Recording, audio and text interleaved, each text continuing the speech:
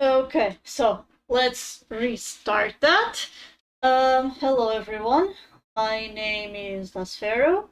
You can either call me Pharaoh or Das, doesn't really matter to me. I am here joined by my lovely younger brother. Hello. Two things. First, T-Tai has never seen this game before. Actually, three things. Has Yeah. never seen this game before, so um, he will have front row seat to what is going to happen around here. Second thing is I am on a VPN, so if the stream goes down for whatever reason, it's because of that. Please, if something happens, just let me know in chat and I will try to fix it. And the third thing is there's a very important reason why I'm on the screen. That it's like the first thing that shows up when I start the game. As soon as I click OK, there are two cutscenes that are going to play that don't play anywhere else. So, and they are extremely important to understand the context of this game. So, without further ado, let's go. Let's go. Let's go. So, then I'll start the timer here. Usually you would start the timer after you actually start the game, but because we are watching these two cutscenes, I think it's appropriate that we start the timer here. Alright, so in 3, 2, 1, go. And now drop the controller so I don't press start.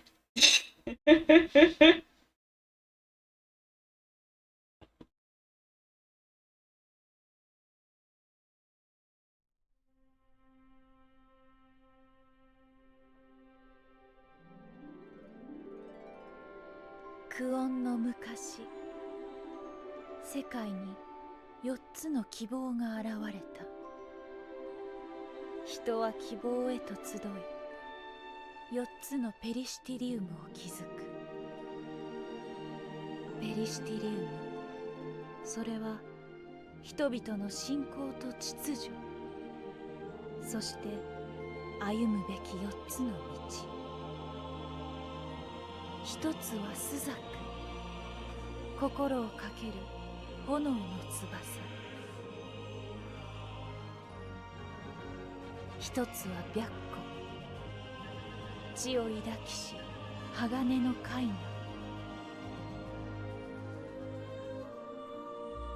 一つは蒼竜、空を渡る汚れなき瞳。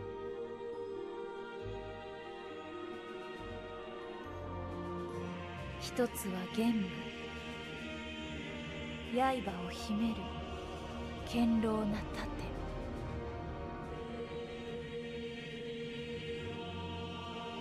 そして9と9が9を迎えるとき、根源なる意志、世界にフィニスを与えん。世界の名はオリエンス。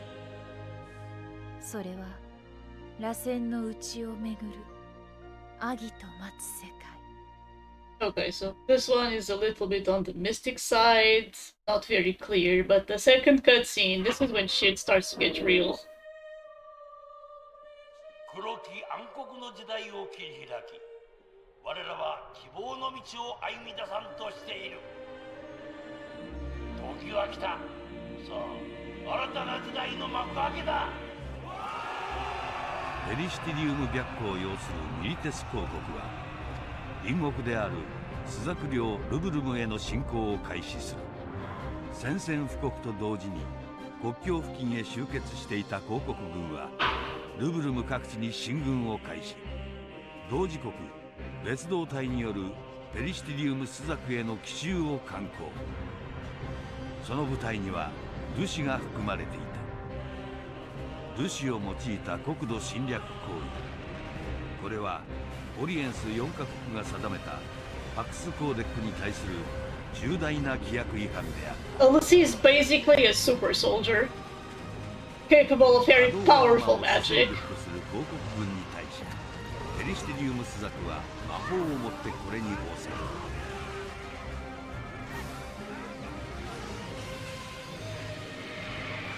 その魔法によって呼び出される召喚獣の圧倒的な力は戦艦をも凌駕し、皇国軍の奇襲は失敗するかに見えた。しかし白虎ルシクンミ率いる特殊部隊がスザクの攻撃をかいくぐり、新兵器クリスタルジャマーを発動。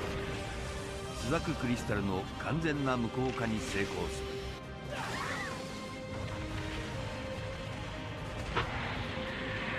馬力の源を断たれたスザク軍は戦力の大半を失い、なすすべもなく制圧されていった。広告元帥シド・オールスタインはスザク174代院長カリアシバル6世に対し、スザク全軍の武装解除およびクリスタルの引き渡しを要求。クリスタルの加護を失った貴国に選択の余地はない。猶予は6時間。供給が飲まれる場合、我が軍の殲滅作戦により多くの血が流れ、スザクはその名のごとく赤く染まるだろう。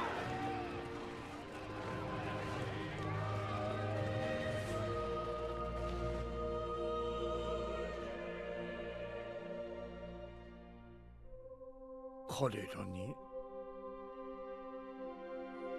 クリスタルの加護あり。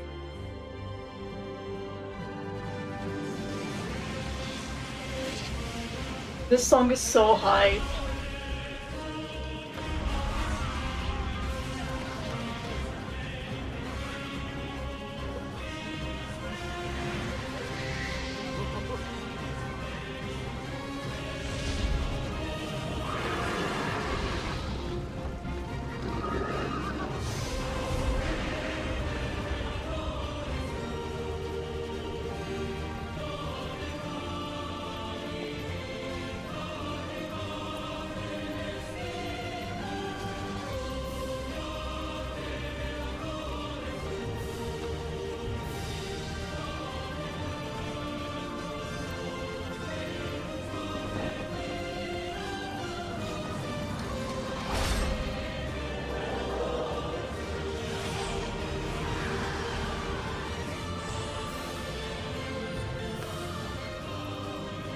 と9が9を迎えしとき、式なる底脈動せし。そして始まりの風が切れしとき、雷のごとき小雨が響か。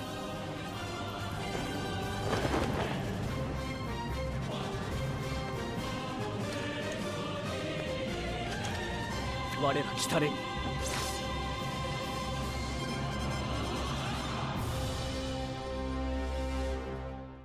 Meaning, how did you like that opening? Well, the first thing I want to know is if, I guess those guys have access to some sort of magic, Yes. even though that isn't related to the crystal. Correct. The crystal that was disabled.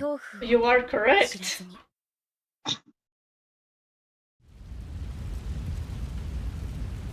So these guys are the characters we are going to control. They are class 0, and I won't tell you right now how they managed to do the magic, but I will let you know later. This is something that we are not going to learn during this run. You only learn this on the New Game Plus cutscenes. That seems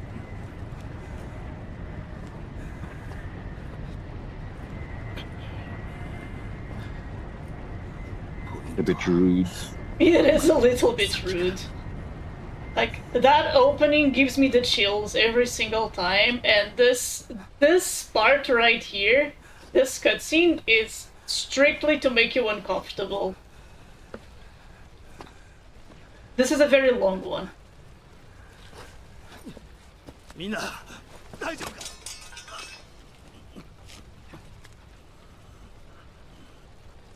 赤いマントの若い兵を見なかったか。見てない。あんたは But this is Makes Yeah, sorry, go ahead. No, this is also like Oh, the sheesh. most uncomfortable this game will make you. After this, like, it's not gonna be as bad, I promise.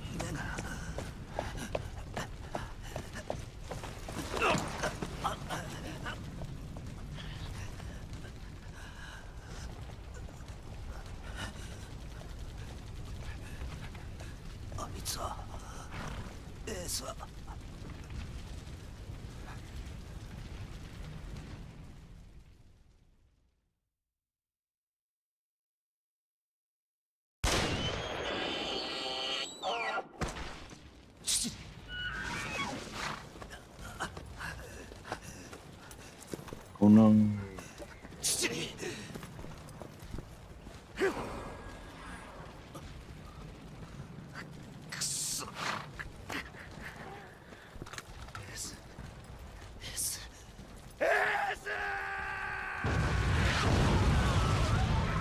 Oh shit. ここだ。僕はここだ。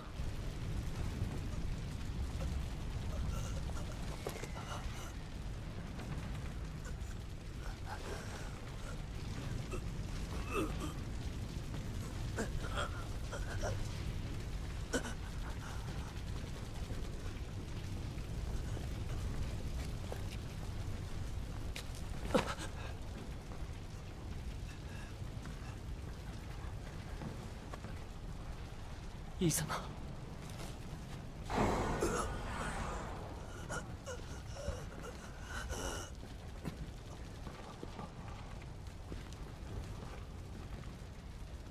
もう無理ですね。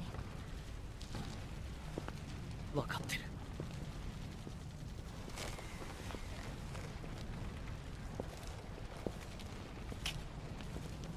来てくれて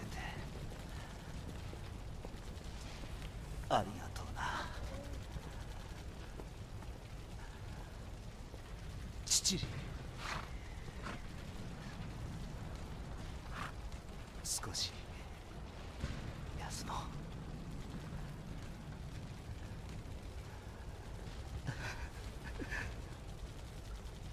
お前の名前やっぱり変だよ。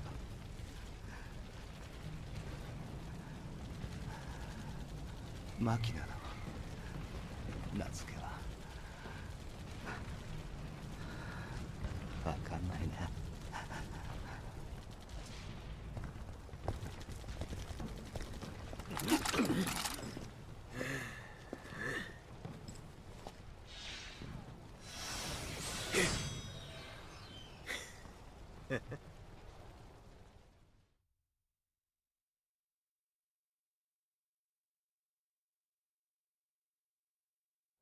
俺もお前も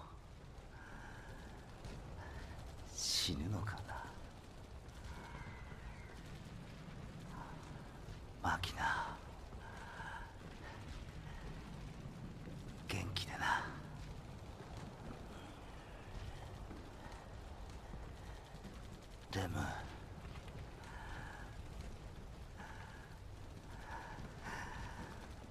もう一度会いたいな。父、お前が一緒でよかった。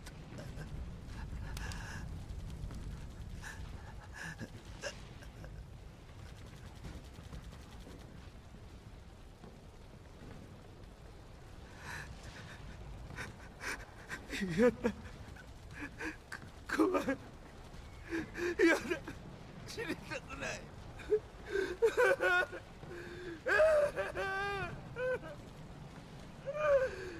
It does drag out a little bit.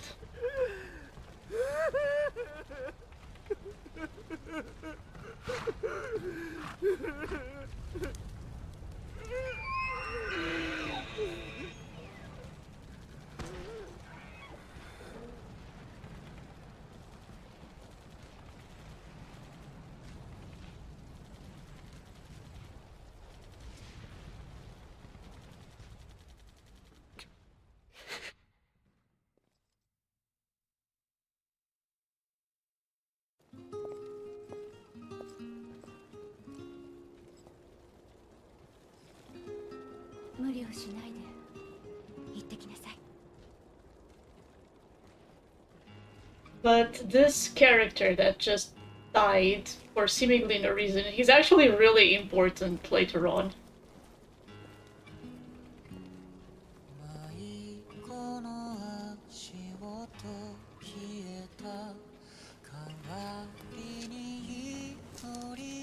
The invasion started at 6 a.m., right? Sorry? Like, in some Oh, the scenes, there's like a invasion. timestamp. Yeah, I think it's 6 a.m.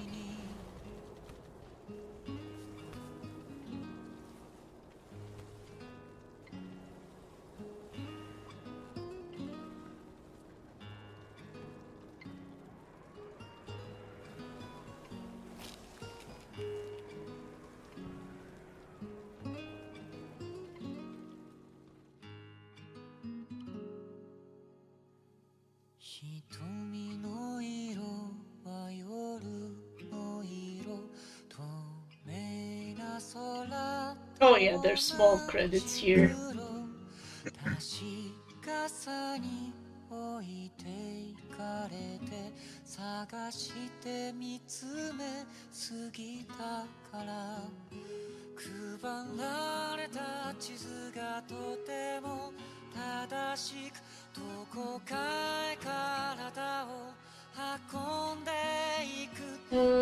So while this is going, I guess I can explain what a l'Cie is more in depth. So each country, there are 4 countries in the world, each country has their own crystal, and the crystal can choose up to 2 people to be their l'Cie, and it grants them really special powers alongside immortality. The catch is, you have to, if you know 13, the rules for l'Cies are a little bit different. The l'Cies don't have, well, they have a focus, but they don't know what it is until they complete it, and there is no time limit to complete them. If you turn into a Sith, which isn't really a zombie, you just lose control of yourself if you disobey the crystal. So if you ever do something that is not in favor of your own crystal, then you become a Sith and you lose control of yourself. But you do turn into crystal, like in 13, if you complete the task that the crystal wants you to do.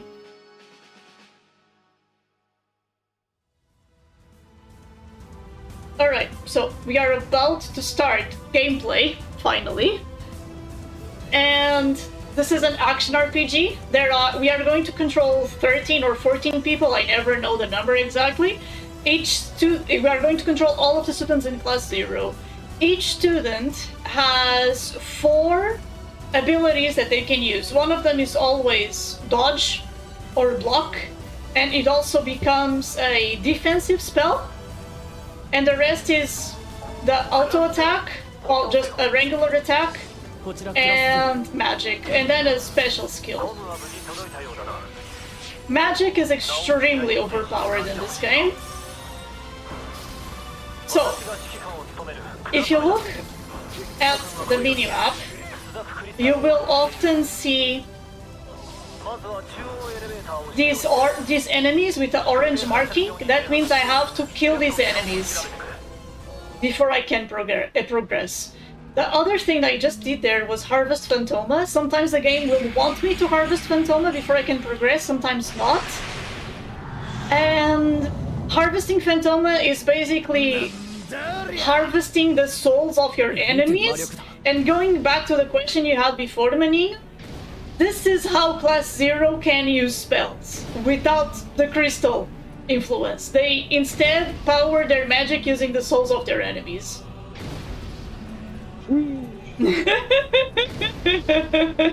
So, this one we just have to wait for it to go away. This is a super boss, you're only meant to fight this in New Game Plus, and even then it's never here. We are at the prologue, so you just have to wait for a bit until he goes away. As you can see, Ace, he has just a regular attack, cut cards, it's a special abilities that you're never gonna use, and then a magic spell. Queen has the same thing. There are three, like in other Final Fantasy games, there are three classes of magic we can use: fire, ice, and thunder. Ice is by far the most consistent one. The fire spells are too slow, and the thunder spells, they have greater range, but they're also a little bit more inconsistent. Alright, so... I missed it. We're just gonna do this instead. So, this orange, this red mark that you see for each enemy is extremely important. It's called a break site. Break sites can be... Oh, actually this one is important. しかし作戦開始から3時間飛空艇部隊による突入作戦は実戦経験の不足や広告軍の迎撃により多くの部隊が目標に到達できず作戦は困難を極めた。また陸上部隊も最大の武器である魔法が封じられたことでその力を生かせないまま損害を重ねてゆき未だ魔導院に取り付けてはいなかった。 So, break sites. Break sites only appear when you are locked on to an enemy. They can be either yellow or red. A yellow break site is just a critical hit. It makes you, like, it deals more damage than usual, and also stuns the enemy. A red break site is a one-hit KO.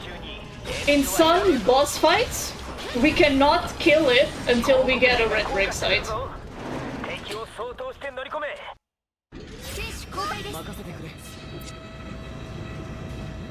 Okay, so our idea here, the first objective of Class 0, since they are the only ones that can use magic, is to destroy the Crystal Jammer, so everyone else can start using magic again. That's what we are currently working on. What the game isn't very clear about is that there are actually two jammers. One of them is on this ship, and the second one is a boss fight.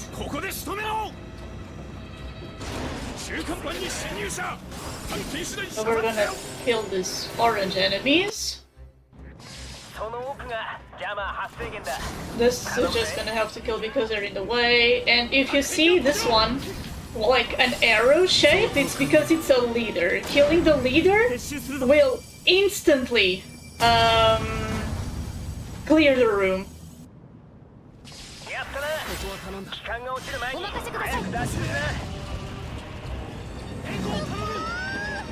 Another thing that you can see, I'm currently charging the spell. Oh, it killed him. Good. Okay. You can charge spells, and if the character's magic is high enough, they become a tier 2 spell or Thundara and a tier 3 spell or Thundaga. It's not very important to charge spells unless you have time to do so. But whenever you have time, it's just extra damage that you have for the one turn. クリスタルの力が戻ってきてるみたいだ。行こう、マキナ。 So these are the two characters that Izana was referring to. And they will join us soon.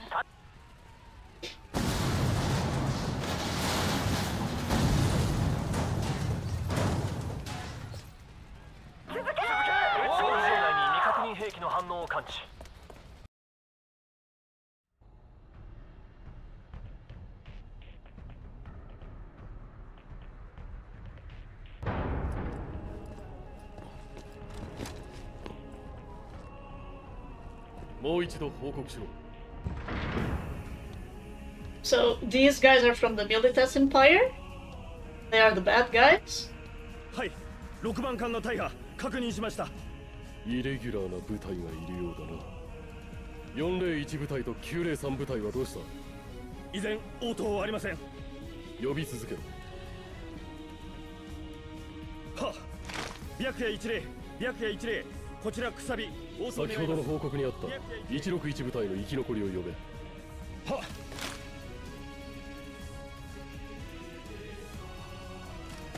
161部隊の魔法を使う連中を見たのは確かなのだな。はい。貴様はそれを目撃し逃走。その後部隊は全滅。間違いないな。 Rip this guy. Rip this guy. 恐れから逃げる者など我らミリテス公国軍に存在しない。161部隊はスザクの魔法攻撃により壊滅。片付けろ。はっ。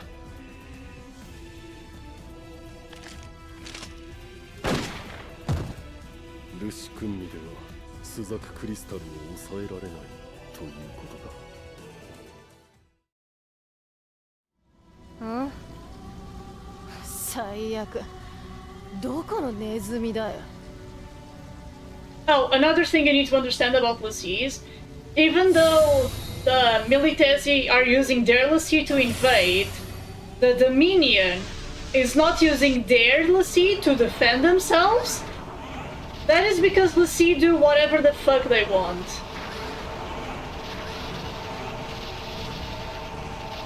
And sometimes that is not logical or within reason, it's just what the writers need them to do.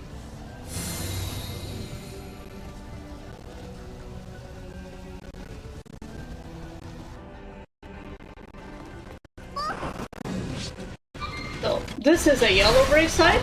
The critical hit. This is a pretty fast rune.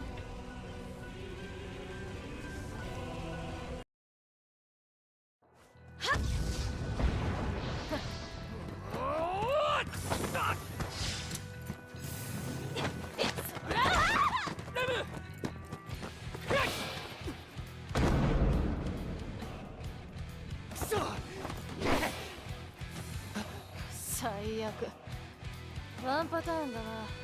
もう飽きたよ。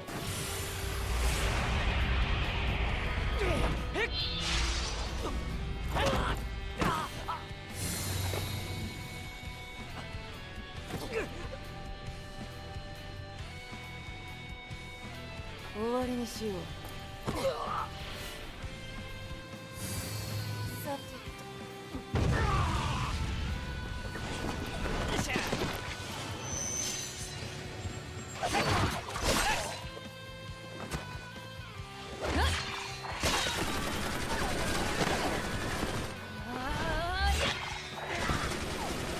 Her weapon will never not be weird to me.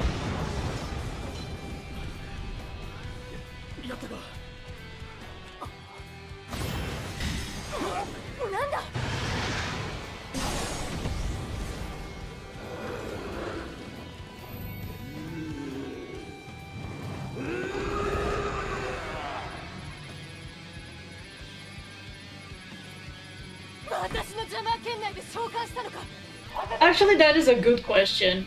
The Militesi crystal is the only one that subjects itself to the will of the Empire and not the other way around.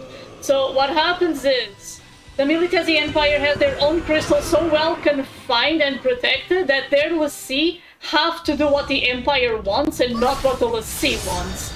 This is the first and only time you are going to see Odin.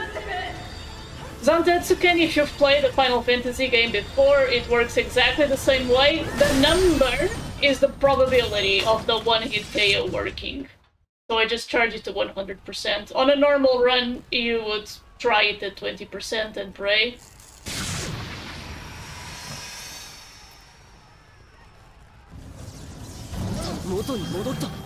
Like a true speed gamer. Like a true speed gamer.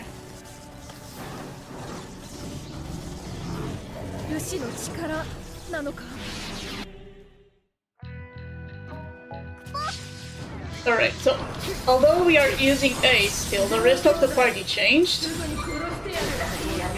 This fight is on a set pattern.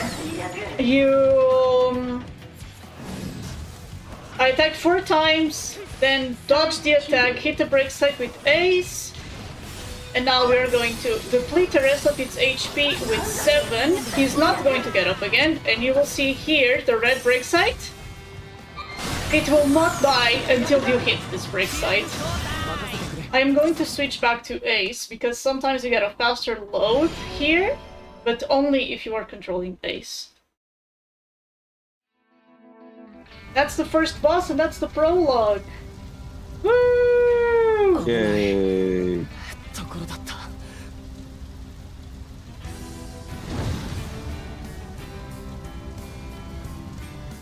Where did the Lassie escape?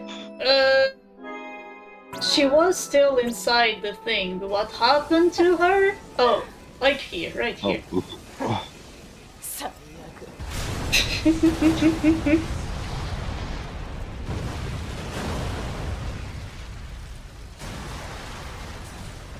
But that's not the last you'll see of her.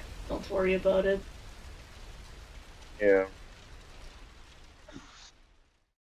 What I was gonna ask is like, what flavor of immortality do the Lassie have? They can be killed by wounds. I think it's just an age immortality. So they don't age, basically.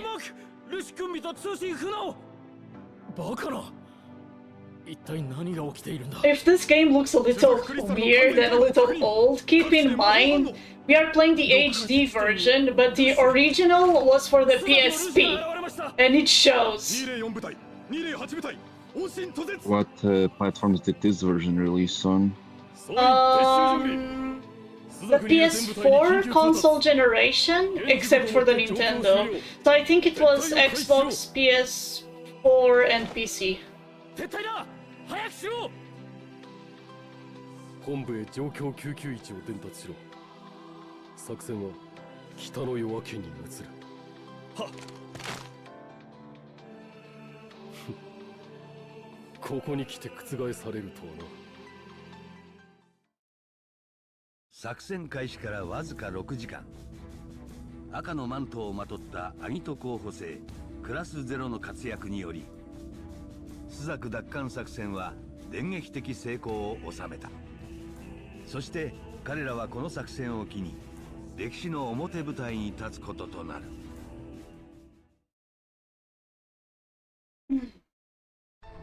この度、朱雀に不幸な 5 seconds of gameplay. ルブルムの領地を不当に占領しているミリテス公国軍から村を、町を、住人を解放することに力を合わせることで合意いたしました。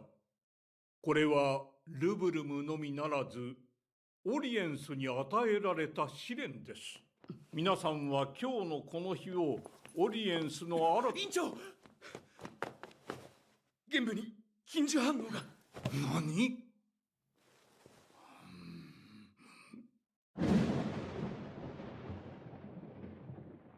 They explain what this means right now. 歴史家どもはこれをフィニスと呼ぶのかもしれませんな。くだらん。これは終わりの始まりなどではない。我らが生み出した最初の希望だよ。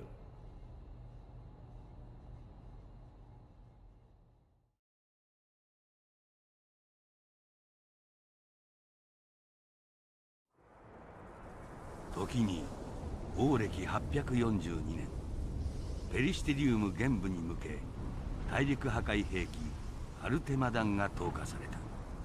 これにより700年の歴史を持つロリカ同盟と呼ばれた国土はオリエンスの大地よりその姿を消した。 These guys that got deleted by the bomb were the turtle guys. Yeah, the right? turtle guys got deleted by the ス bomb. ザクの旗が立つ You 時 see two turtle guys in the game. One of them we're not going to see because it's optional, but we are going to see only one.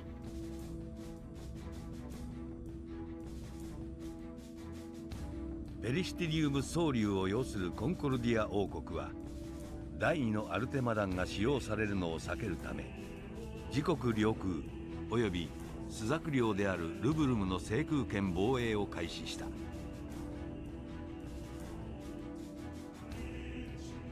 さらにコンコルディア王国は戦火拡大を憂慮し停戦への道を模索していたが、スザク側はそれを完全に拒否することとなる。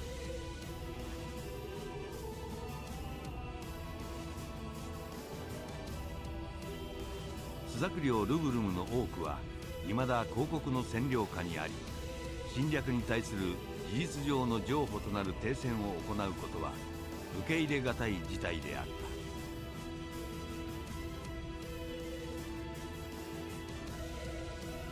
スザク最高決定機関通称八隻議会は連日にわたり湿地奪還のための激しい議論を交わしていた。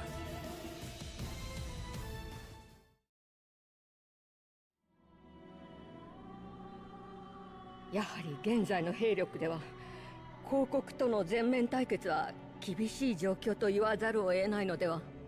首都防衛と重要拠点の解放を最優先とし、地方は切り捨てていくしかなかろう。戦力の不足はルシで補えばいい。大型ではなかったとはいえ、公国はルシを用い侵略してきた。ならば我が国もルシをもって報復を行えばよいのだ。面白いことを言う。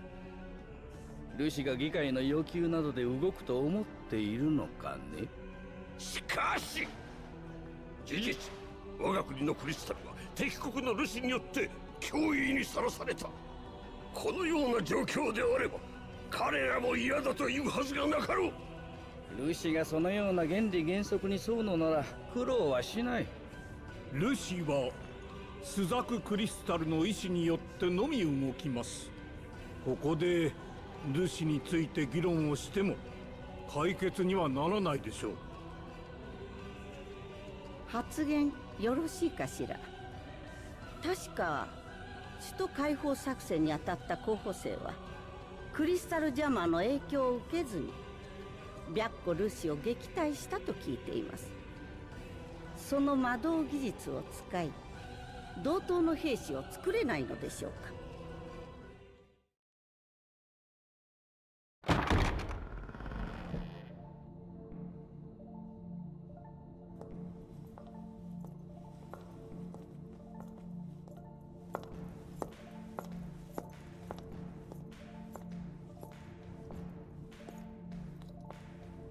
遅くなったわ。So, this lady making quite a spectacular entrance. It's just the most important character in the game.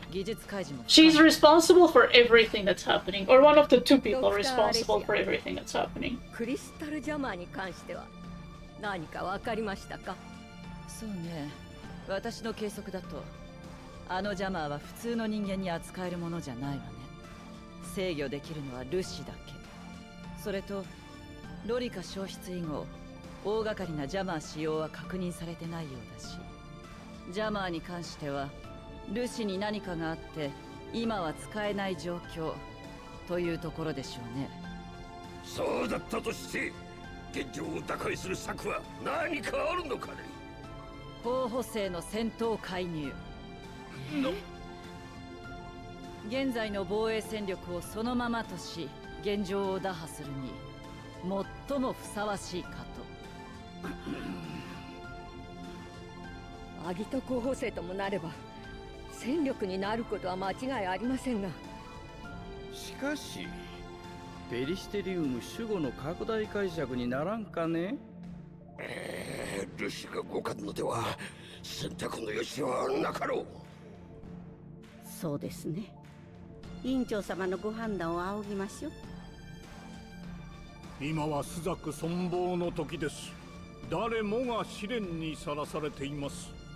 アギト候補生たる彼らは朱雀のための戦いを厭わないでしょう。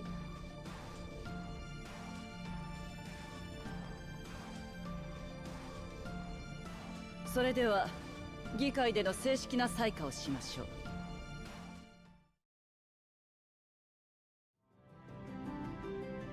Okay, so the goal of this, well, this place is basically a high school because it's a Japanese game, it has to have a high school somewhere. But the people here are learning to be soldiers. They are Agito cadets. Agito is basically the savior of the world. So in here they are trying to find that savior of the world and train it to become the savior of the world. No one knows who Agito is or what shape is it going to be. In a certain way, it's the goal of the world itself to produce the Agito.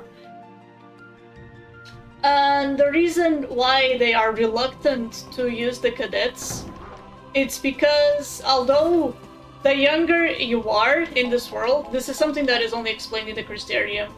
The younger you are in this world, the better you are at magic. As you age, you become worse, and so they become, when you are an adult, you just join the regular army. But only teenagers can actually be proficient with magic, except for some very specific scenarios like what we are going to see now. So deploying the cadets means you are putting the youngest ones in the front lines because they don't really have a choice. They don't have an army anymore. Their army was wiped during the invasion. 諸君は私の指揮下に入ってもらう。すでに魔法局局長アレシア・ルラシアより許可が下りている。まさか。お帰れこら。俺らマザー以外の指図は受けねえぞ。おめえはお呼びじゃねえんだよこれ。Oh shit. Oh shit. うわっ。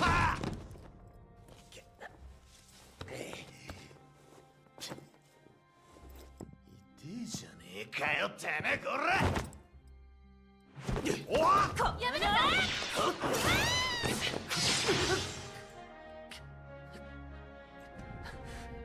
いやー強いねあの人。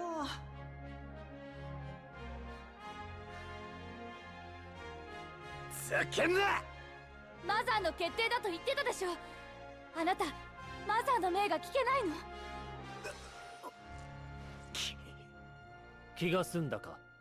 以後諸君は私の指揮のもとミッションに参戦してもらう。こちらから指示のないときは他の候補生と同じように院内で生活するがいい。院内で？そうだ。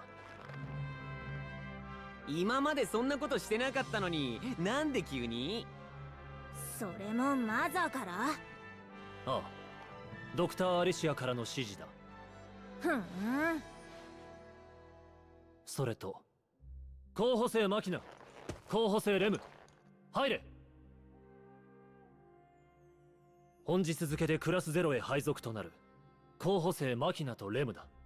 マキナクナギリです。よろしく。レム時宮です。よろしくお願いします。お目付け役ってところかしら。別名あるまでは自由にしろ。諸君の成果を期待する。クリスタルの加護をあれ。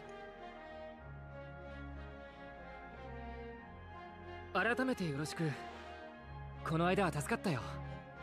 うん、助けてくれてありがとう。でもクラスゼロって本当にあったんだね。私たちの間じゃ来年から七不思議の一つに加えようって言われてたくらいだし、それにすごいよね。たった3人でルシまで倒しちゃうなんて。あ、そういえばあの時みんな武器も魔法も普通に。Okay.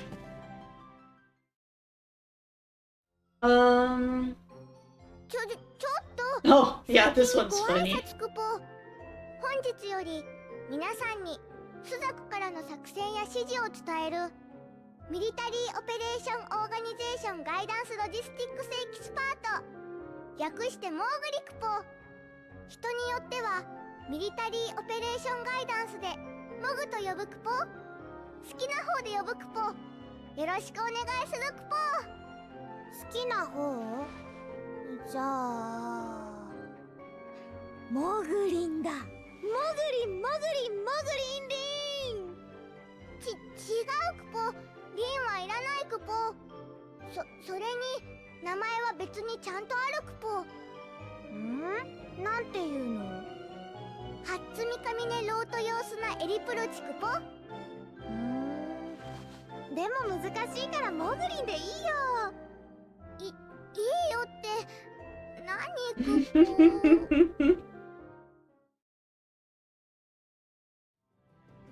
ポ。クポ。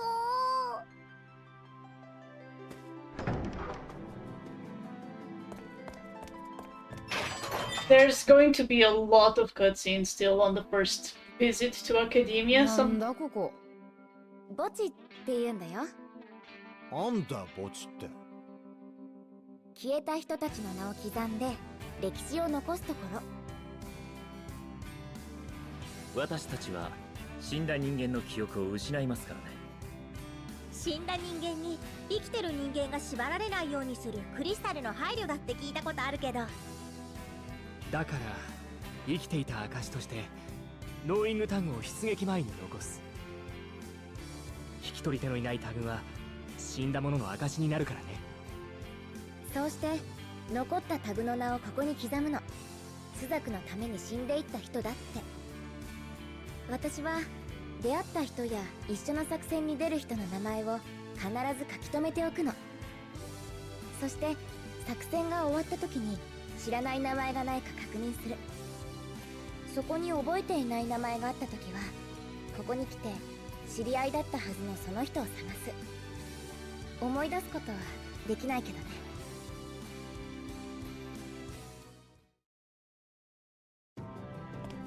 This is a very important plot point of the game. Okay, so that little thing is just to explain how time in Academia works. So you can see on the bottom right corner there is time for the mission. That basically tells you how many side quests or how many extra cutscenes you can do before going to the next mission. This is just explaining what a save point is. And we aren't going to do any of the side stuff, but when you are playing casually, it's a great way for you to learn more about the universe.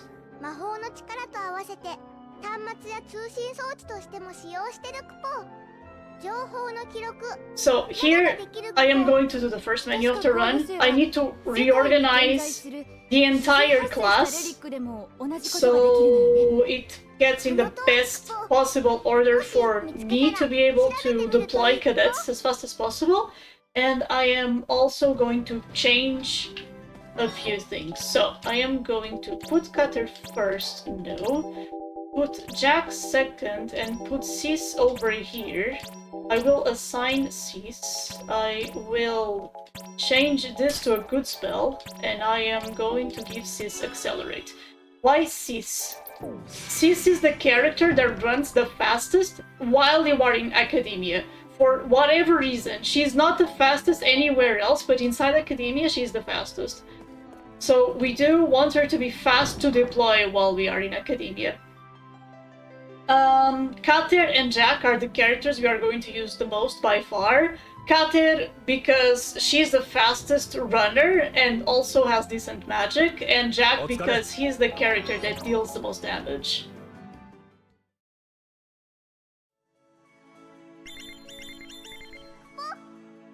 So whenever you talk to that NPC, and we are going to talk to that NPC a lot, we just skip all the optional stuff and go straight into the next mission. じゃあ教室に戻ってモーグリに聞いてみよっか。 Oh, so I just realized that the number that you talked about earlier, that's the number of extra cutscenes or side quests. Yeah, basically. That you need to activate before you like progress in the story, right? So you have to do them. So it's part of the route is triggering, like doing the fastest things. No, you don't have to do anything. We just talk to that guy and we go straight to mission day. Oh, so you can skip the numbers. Yeah, you can just skip the numbers. So you see right now we're on mission day. So this is going to be our first mission. And I am only going to deploy 3 cadets. You can deploy for all the missions, you can deploy as many as you want, but we don't want to deploy that many because it's just like more inputs that we don't need. So I'm only going to take 3. I am taking Ramses and Kater. And the reason why I'm taking Rem... Oh, and she's primed. Oops. Perfect. Oh, right. I need to do like that. No.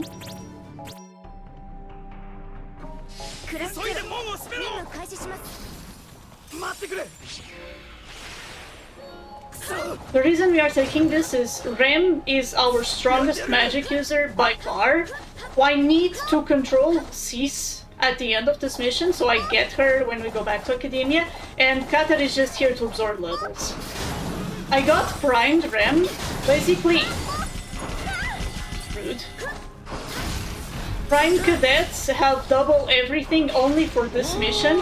It is far more common for you to get primed cadets the lower level they are compared to your average. So it's pretty random if Rem gets primed here, but if she does, it's amazing because everything just dies so fast.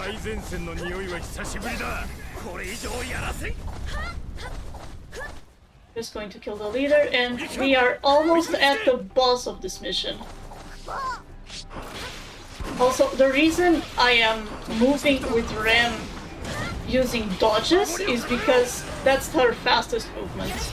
Some characters move fastest when they are dodging, some characters move faster when they are running with their weapon out, and some characters move the fastest when they have their weapon drawn. You noticed I took some items in prologue from some enemies, and here I did it again. The reason for this is when you defeat a leader, you get a small period where you can steal items from enemies. What I'm looking for here is 3 different items that can give me aura. Aura doubles your physical damage. It is very important for a few fights, but not for all of them. So, this is the only side quest we are going to do in the game. It's a lesson. You talk to Mog, you watch this, and you get something depending on the lesson that you chose. For this one in particular, we are going to get a boatload of experience, which is important, not for the levels themselves, but because leveling also gives your character some points that you can use to unlock new abilities. That is what is really important here, because we are going to use this experience to unlock a bunch of extra abilities that we need for the next level. So now that we're done, we are just going to talk this guy and skip the rest of the day.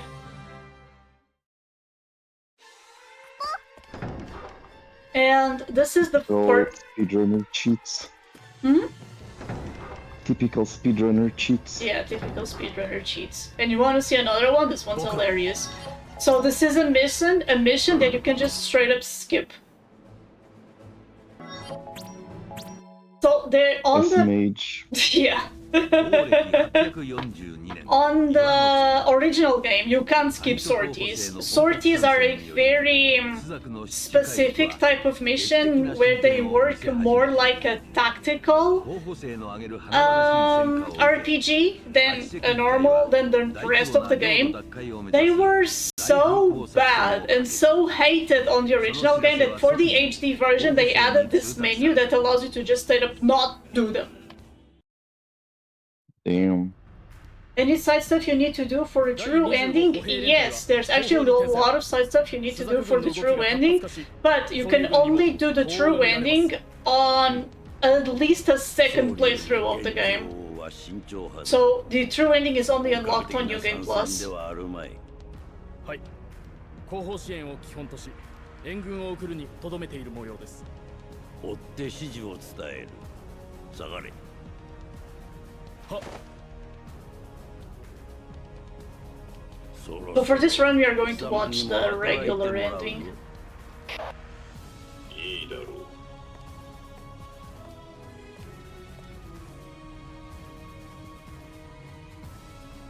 彼を使うおつもりですか。貴様が気にかけることではない。報告をしろ。はい。旧機関の稼働は順調です。対象を発見さえできれば直接干渉域において制御下に置くことができると思われます。捜索を急げ。そのための手段は問わん。は。 You can see that they are looking for something. But the game will tell us what they are looking for.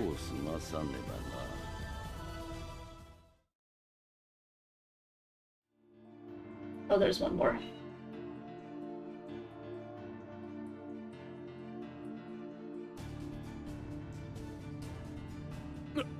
主遊卿がそれは我らを守ること、いえ朱雀を守ることにつながると。我はルシ、それ以上でもそれ以下でもない。愚問でした。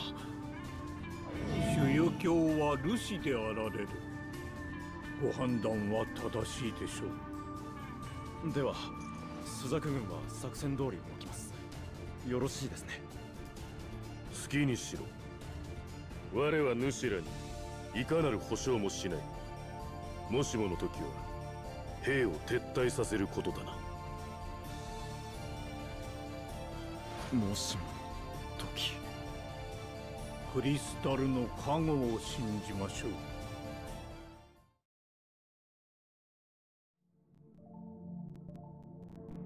どう責任を取るつもりだね。責任？私の許可なく兵を動かし死なせた責任だよ。これは由々しき事態だぞ。何が問題なのかしら。兵士が一人死んだ、それだけよ。あの子たちは首都奪還作戦を見事に成功させたわ。得たものと失ったものの引き算もできないのかしら。だとしても軍部には石膏も密偵もあの任務に適した者はいくらでもいたというのに、なぜあの青年いざな船切りでなければならなかったのだ。それはあの子が望んだから。なんだと。どこで出会ったかは知らないけど、エースがあの子がいいって言うんだもん。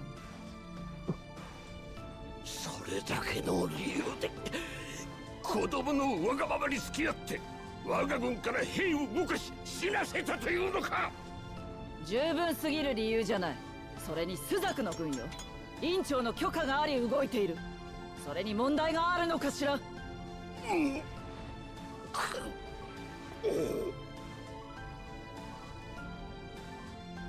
僕が望んだ。Remember that Ace doesn't remember Izana anymore because he's dead. Izana. Yeah. 船切り。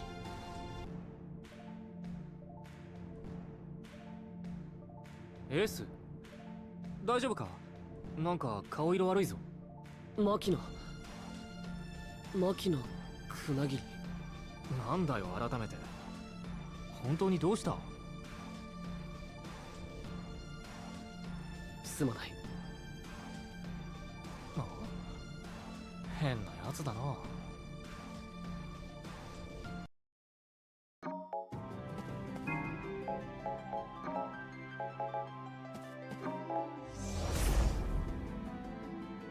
I don't think I need to tell you that the commandant hates Dr. Resia. I'm going to the wrong place. Oopsie! Unlucky. Brain RNG did not work out. Did not work out. There we go.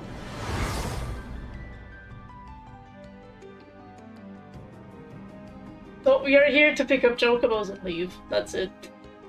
We need them because we are going to go to the world map on the next quest, and if you run without a chocobo on the world map, you can get random encounters, and we don't want those.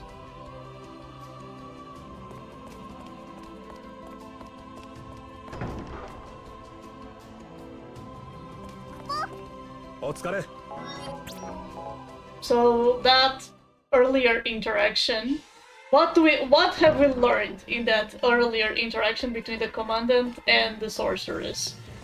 Ace asked specifically for Izana to bring them the comms, and Izana is Makina's brother. So, no. Here we are going to get Kate's Accelerate so she can run faster. We are going to get the Cyclone Drive up for Makina, both of them. We do need both of them. And we are going to unlock 3 different things that are going to make Ram the human torpedo. And why this is will become clear very, very soon.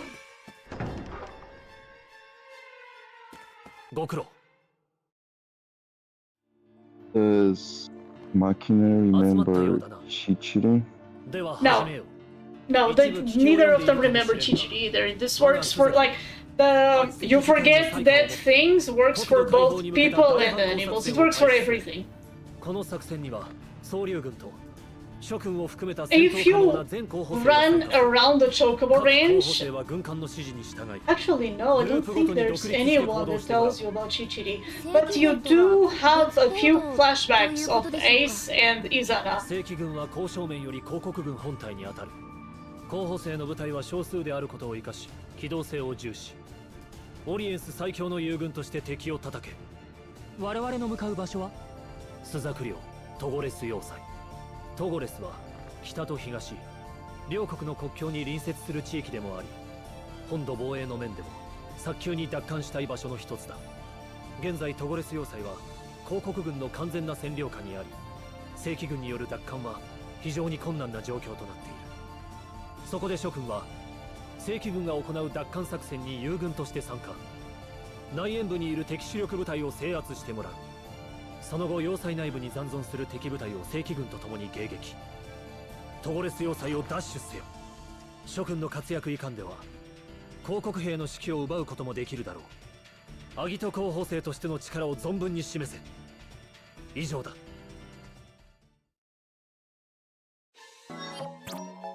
一気に行くぞ。よし、行こう。So our objective is clear. There is a fortress bordering the Militesi Empire to the northeast that we need to take back, and it's fully under enemy control. This is another mission. We are only going to deploy 3 cadets. We are going to deploy Ren again. It's the first time we are deploying and using Jack, and we are also deploying Makina. This is the only mission, if everything goes well, this is the only mission where we are using Makina. So we get our chocobo, and this just... There's gonna be any more dead chocobos this run? No. Good. Yeah, I know. No, it's just... Chocobos may run away from you, but that's it. To be fair, the commandant, by the way, if I knew a lady that was teaching children how harvest the souls of dead people to cast magic, I wouldn't be very, Yeah, I understand. friendly to her either. That's fair, that's fair. 敗北が続く広告軍は戦線の維持を放棄。クラス0が向かったトゴレス地域でも徐々にではあるが広告軍の後退が目立ち始めていた。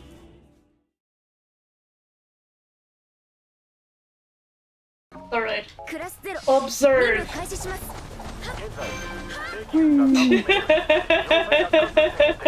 Sheesh.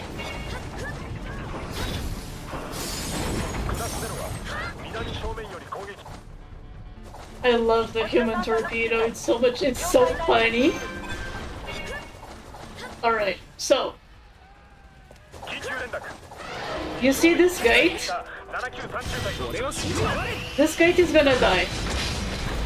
If this gate doesn't die, you lose 10 minutes.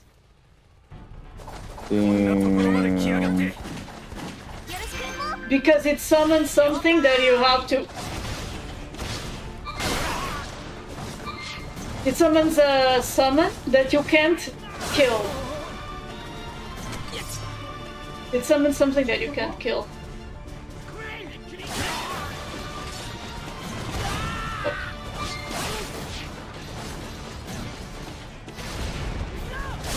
There we go.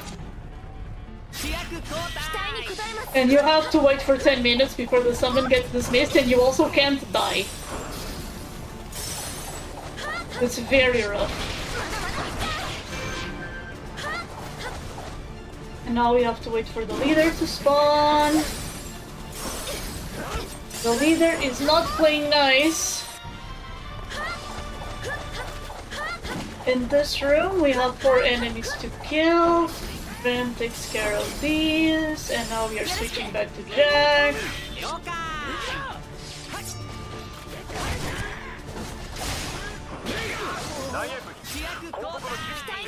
So Jack is the second best physical damage dealer in the game. The one that hits the hardest is Sunk, but Sunk's attacks are so slow, she's just not worth it. Jack also has inherent crit rate when attacking from behind. He's just a very versatile character and the one we are going to use the most. In here, I am gonna go over here. The leader is behind us, but you can't kill it until he arrives. Here, I am going to use this for the first time.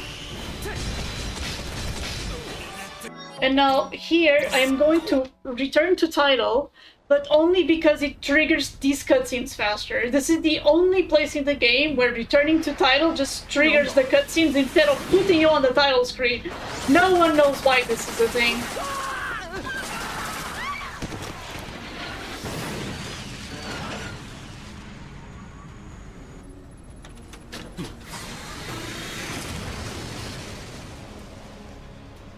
So I used an item there, which is the first aid kit. It's one of the items that gives you aura. This will double my damage. It's important for that first leader to die faster and also for the upcoming boss fight. The upcoming boss fight is very tight. I'll try to explain it now and then I'll just focus on doing it. I will lock on the boss, wait until it attacks. As soon as I see the yellow break side, I am going to use a Thunder. It should stun him, and then I will use a Cyclone Drive with Machina. If it all goes well, it will die before it can get up again. If it doesn't, then we're gonna suffer. What do you mean the Thunder should stun him? Because sometimes it doesn't work, and it doesn't work because the other cadets can also trigger break sides, but they will just cancel the break side instead of doing the extra damage and stunning. And it's RNG when the other cadets attack, or even if they will hit the break side, so... Fingers crossed. There we go. And he's down. Nice. Nice.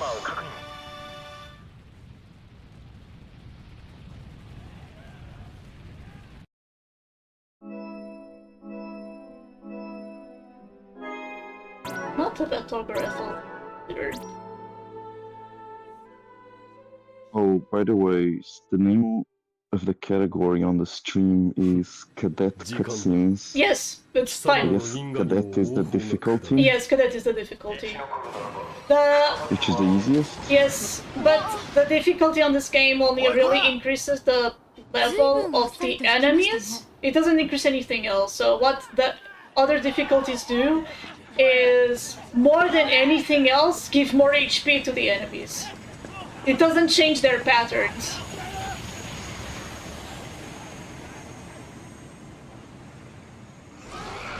Or will this run be on the highest difficulty?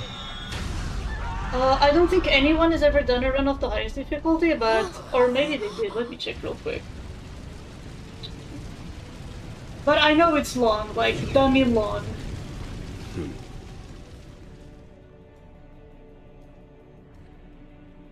Agito. There is no running Agito. Oh, the officer runs aren't that slow. They're around 20 minutes.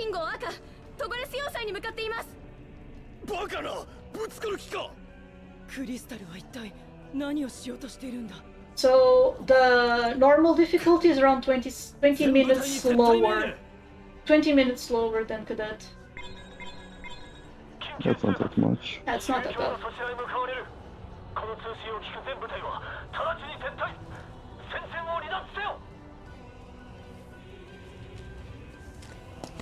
So remember when I said that Lassies are extremely strong? Imagine what happens when two Lassie fight each other.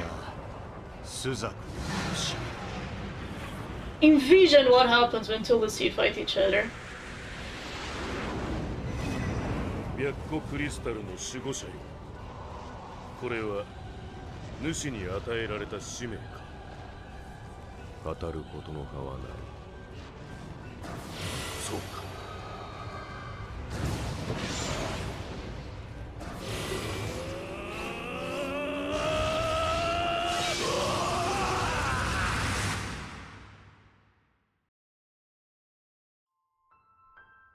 スザク総流軍の圧倒的勝利に終わったトゴレスの戦い。しかし。Wait, when didn't Concordia join the battle? They did, but Concordia is a small country with small numbers, and I think most of this is collateral. Most of these numbers is collateral because of this fight. オリエンスの地図より永遠に消し去った。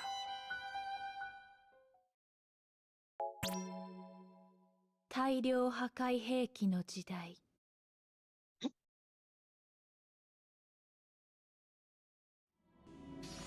スザクもルシを戦場に出したというのは本当なのか？ああ、そのせいでトゴレス地区の作戦は失敗したと聞いた。トゴレスそのものが消えたってのも本当さ。なんてこった。You're actually going to see Togaret on the map later on. ここでは暴れたりしないよな。ルシはクリスタルが軍の制御下にある限り抗うことはない。気にするな。しかしルシなんて何を考えているのかわからないぞ。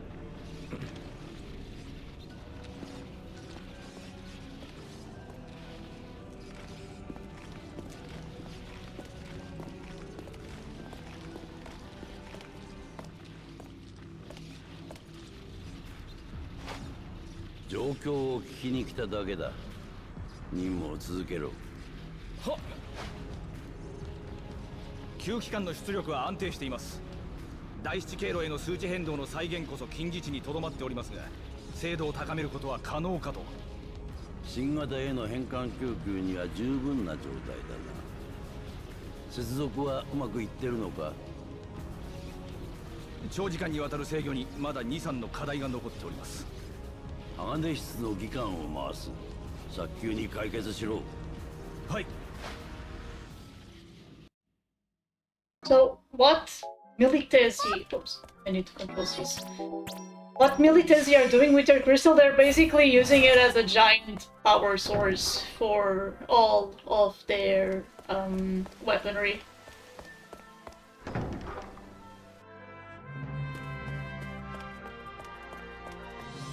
Okay, so we have 3 days for the next mission. We are going to skip all of it. Oh, no, first I need to talk to this guy. So, until this point, we have been basically using basically using the cadets. From this point and until the last mission of the game, we are only going to use summons. Because summons in this game are very broken. So imagine that your character's experience multiplier, or the multiplier that your characters gain when they gain experience, is at 100%. So you kill one enemy, it gives you 100 experience, and those characters get you 100 experience. The multiplier for summons is around 500%. So you kill one enemy with a summon, you gain 100 experience, and the summon gains 500. Summons will always be overpowered or over-leveled compared to everyone else in your party and also everyone else in the game.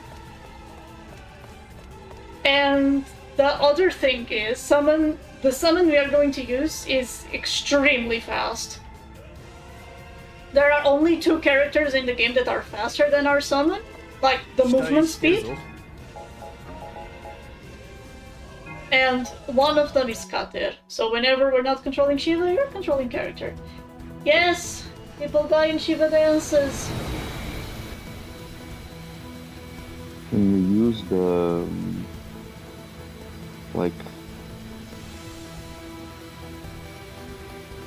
the dude on the horse that shows up in the first cutscenes? No, we can't use. Is that someone you can use? No, I mean, you can unlock Odin, or rather, you do unlock Odin playing the story, but right after unlocking Odin, we can't use summons anymore. Wow. It's lame. It's pretty lame. So I am going to buy 6 amulets that just increase our magic power and put it on our 3 main magic damage dealers, Cater, Ram, and Queen. And now we're gonna go straight to the next mission. Can each character use 2 amulets? Yes. You can each character can use whatever equipment you have, and they can be 2 of the same, it's fine. That was Togareth. It's now a crater. Oh.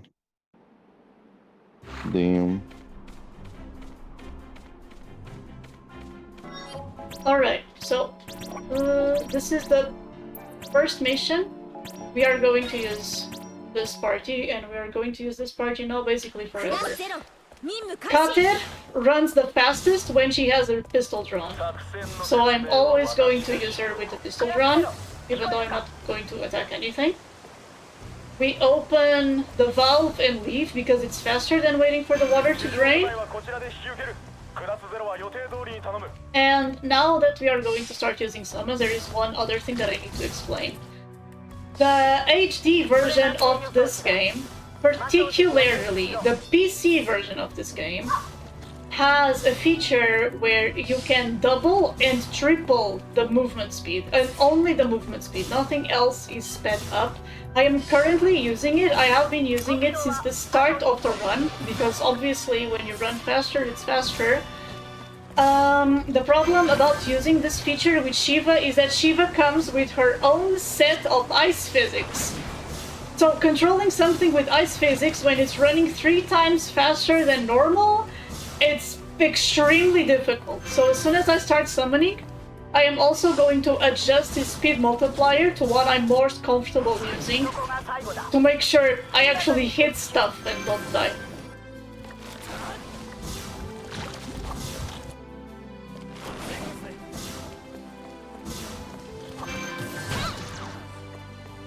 Sorry about the focusing.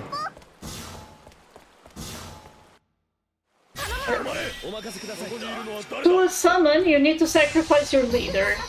And that's it. To summon, you have to sacrifice your leader. That's it.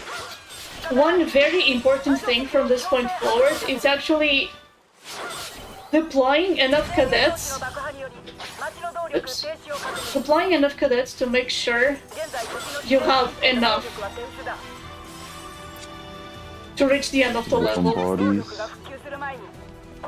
Make sure you have enough warm bodies to sacrifice for summons. Exactly. Ow. Ow. now. Okay, so... taking 2 damage. So for this part, I open the valve and now I just have to wait until the water gets drained. There's nothing else we can do here because that door is locked. I can't go that way, so now we just have to wait. The really annoying thing is these worms. They can poison me or Jack, and that's really something I want to avoid. And you can see Shiva is already level 20 and my characters are level 12. They don't perma-die? No. As soon as the next mission starts, we can use them right again. Oh, that was close. What is Shiva doing? You see? Shiva is now level 26 and the rest of my party is level 12. It seems like a bit of a design oversight. It's good on the part balance. of the developers. Get Cis out. Eh? Getting out of there is always harder. How slow would the Gito no summons run be? It would be hard. It would be hard, but you can use Jack instead of using summons. He does hit pretty hard. It would just be slow, like maybe 4 hours?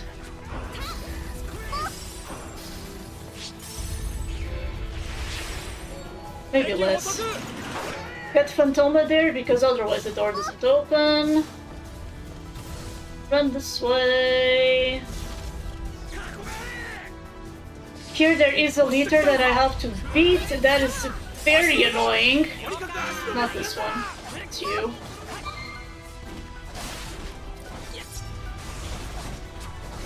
Gito, no summons, no Jack, no items, Fox only. Fox Final Destination.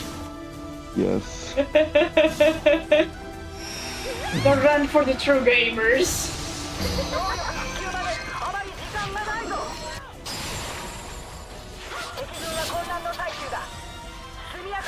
So, another thing I can explain is all the characters, their normal attack can actually be divided into 4 different attacks. Because when you press X, you can press it in 3 directions and then the standard stopped direction. So whenever I use the normal attack, Shiva just does one single attack where she twirls her leg. Whenever she's doing the one with the multiple hits, that means I am using left X. If you use right X, she only does 1 attack. And all of the characters have this. Whenever you see Jack just holding his blade towards him and the blade starts glowing, that's down X. And so on and so forth. 代替品の方がよく働くとはな。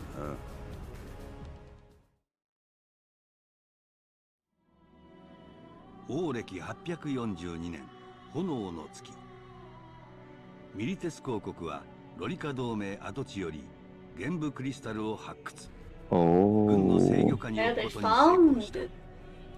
これによりロリカ同盟はミリテス公国に完全吸収されることとなり、旧同盟領は公国の藩都となった。この事実はオリエンス各国に速やかに通達され、スザク領ルブルム、コンコルディア王国の両国に深い衝撃を与えた。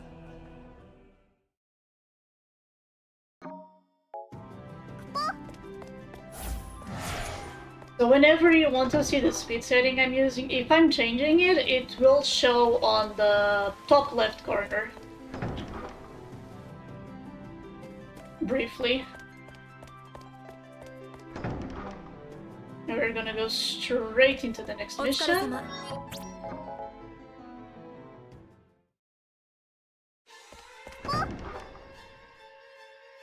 Oh yeah, one very cool thing. Do you remember Beyblade?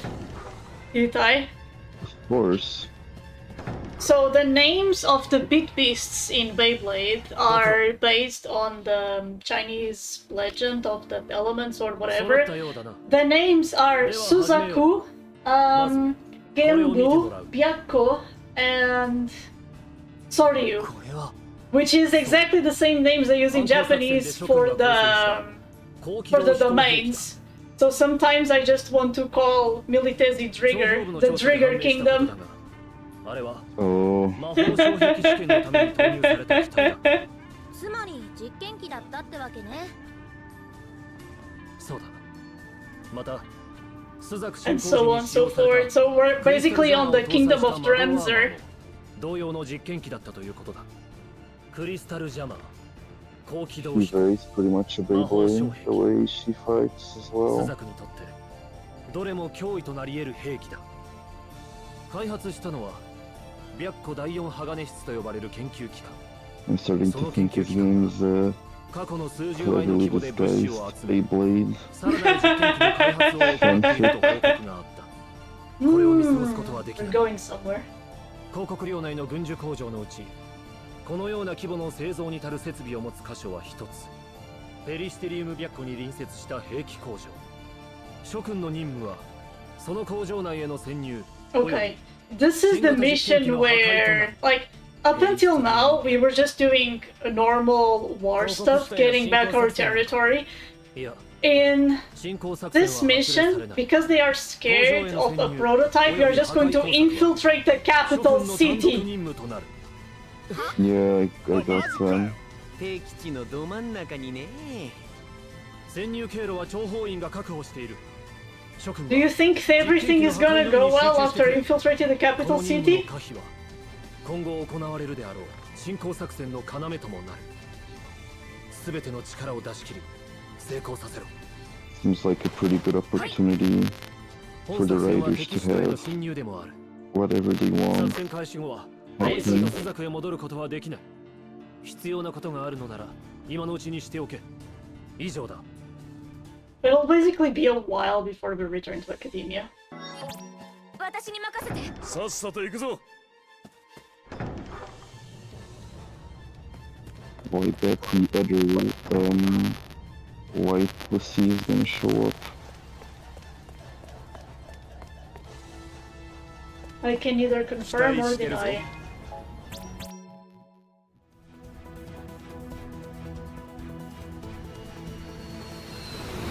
Oh yeah, we were not using the ships before because we couldn't. We only unlocked the ships on the previous mission.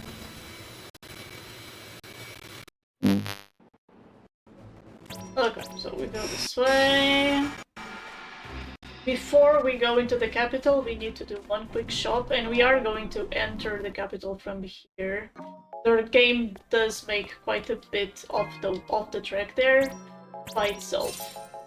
We're gonna buy a few weapons and also a teleportation stone.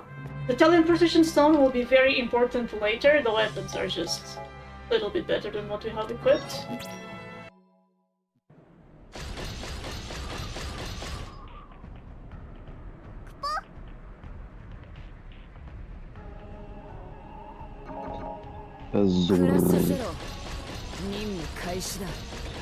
So this is supposed to be a mini game, but it doesn't make...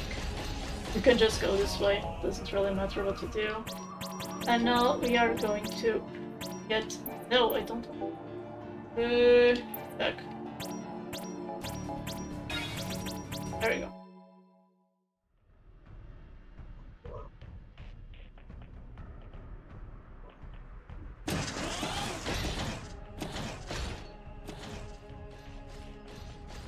What you get when you order Star Wars walkers from Wish.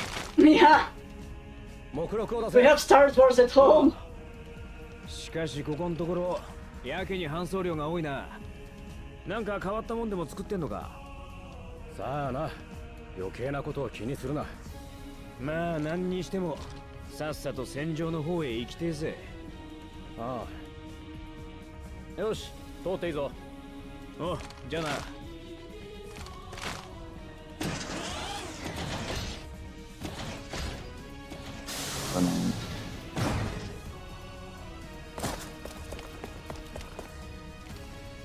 さてと、俺が案内するのはここまでだ。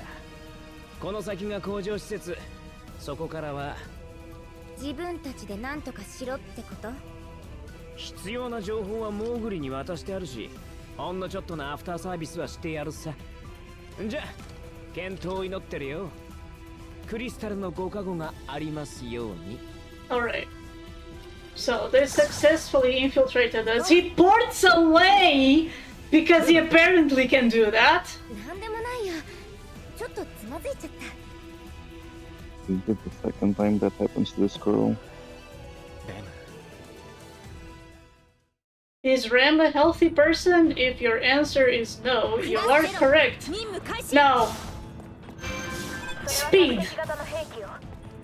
Oh shit. Damn.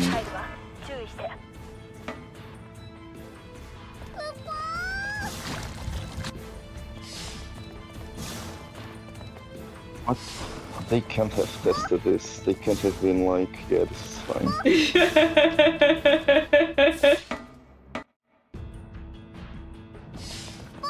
I'm going the wrong way. Okay. We're good. We're good. Everything's fine. So, here the game really wants us to do this in 3 labs in order to make the next boss fight weaker. We're not gonna do that. We are just gonna go straight here. So this is called 1 lab. Most of the times it's not faster. There is a chance it is faster if I get a good fight. So, hope I get a good fight. How much of it is RNG? It's more me not being stupid.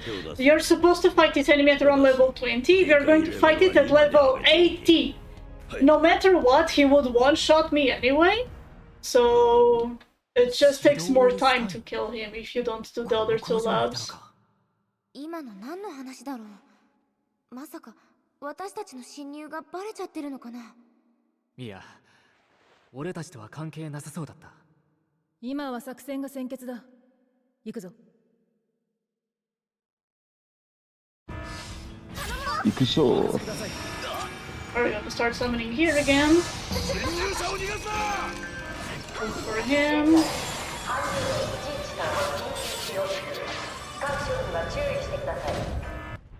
Now, in this room, it is extremely likely Cadet dies. Yeah, there she goes.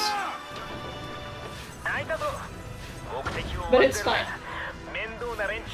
As long as Jack survives, it's fine. Well, Jake's already at half health.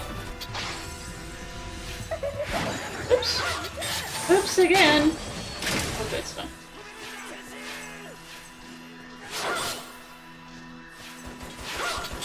That's not really what I That wanted attack looks very annoying to use. There we go.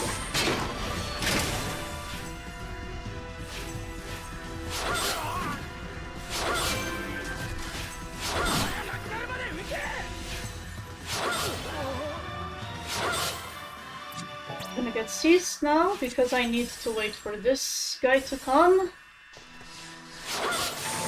Now we can continue. That was pretty good, honestly. Those soldiers can really troll you. Whenever you go into a safe zone, Shiva gets automatically despawned. So I want to leave Shiva before I enter a safe zone, just because it's a little bit faster. You were talking about the Byakuya Sea? Well, here he is. Your leader will always die to this guy. There's nothing you can do, and then he just lets you leave. For now. Okay. And now, these two.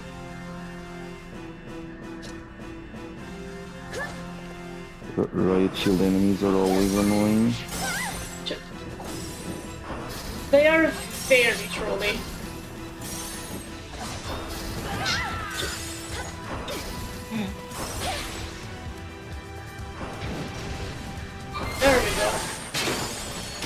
they are very trolly, because you can't hit them until they attack you.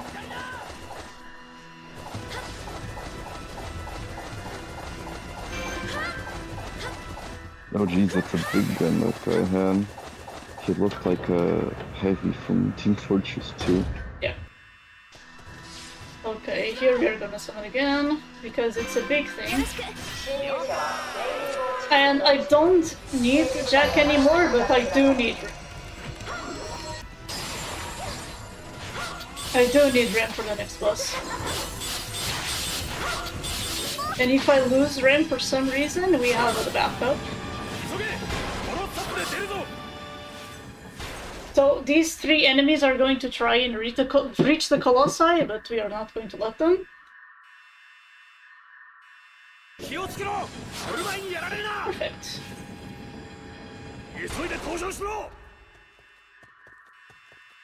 I do want to play this part safe, because these enemies can hit really hard. And I can't leave Shiva yet. Because I need her to kill this leader.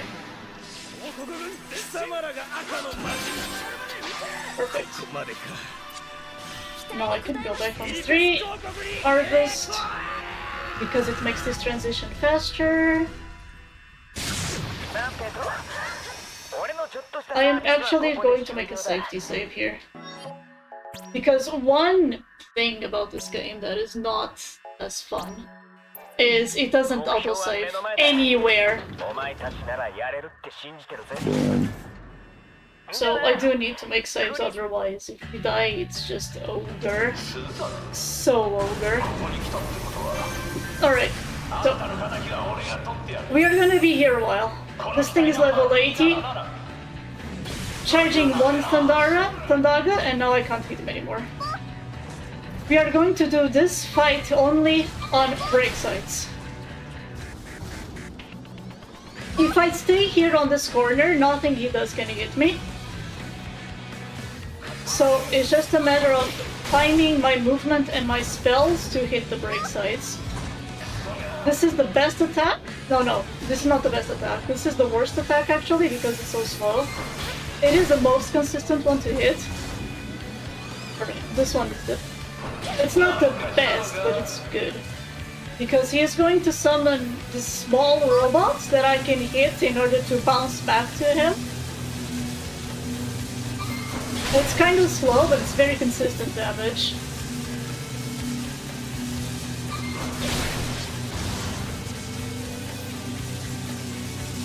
I'm being very conservative with my magic because you can run out of MP in this fight.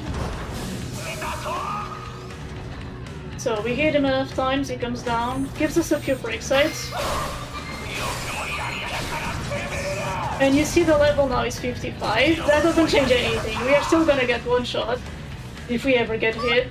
This is the best attack as long as I hit all the break sites. Because he gives you very fast break sites.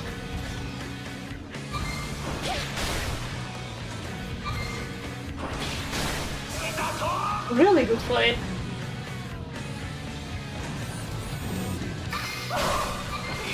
Not bad.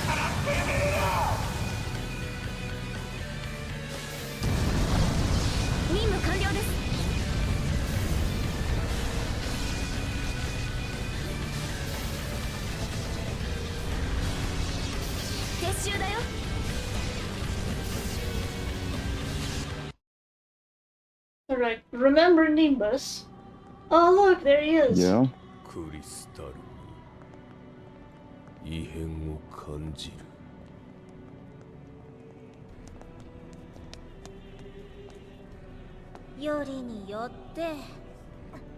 Why did we end up here if we were trying to get away?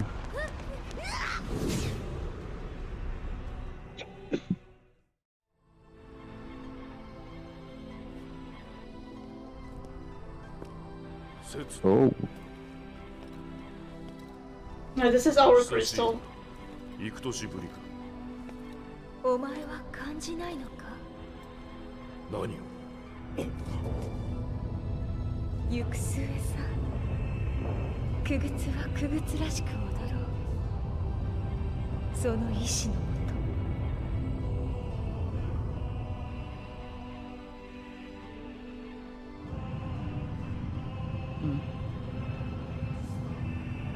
そう、時が巡ってきたのね。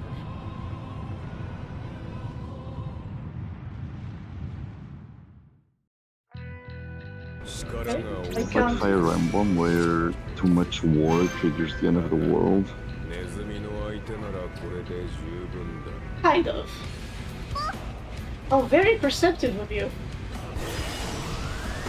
Oh no, we are dead! Oh no! Oh no! It's the end! I'm gonna go to the bathroom. I'll be right back. Obviously, the game will continue.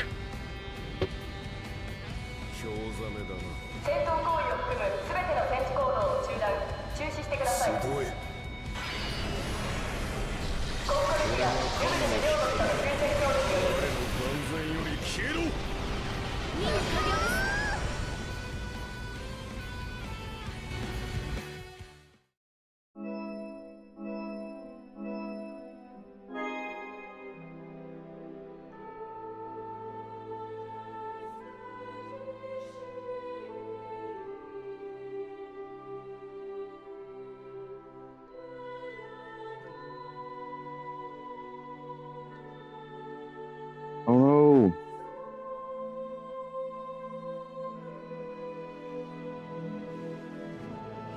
What? Well, I hope. Oh,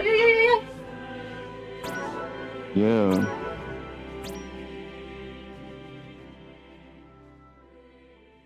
Alright, so the game doesn't really expect you to be able to fight Primus. To be able to fight Nimbus.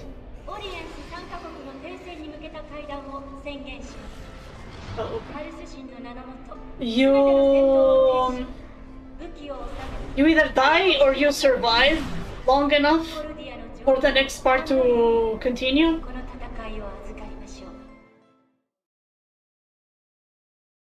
Hmm.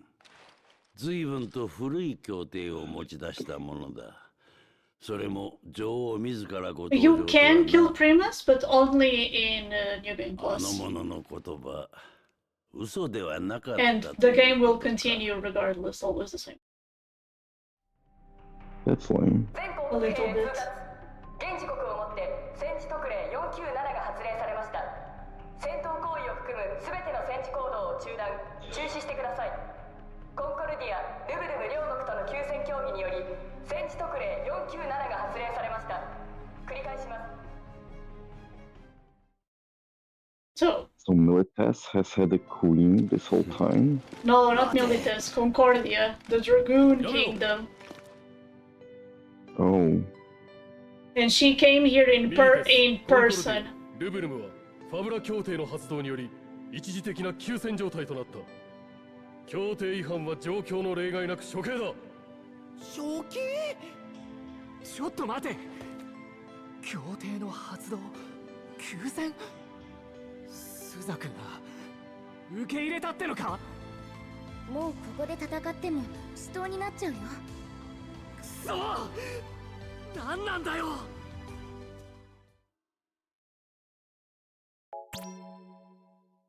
最後の女王、ウユーにキス。We are in the heart of the enemy. And there is a ceasefire, but the game's going okay so far.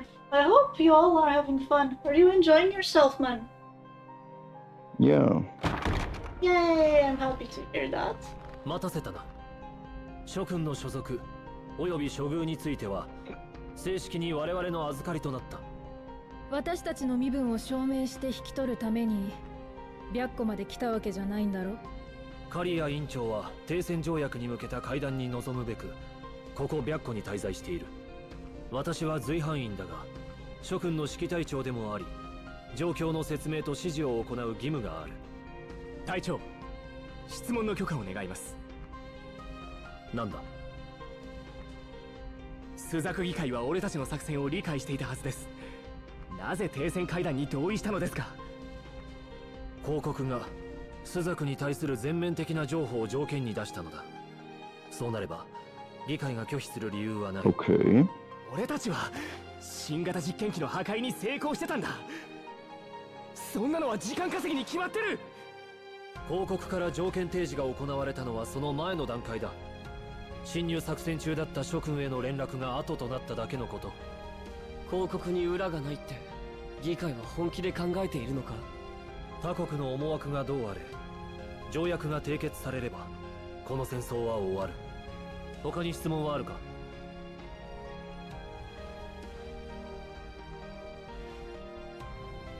会談が終わるにはまだしばらくの時間がかかる。作戦の疲れも残っているだろう。諸君はここに一泊し、明日朱雀に帰投すればいい。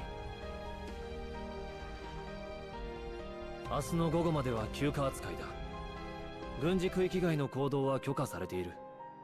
広告の首都に来る機会などそうはない。市内を回ってみたらどうだ。そうします。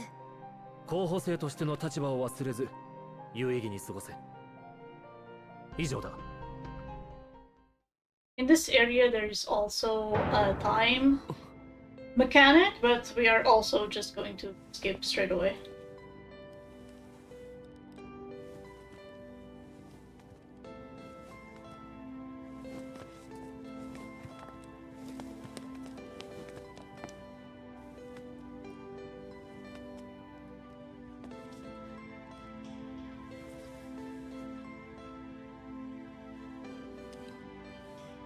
今は紅葉ではありません。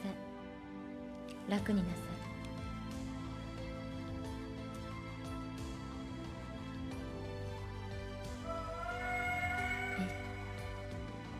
そうですね。あなたは総流の。失礼しました。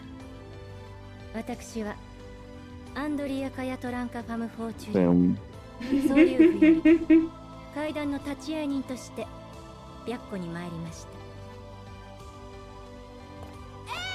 声が大きいです。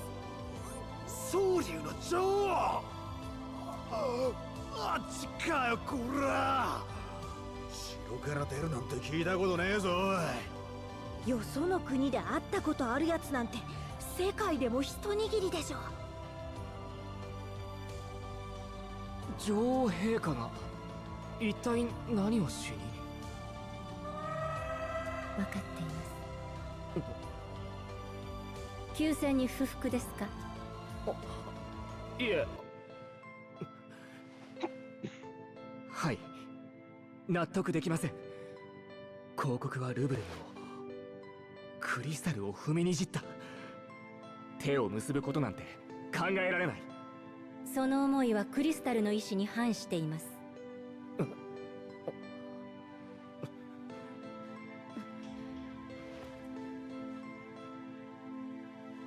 私たちはクリスタルに忠誠を誓いました。一度も裏切ったりなんてしていません。なぜ意志に反しているなんて言えるんですか。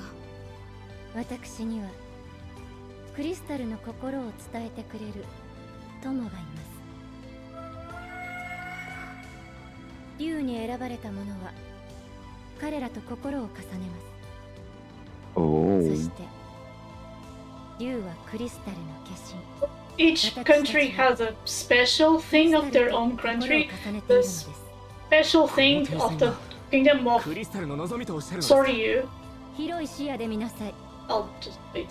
クリスタルの望みは互いの均衡、傾きのない世界、あるべき形の世界。戦いだけでは作れない未来もあるのです。その意味を理解しなければフィニスの導きを自らが担うことになりますよ。なぜ俺たちにそんな話をする。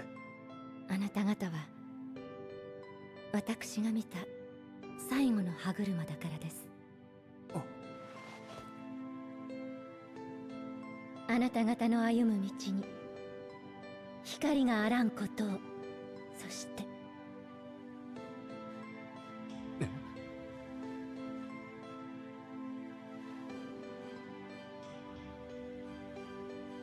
So the special thing about Soryu is that they can control monsters, and the queen herself can talk to the dragons, including to their Primus Lucy, which is a dragon, the giant dragon that you saw in the cutscene.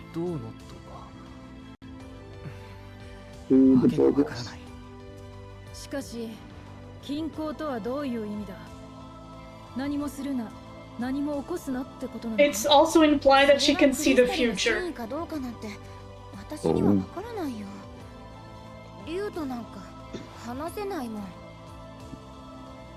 でもクリスタルが戦いを望まないなら私たちは何のために戦っているの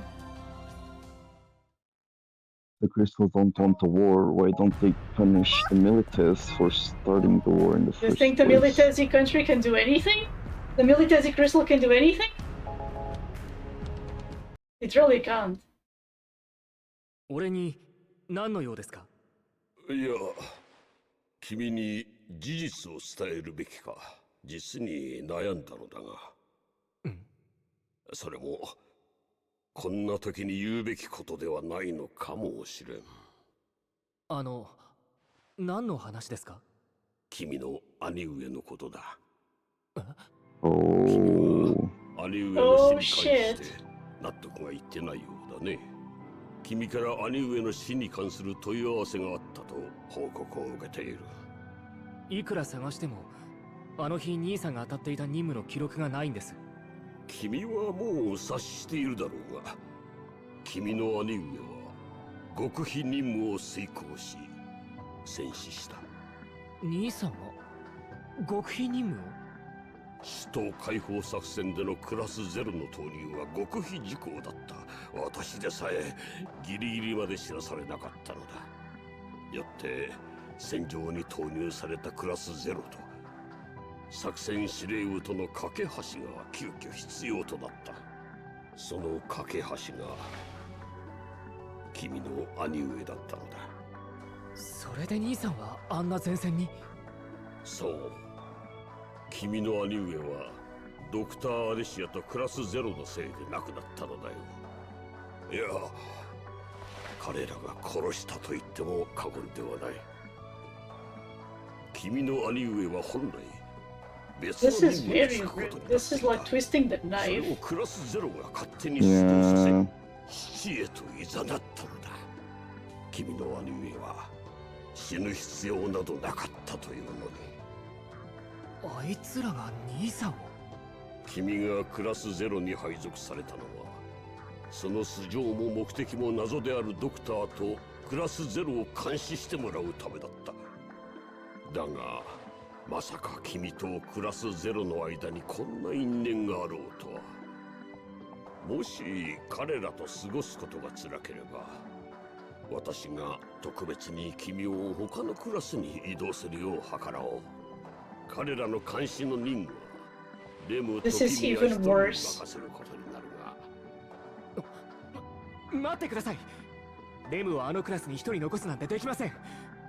第一レムには同じクラスの仲間を監視するなんてできないと思うんです。あいつは優しいから俺も引き続きクラスゼロに残ります。ほほう、そうかね。さすがクナギリ君の弟だ。彼らに不審な動きがあったときは報告してくれ。はい。兄さん、俺は誓うよ。兄さんを奪ったクラスゼロの誰よりも俺は強くなる。俺は兄さんと兄さんの思い出を失ったけどレムは絶対に失わない。守り抜く。何をしてでも。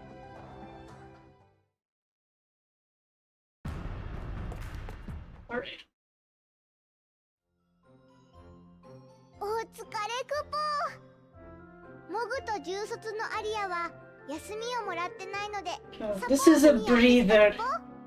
魔導院の設備が利用したいならモグに相談するクポー。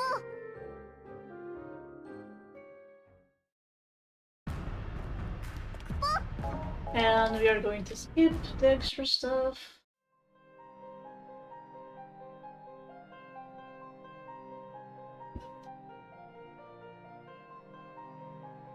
We're here to progress the story and chew ass. And we are all out of ass, but there's still plenty of story. やけに兵が多いな。それに監視もされているようだ。そりゃそうでしょう。いくら休戦中だって言っても、あいつらにとっちゃ窓アーマーが勝手に歩き回ってるようなもんだろうし。まあな。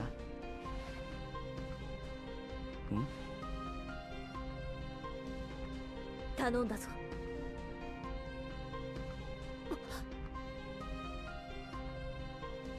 なんじゃりゃ。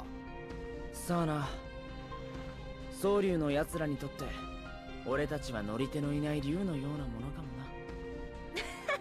そうだね。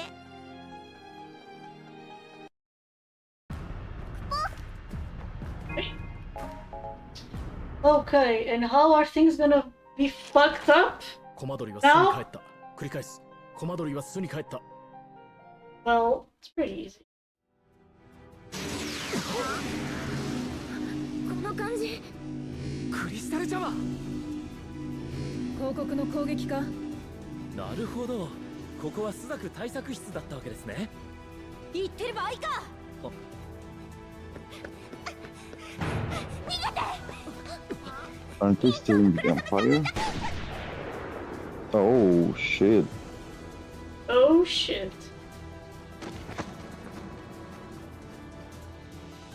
More or less. I will explain it better.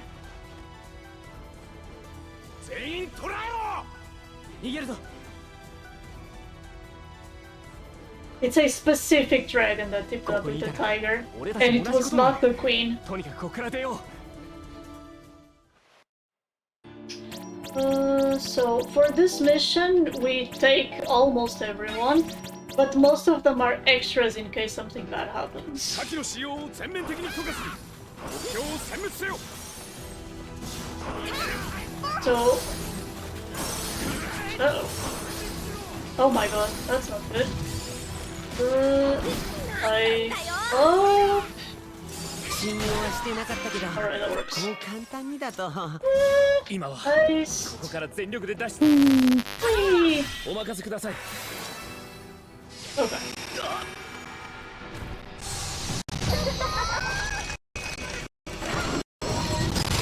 Lots of enemies to kill here.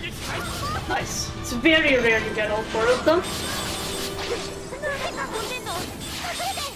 随分大勢で来たもんだね。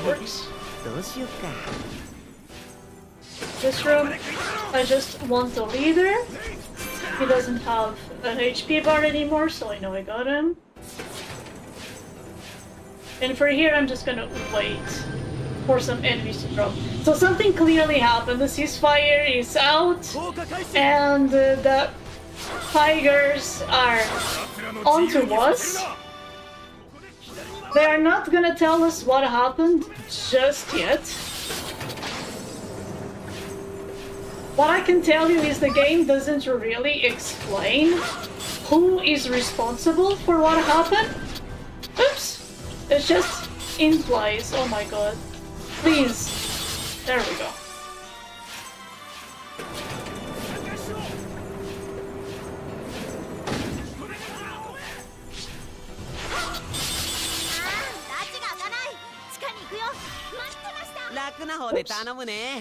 This way. Safe spot. Pull out the get. Now I have to summon again. Lots of enemies here again. Actually, I can go retreat a bit.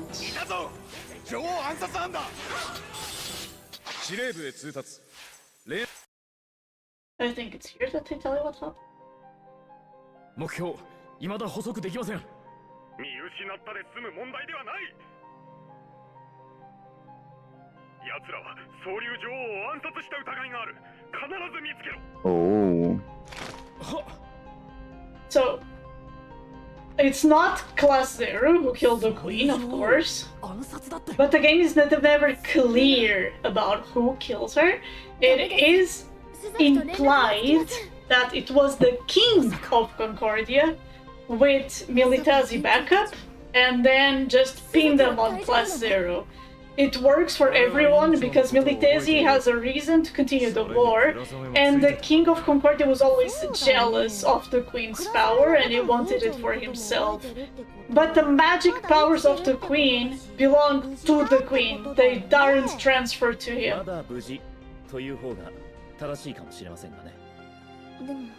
So now...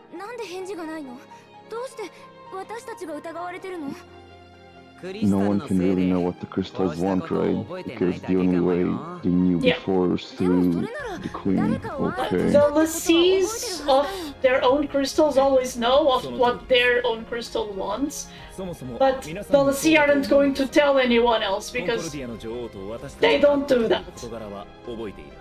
And the Queen was not a lessee.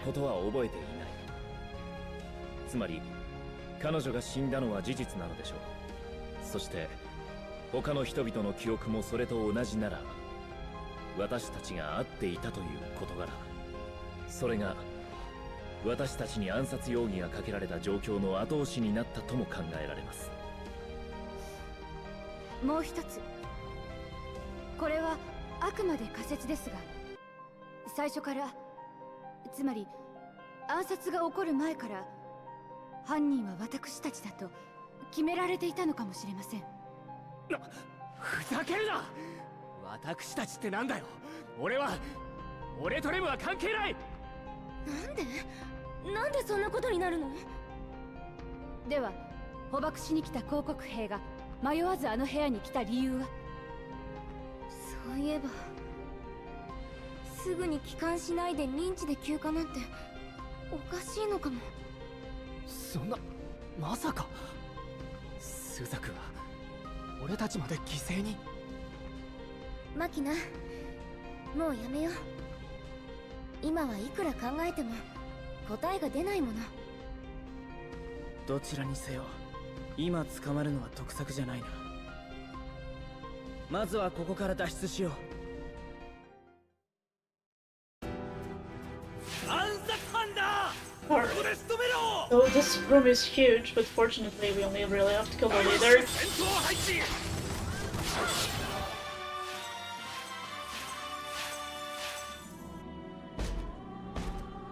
And don't think too much about this enemy, because we're not really going to engage with it.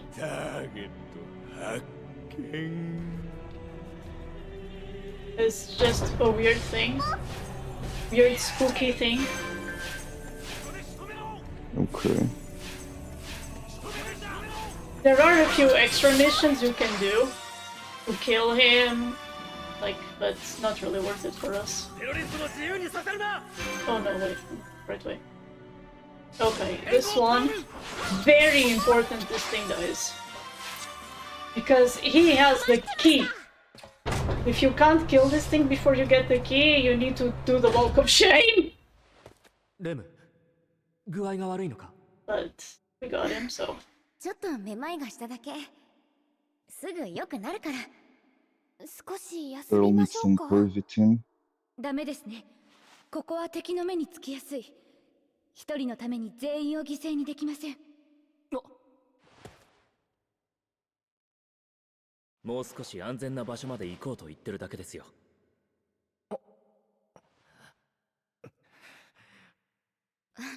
私は大丈夫だよ心配かけちゃってごめんね行こうマキナ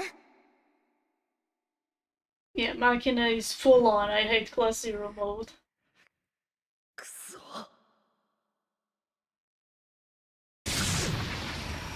Alright. 2 seconds of gameplay! Woo!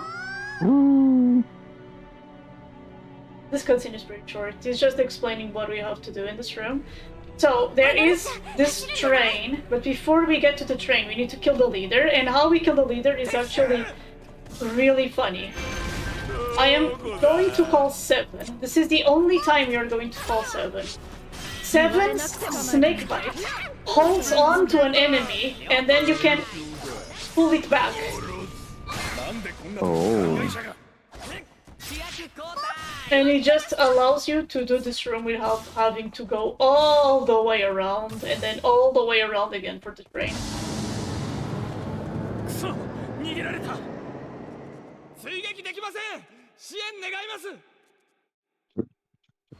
It is pretty cool.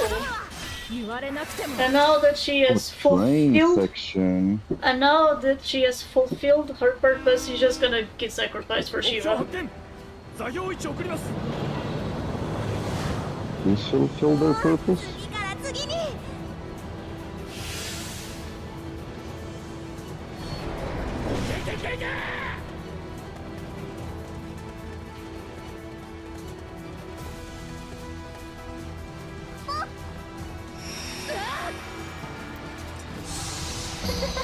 Oh. So these enemies can be a little trolling. Yep, because you can do that. Okay, we got him. It's not bad.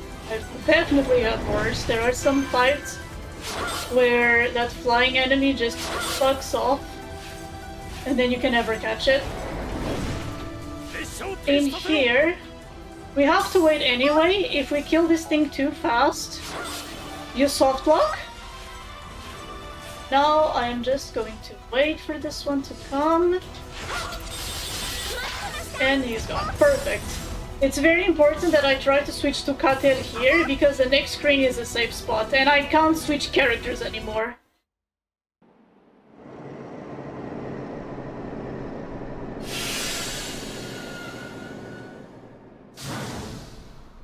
Very small train section. I'm sorry. Okay. Oh, there we go.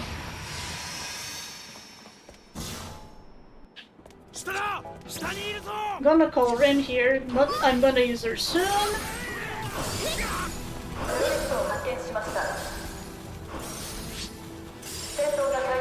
Harvest. Harvesting here just makes the barriers fall faster. I'm gonna charge Blizzara because they will die in one Blizzara, but it takes 2 Blizzards to kill them. Harvest, so the door starts falling, and as soon as the door starts falling, summon Shiva. And now we need to kill this leader. Pretty good. I just realized how obscenely short Shiva's skirt is. Yes, it is very short. Another leader. And here... we can't kill this thing now.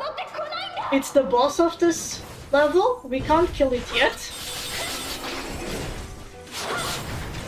We'll just send her away. And it is very important for me to stay as far away from her as possible because my students will always follow me.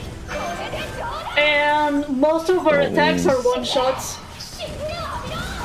So yeah, you just saw how much damage that will cut there. It barely does any to you. めんどくさいやつ。もうここ抜けちゃおう。え？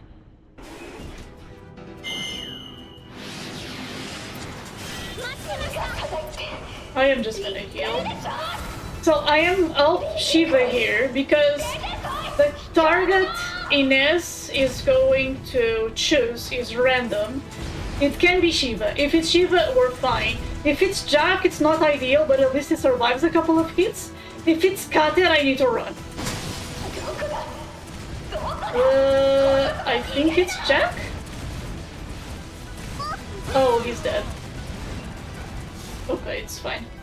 Not ideal, but it's fine. So there is an enemy here that we have to kill, but Machina is a very good backup. Just gonna wait. Oops. Now, in Aura.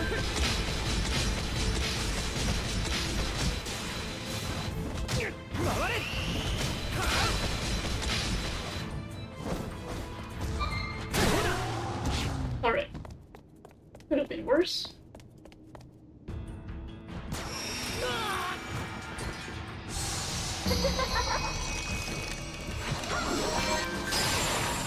I'm gonna put Shiva on ×3 because this room is so small.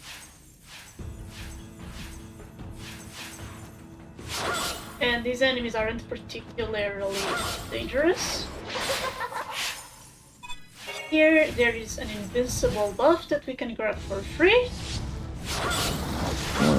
And it just protects Cadet against this guy. Okay, so here I'm gonna go to 1. Because before we leave this room, there's one extra enemy. He's gonna come as soon as the behemoth dies. I can't actually hit him until he has a health bar. Oh my god.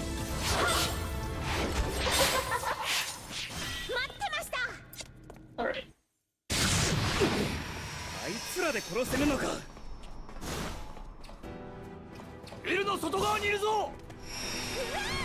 Off we go. Oh, actually I can go to them here. I am gonna wait until this thing leaves, and I'm gonna summon 8. And I'm summoning 8 because although he doesn't have Accelerate, he's the second fastest. With Accelerate, he would be as fast as Cadet is right now. Because he doesn't have Accelerate, he's just slightly slower than Shiva. We always kill those two over there, and now we wait for these two. That's 1. And that's 2. And we still have haste, so we're still pretty fast.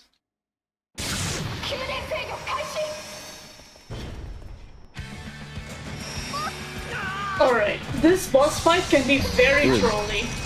The goal here is to get a yellow break site. Okay, this is slow, but it's free.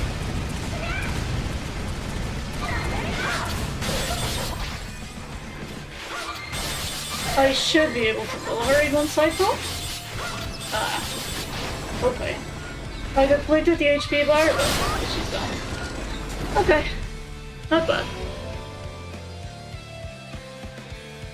Nice. If you fail to get this, she will recharge on the wall, and it's just very slow, very annoying because you can't reach her while she's recharging. Nanda?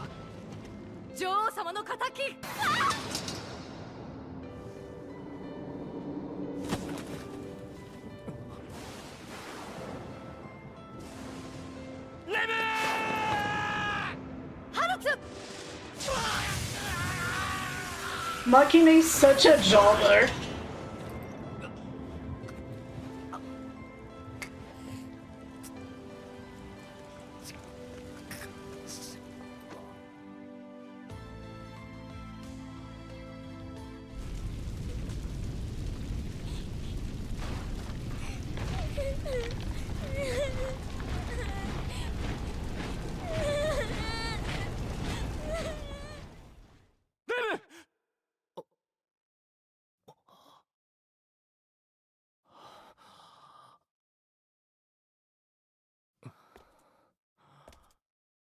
Makina?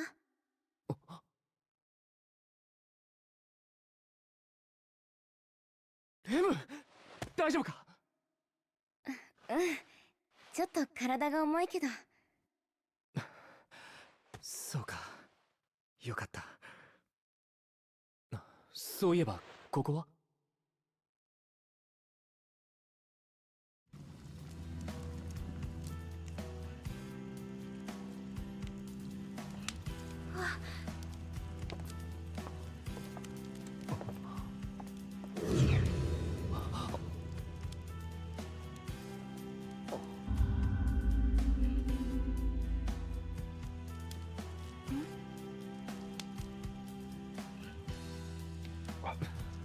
？So I guess this is a dream or something? No, this is actually happening. They will explain what happened. Okay. 目覚めたんですね。何があったんだ？ the thing that is looking at Machina, no one tells you what it is. そうです。聞いてください。ダテロ。ダメです。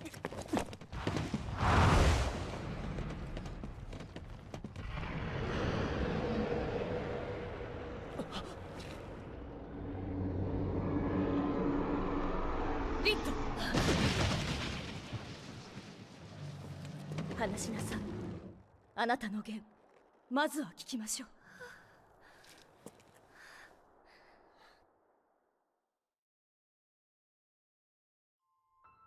あの時のデュース、すっごかったね。ったく怒らせたら一番怖いタイプだね、ありゃ。あ、いえ、ただ必死だっただけで。とりあえずデュースのことは信じたようですね。竜も信じると言ってるとか言ってたわね。そういえば彼女も竜と話せるようでした。それに私たちがした総竜王の部下の話にはとても驚いて興味を持っていました。そもそも総竜の王というのは天使である女王とは違い、今はそんな話いいんだって。で、少し闘争を助けてもらった。まだミリテス領内ですけどね。I think this soldier that she's talking about is the freak big soldier with a huge sword. シャキッとしろよ。そうやって上から偉そうに言うのはよせ。んだてめえ。ちょっとあんた、突然何言い出すわけ？誰があんたをここまで背負ってやったと思ってんのよ。俺のことは助けてくれるんだな。兄さんのことは殺したくせに。お兄さん？マキナ、どういうこと？クラスゼロが俺の兄さんを殺したんだ。お前らがいなければ兄さんは戦場を走り回る必要はなかった。兄さんが死ぬことはなかったんだ。それってスザク解放作戦の時かな。お前らにしてみれば名もないただの兵士かもしれないけどな。Some spy Machina is, that's true. 違う。俺たちは上層部の作戦通り。いや、お前がそう思いたいならそう思えばいい。けど、いくら僕たちを非難したところで、イザナは戻ってこない。なんで兄さんの名前を知ってるんだ。そこまでです。マキナ、辛い気持ちはわかりますが、私たちは今大きな問題に直面しています。大きな問題？スザクと連絡がつかない。いくら呼びかけても応答がないんです。カリア委員長や倉雨隊長が無事ならとっくにスザクについてるはずだよね。わかりましたか？私たちには過去を振り返ってくよくよする暇はないんです。過去は切り捨てて先に進むしかないんだ。そのために僕たちは忘れるんだ、死者の記憶を。うるさい。そうやってお前らは兄さんを切り捨てたんだ。少し落ち着け、マキナ。まるで子供のダダですね。悲劇のヒーローがやりたいならミリテスに残って一人で存分に演じてください。あんたに何がわかる。マキナ、もうやめよう。今は少し休んで。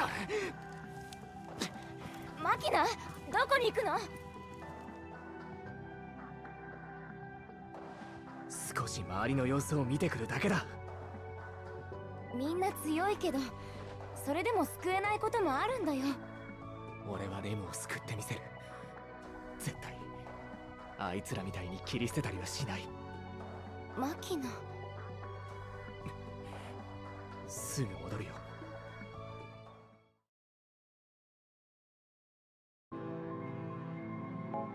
Okay, we have another 5 seconds of gameplay if I can find 8. マキナ、あれから戻ってきてないわけ？広告の連中に食われたかな。発見されてたら広告軍がここに来てるだろう。まあどっちにしろこれ以上戻らなかったら置いてくことも考えないとね。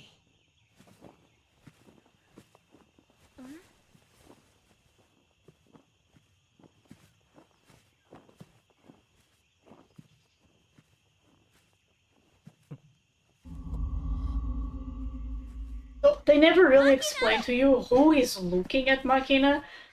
What I looked at on TV tropes was that it was the Concordia Lucy, the big, huge dragon. But there's no evidence for or against it. It's just you don't know. There is definitely something watching him, though. 白虎？もしかして敵に？大変です。敵か？いえ、あれ、マキナさん、無事戻られたんですね。それは後、敵なの？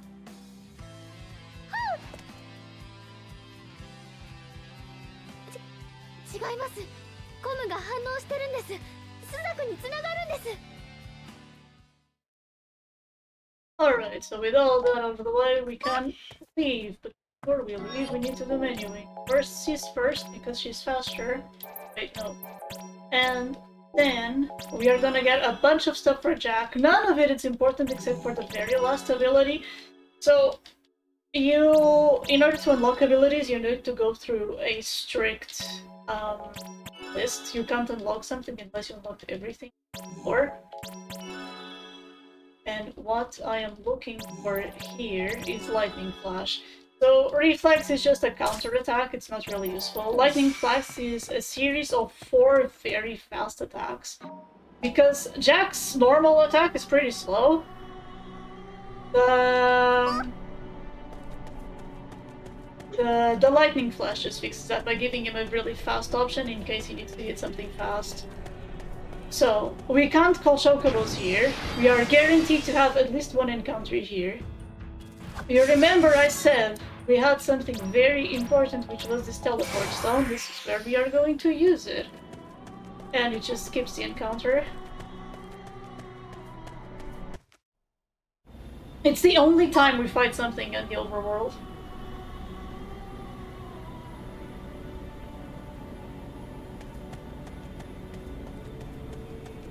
So we are finally done with our time away from the Dominion, and we're gonna go back.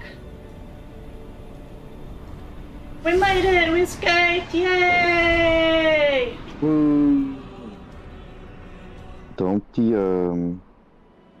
Aren't the people back in our country gonna think we killed the queen as well? They don't really care who did it. Even if it was us, well, it doesn't matter, but they also believe us when we say we didn't do it because they have to. スザク候補生が暗殺に関与したものと断定し、これを激しく非難した。同月、コンコルディア王国臨時政府はミリテス公国との同盟を正式に締結。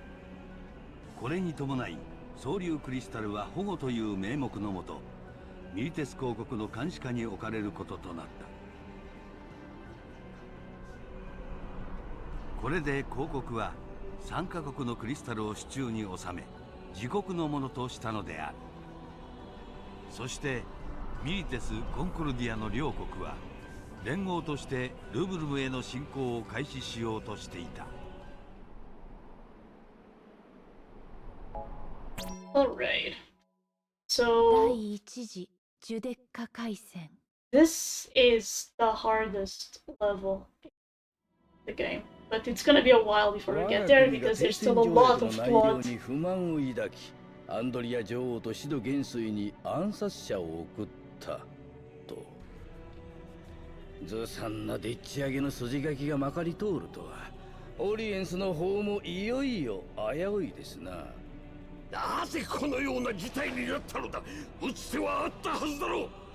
そもそもクラスゼロは何をしていたのですか。犯人だと名指しされているのは彼らでしょう。そうだ、クラスゼロはどこに行ったのだ。奴らが法廷で証言していればここまでこじれることはなかったはずだ。広告にて行方不明の後、先ほど戻ったと聞きましたが。ええ、帰ってきたわ。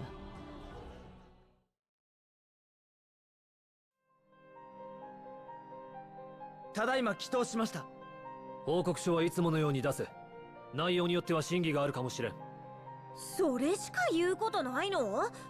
こっちがどれだけ大変だったかし。一つ教えてくれ。なぜこちらの連絡に答えなかった？連絡は来ていない。こちらからの連絡も全て普通だった。なわけねえだろこら。俺ら全員のコムが故障してたったのか？審議委員会では諸君が故意に連絡をしなかったと考えている。ご苦労だった。指示があるまでは自由にしていて構わん。行くぞ。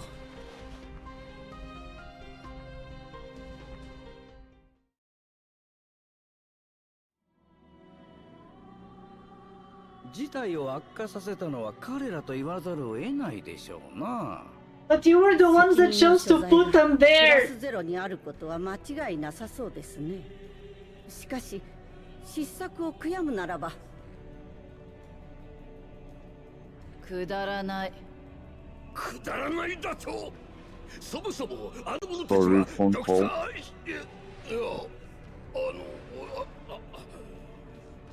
彼らの話はここまでにしましょう。我々は眼前に迫る脅威に対しなすべきことをなさねばなりません。そうだ。ミリテスとコンコルディアの連合は今にも我らの領土に攻め込まんとしている。この状況を何とかしないことには。秘匿大軍神を使います。秘匿大軍神は古の対戦より禁断とされているはず。 If you don't know, verboten means prohibited. 委員長はご存知でしょう。そもそもですな、失礼を承知で申し上げれば、大軍神を使いこなすことができる人間などいるはずがない。これは刹那教のご判断です。ルシ刹那。あの者が動くというのか。これは朱雀の真の危機である。そう刹那教が判断されたということですね。であるのなら私たちが反対することはないということになりますな。本当にくだらない。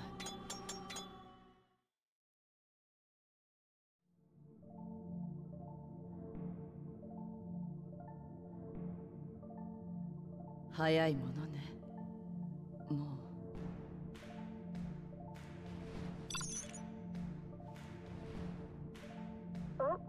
まだ？定期検診よ。あなたからでいいからすぐに魔法局に来なさい。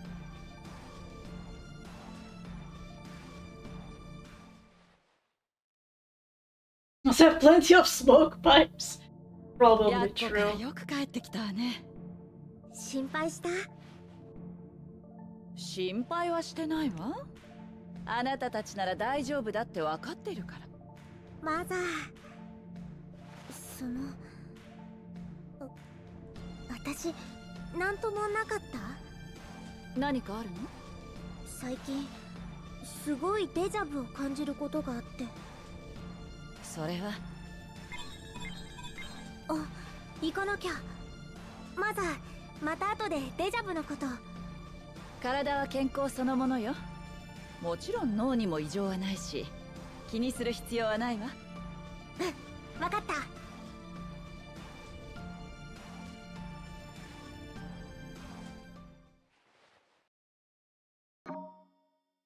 In case it wasn't obvious, she's not really their mother.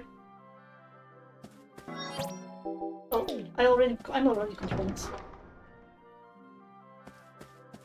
So we are just gonna have to do one sortie that we are not going to do, and then we can go to the next mission. ドクター・アレシアが何と言おうと、この度のクラスゼロの失態は看過できん。奴らが朱雀をこの窮地に追い込んだのだ。クラスゼロの指揮隊長である貴様もただで済むと思うなよ。無論です。彼らの行動の責任は私にあります。長い間戦場を離れていたとはいえ、元朱雀四天王の名は伊達ではあるまい。次のミッションに参戦し戦果を上げてくるのだ。我が軍を勝利に導いた暁には、今回のクラスゼロの件は不問にしよう。格別のお計らい感謝します。必ずご期待に添えるよう全力を尽くしましょう。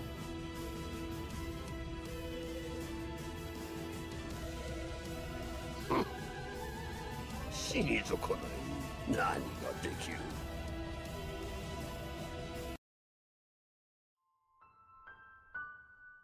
意地の悪いこと。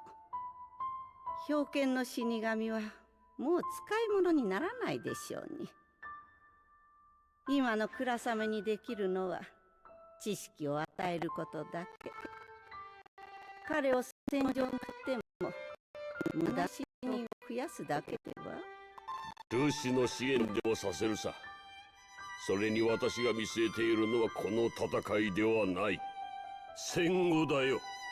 今後もあの女ドクター・アレシアにでかい顔をさせるつもりはない。ドクター・アレシアを追い出すためにクラサメとクラスゼロを戦死させたいのですか？クラスゼロの崩壊はあの女の終わりでもある。次の戦いは多大な犠牲を伴うだろう。そしておそらく勝機はあるまい。ならば邪魔な味方を葬る場にするのが賢い選択。あの女に戦後の議会を握らせません。あまり私や委員長を巻き込まないでくださいな。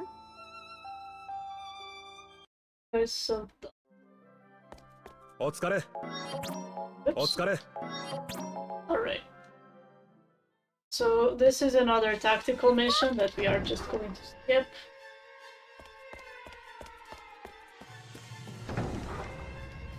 For now, we are just preparing for the next big thing.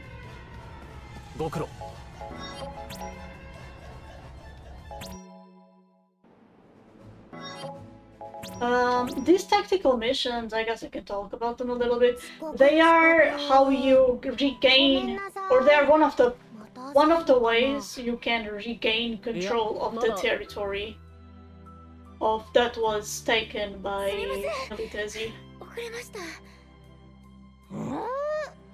レムッチが遅刻なんて珍しいね。寝坊。あれ、マキナは？まだ来ていない。にゃあ、マキナまた。最近どうしたんだろうね。So, another hard carrying your nation, yeah, exactly. ブリーフィングを始める。ミリテス・コンコルディア連合軍の侵攻にあたり、スザクは全戦力での二面構成をもってこれに対抗する。本作戦には全ての候補生と訓練生が参加する。訓練生も？それぐらいしないと戦いにならないということでしょうね。諸君をはじめとする候補生は飛空艇を用い、東方国境線にて王国軍総流部隊を迎え撃つ。こちらは宗教にもお力添えいただく。比嘉の戦力差はこれで埋められるはずだ。ルシまでも動く。おい、でもそれ総流側に全戦力を持ってきてねえか？広告の方はどうすんだよ。西方広告国境の頂上戦線に対しては、まず正規軍本体が壁となり、魔法を得意とする候補生の選抜部隊が決戦を仕掛ける。こちらには私自身も参戦する。あんた自ら？まさに総力戦といった様相ね。だがそれでも戦力の不足感は否めない。切り札はあるのか？ルシ刹那卿が秘匿大軍神を召喚される。私の部隊はその補助だ。え、ルシが2人とも戦うんですか？なるほど、切り札っぽいわ。ケツに火がついたって感じだね。でも秘匿大軍神なんて聞いたことがないんだけど。Question. 普通の人間に制御は不可能とされ、魔法局が隠してきた軍神だ。秘匿大軍神の類はルシほどの力がなければ召喚すら危うい諸刃の剣だと聞いている。これが朱雀に残された最後の切り札だ。全てがこの一戦で決すると心得てほしい。今回は作戦開始までに少し時間がある。院から長く離れることは許可できないが、準備はゆっくりして構わない。我らにクリスタルの加護があらんことを。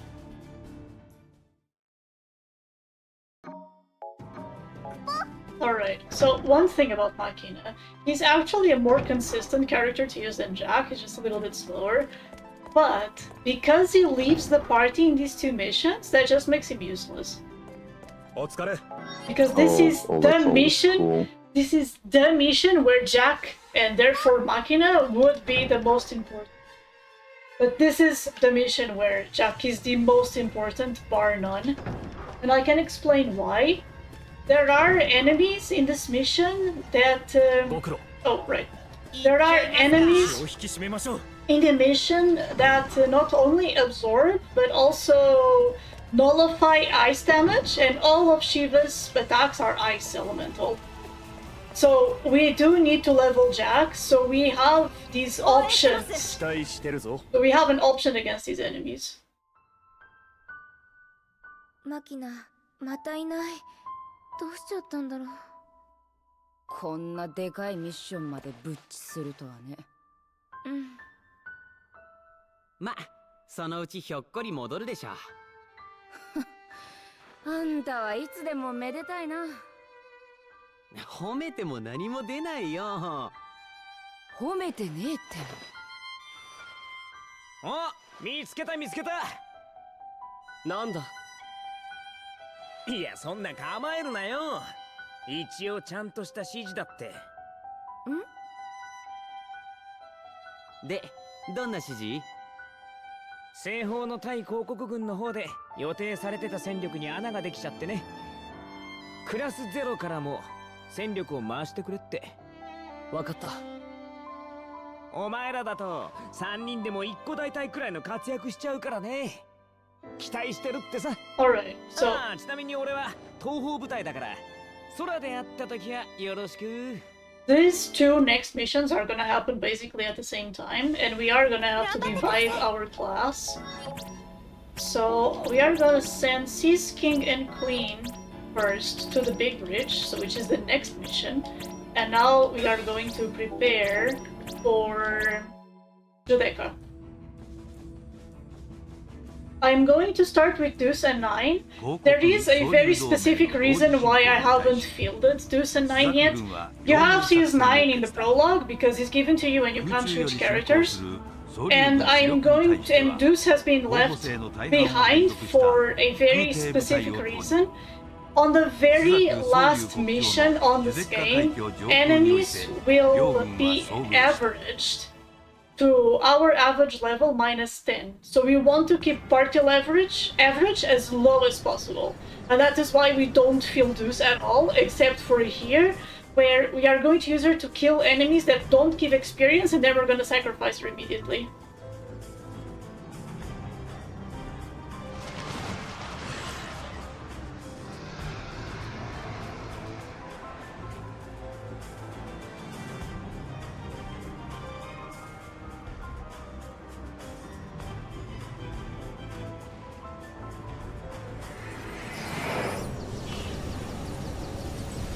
So this dragon is a little bit broken, but fortunately we don't have to fight him. 総竜軍ルシ、総竜のブレス攻撃を契機に開戦は開始された。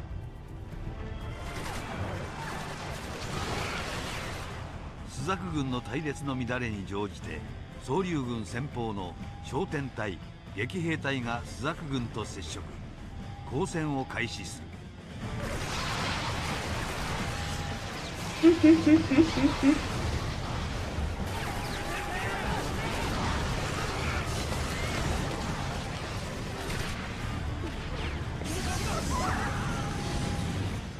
総流軍の攻勢に対しスザク軍独立第7召喚連隊はバハムートで迎撃する。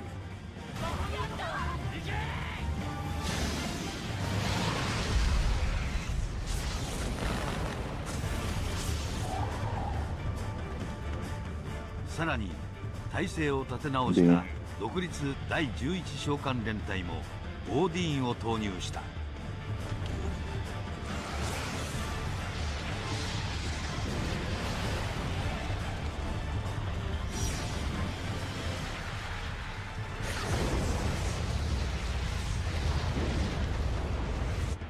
召喚獣の投入によりスザク軍は総流軍先鋒を押し返すのに成功する。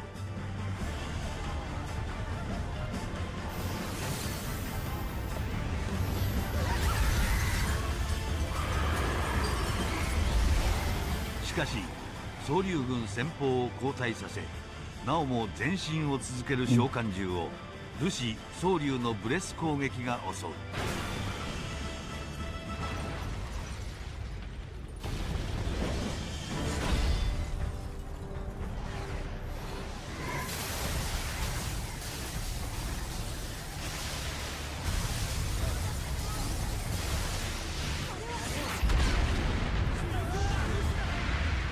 ここでスザクのルシシュユは総流のルシ総流との交戦に入る。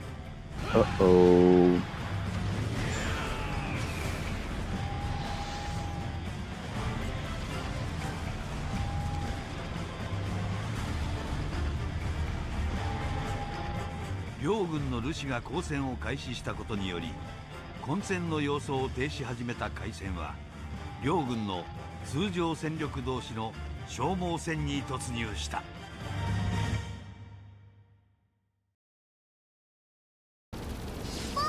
Alright, so our first goal with these guys is the hunt.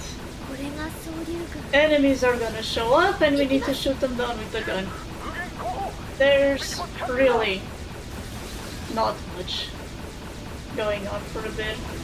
We have 2 waves of enemies we need to kill. Between the waves we need to kill 1 dragon. And then we need to kill the big guy.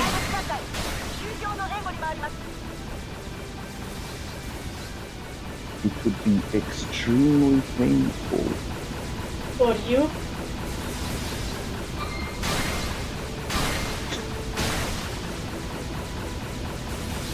So the Revolting Eidolons were the summons that they used to try to defend themselves when the Empire invaded them in the beginning. But they didn't say anything about them being forbidden at that point. No, like the Verboten Eidolons are a different class. Come on. Also, they're the same summons but like stronger versions of them? No, it's just a different summon. You will see. Like the normal Eidolons with summon, they cannot be verboten, and you also can never summon verboten. All of the Eidolons you summon are normal Eidolons. But in the cutscene they said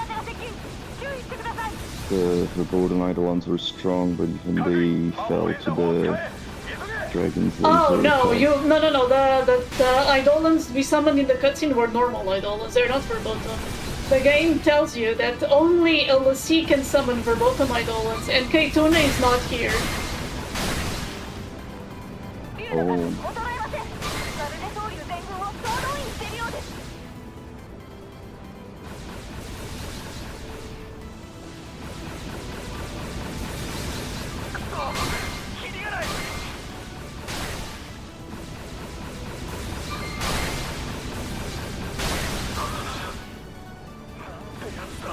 Done.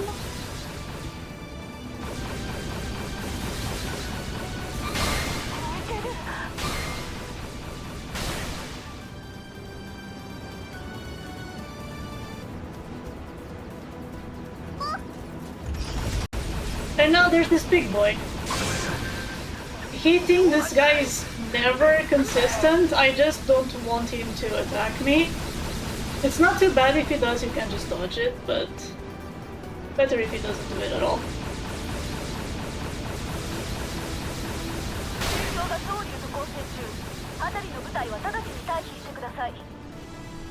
Where's he gonna go?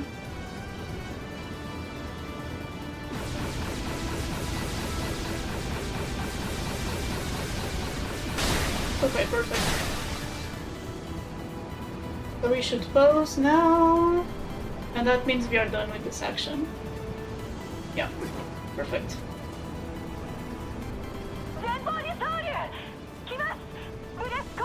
Okay, that's the easy part of this chapter.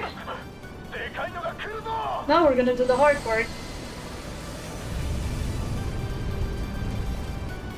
And the hard part is because of the Yeti enemies. Like I said before, the Yetis nullify ice damage. Everything Shiva does is ice damage, and they will kill me very fast if I let them. So I'm just gonna make a safety save here. Get rid of the hair.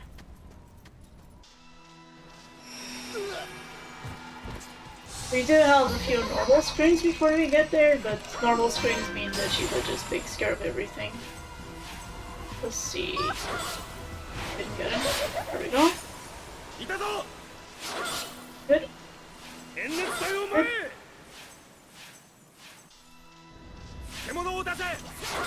Good. Good. I want to fight X and now not behaving. There we go. Okay, here I need to kill these. And now full jump. And now I need to use the aura, and now I need to be careful.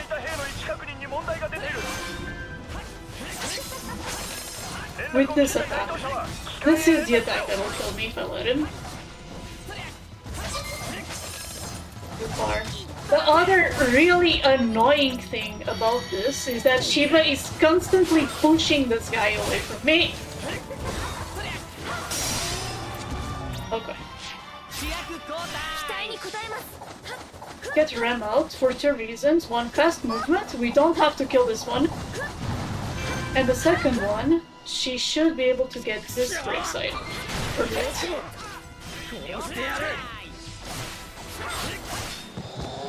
Very good.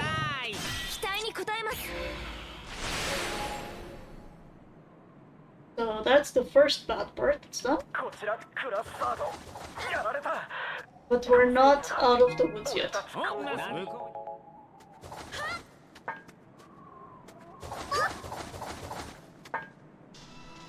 So I'm going to summon here. Spam looks so dumb. I know! It's great!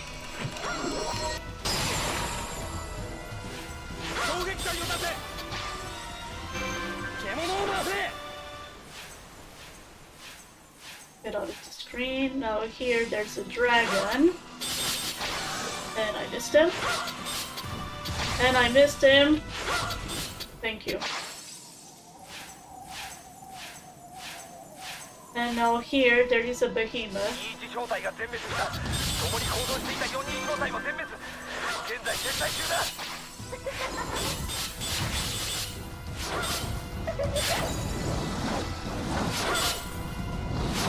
Oh my god, okay, thank you. I have had Jack die here before, and it's not good. Here I am going... Oh... Yeah, just trace fine. I'm going to save. This is the second hard part.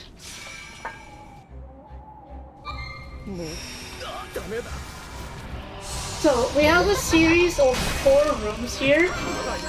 The goal for these rooms is to either kill the dragon, or not kill the dragon, but force the dragon away, or let him kill the student, because that will also send him to the next room. We're going to start by killing him with Shiva, and now we start with a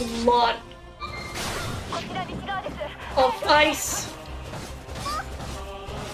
immune enemies, like these ones.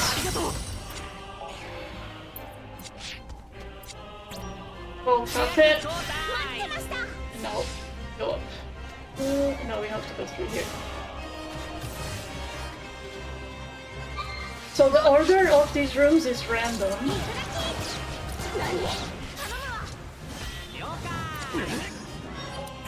I do want the support serum. Potion.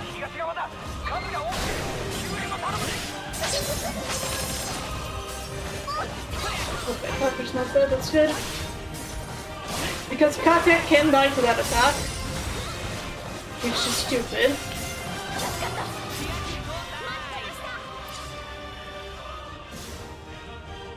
That's the hardest room because it's the one with the Yeti, but we are not out of the loop yet.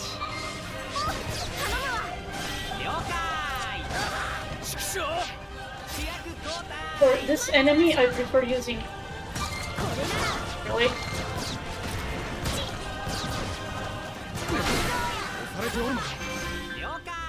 No. Oh, we're done. No, we're not. Why is he raging?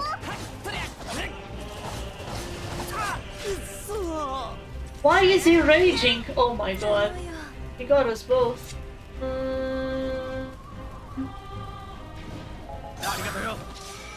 Oh. Okay. I don't know who killed him.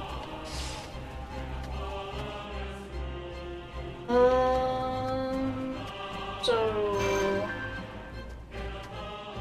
There's only one room left, so I'm gonna play it safe.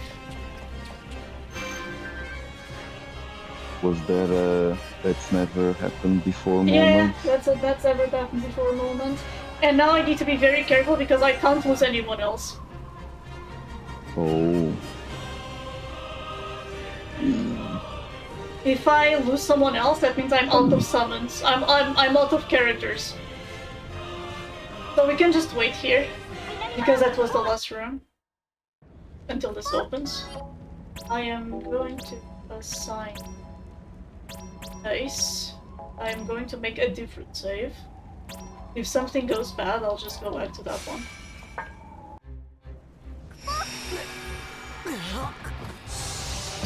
All the good news is done. The marathon is ahead of schedule. Oh, we have time. My estimate is very generous. Here we just have to wait for this thing to go. And now we call 8. So I'm using 8 because he's the second fastest character we have. But I do need to take very good care of him.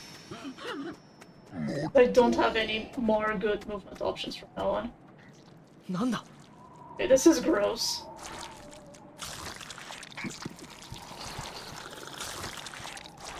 Some monsters eating a dragon? Yep.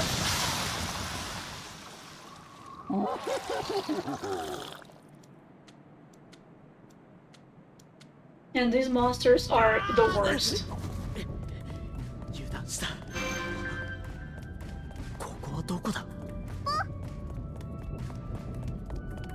Those monsters are the worst. 急いでここを抜けるぞ。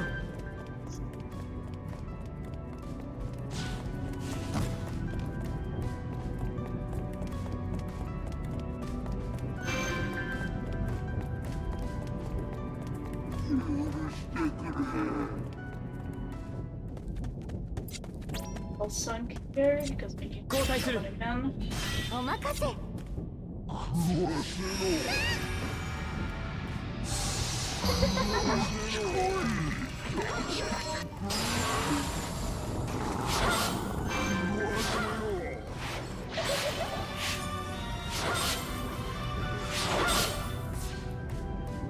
I'm just gonna wait until they despawn.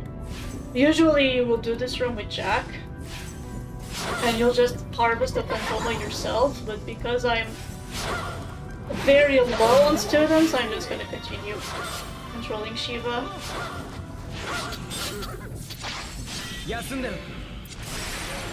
I can harvest now.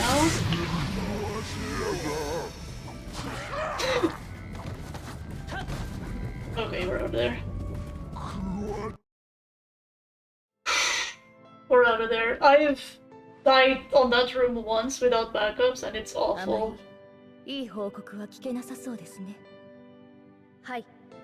守護様たちが参戦している一部のエリアこそ戦況は拮抗していますが、その他のエリアでは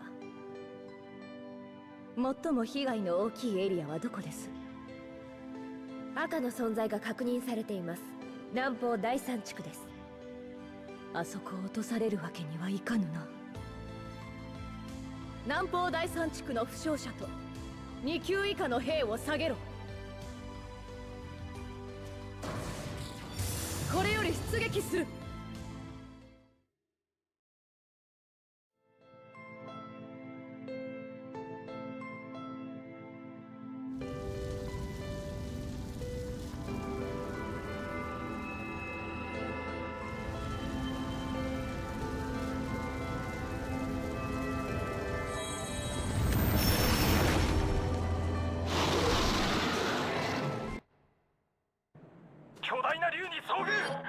Save here again. Well, it's unlikely something will happen here, but it definitely can. I just want to cover my losses.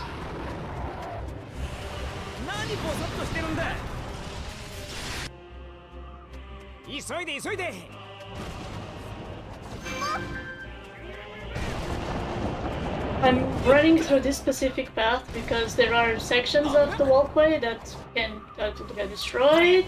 Okay. This is the last summon.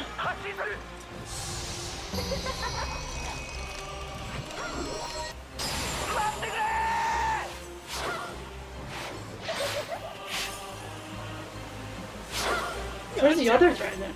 Oh, here he is. 敵が減る気配がない。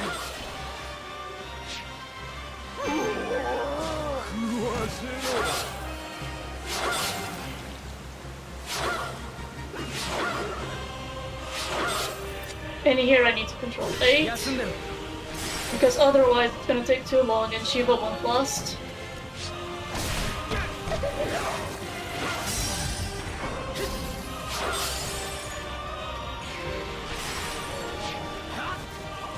I need her over here.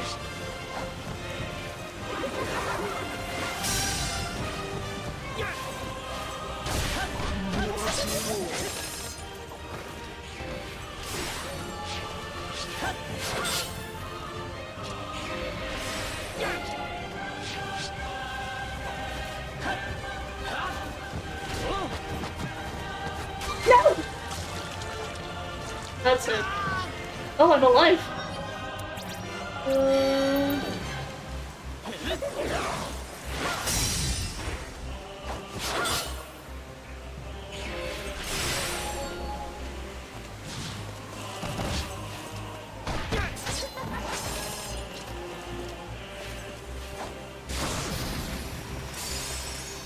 Yeah, that didn't last long enough.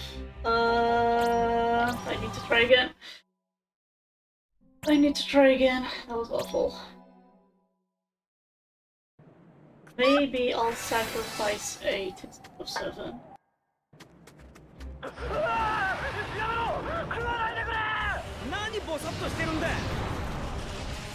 I think that's the safest option.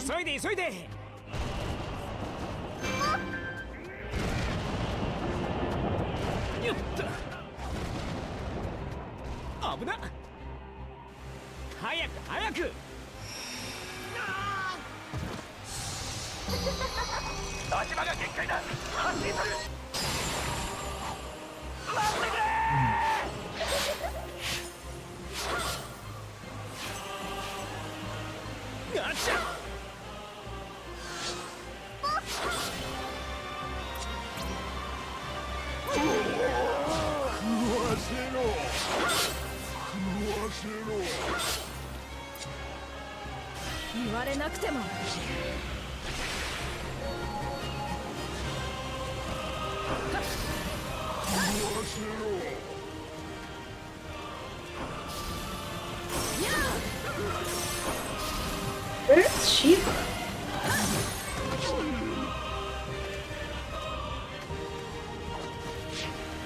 I need to harvest.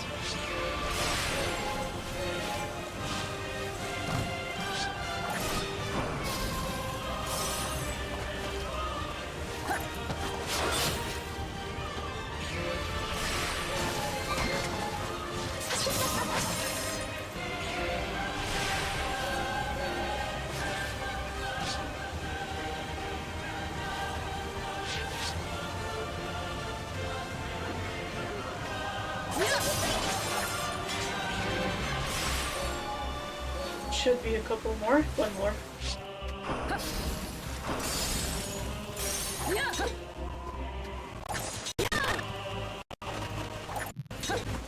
Where is she? Oh no, she's gone. Let's see. Okay. We're through. We did it.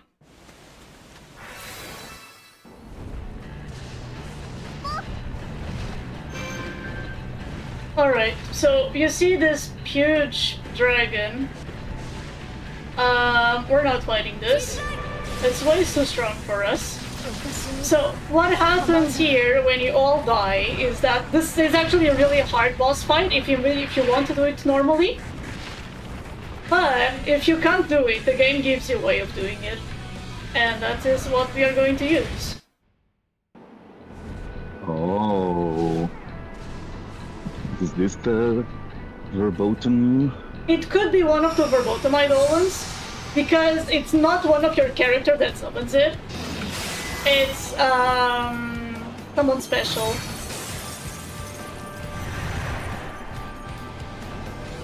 So they can also fully control it.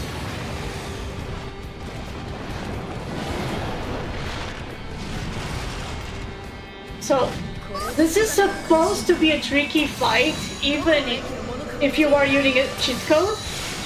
But if you don't lock into the boss, he will just let you do this.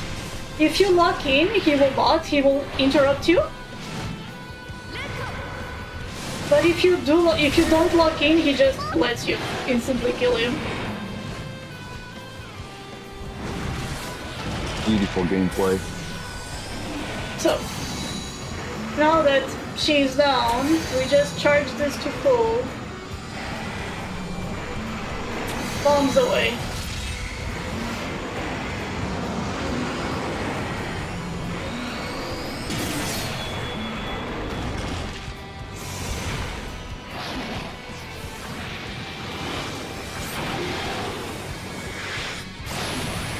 Ouch, owie, my bones.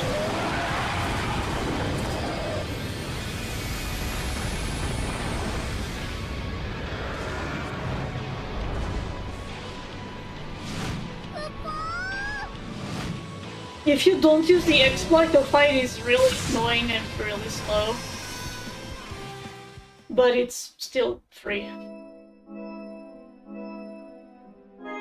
Aha blast!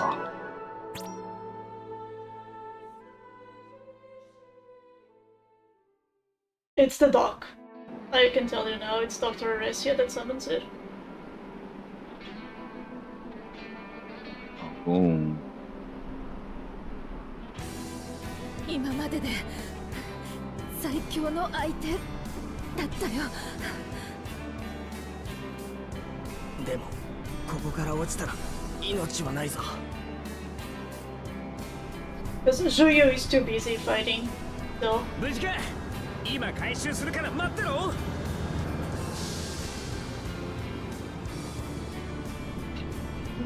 Right.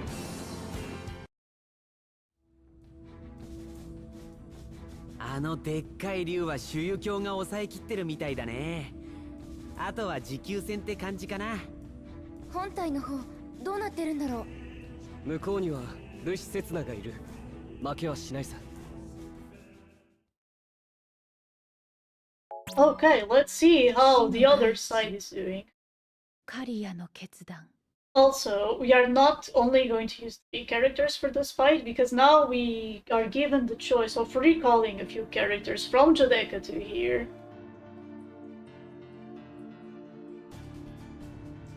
朱雀蒼龍国境で発生した第一次ジュデッカ海戦は候補生部隊の奮戦もあり、朱雀軍優位の状態で戦闘が継続していた。その頃ミリテス国境に展開した朱雀軍主力は数倍の兵力を有する広国軍の侵攻を押しとどめることができずにいた。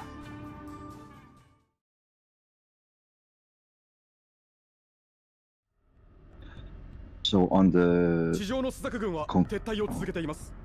我が方は軍艦、航機ともに損傷は軽微。歩兵部隊も前進中です。総流側の戦況は混戦が続き、膠着状態に入りつつあるとのことです。総流軍存外脆いな。少し予想を下回るか。変化があり次第すぐに伝えろ。はっ。しかし逆にこちらは朱雀が脆すぎる。そもそもシロ様の命により編成されているこの第108軍、旧帝室軍部の連中が多いのは気のせいではないが、それでいてこの戦果功を立てさせようというわけではあるまいしな。 What's the question? Yeah. Oh, right. Concordia only used one. Let's see for that They fight. used 2. The huge dragon and Celestia.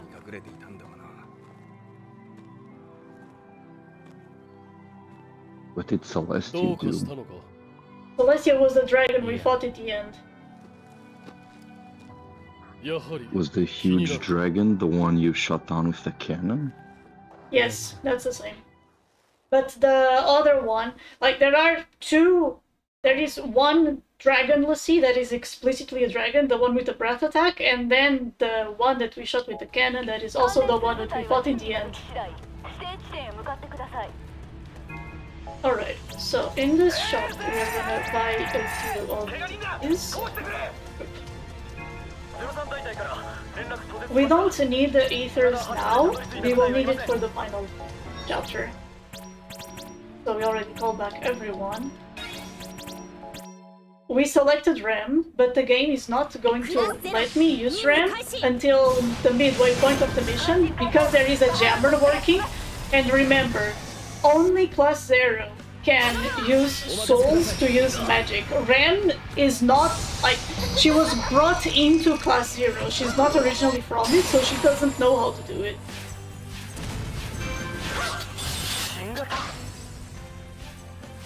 We'll be able to use her later. For now, we're just gonna run forward and killing stuff with Shiva. Oops. That's not. Oh my god. Better.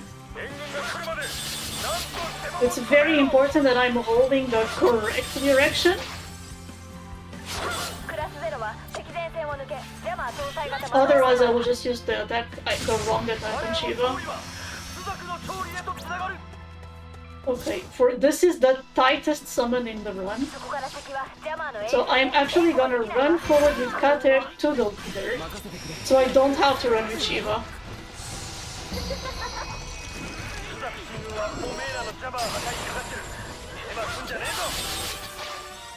I'm gonna play it slow here. Just on play speed.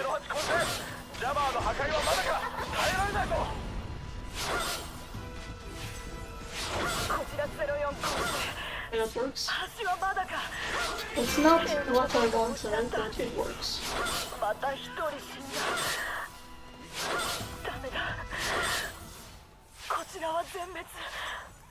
Why is the Rubrum, the minion army, so useless?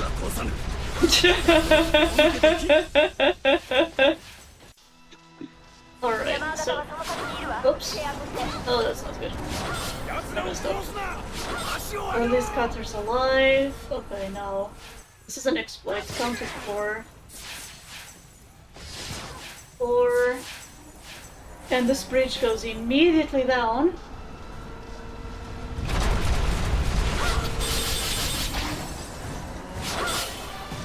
Kill this guy. Kill this guy. We should have just enough time. 1, 2,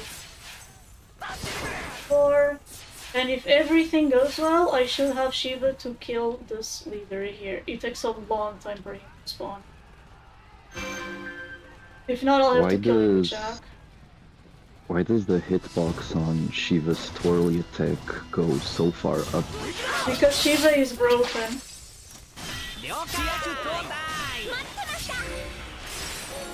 It's like they forgot to put a limit on its height. Oh yeah, it doesn't have the height limit, which is fantastic for this level. Guessing Machina is the turtle the sea? You are guessing correctly.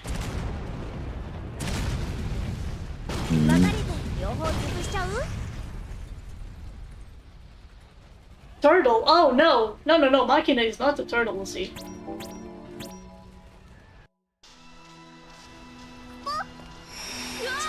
So here we are only allowed one character. So we need to make the summon count.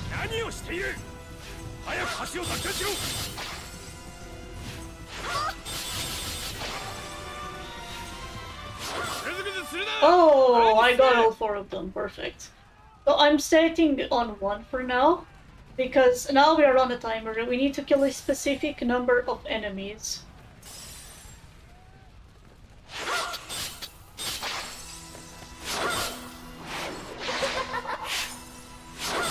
Good game.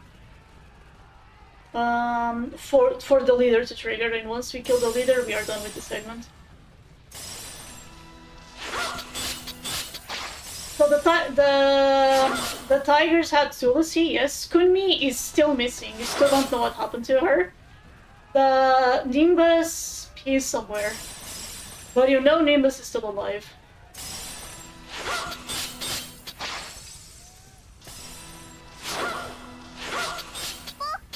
Okay, if Mog says that, that means the leader is spawning next. And we are done here. I can put this on 3. Wow.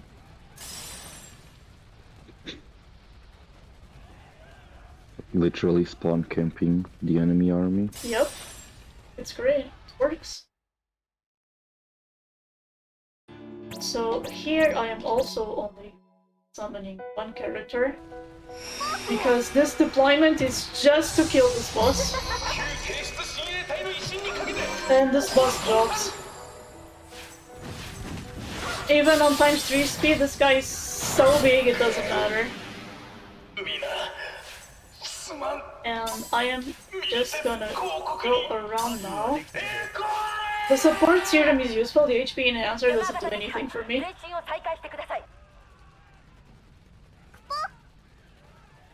Now we just have to wait for the voice lines.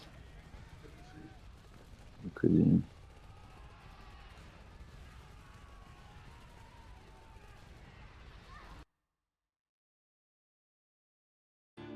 And now we deploy everyone. それほどまで。そうだ。スザクの歴史上、刹那教を上回るサモナーはいない。よく見ておけ。刻々と時が来た。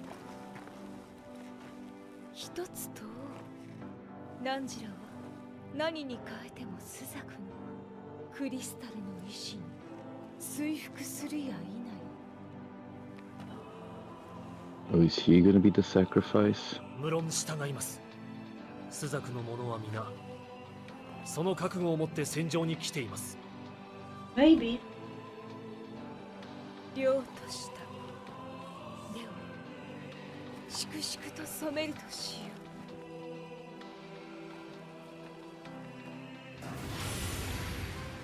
う。刹那教に魔力を送れ。展開始めるはくさび放つ歯車。一つ、二つ、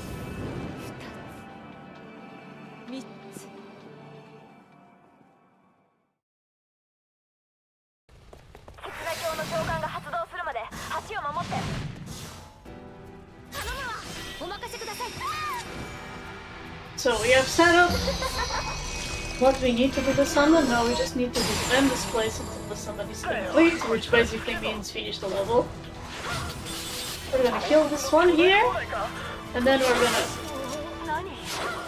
take care of the rest. One more tiger here.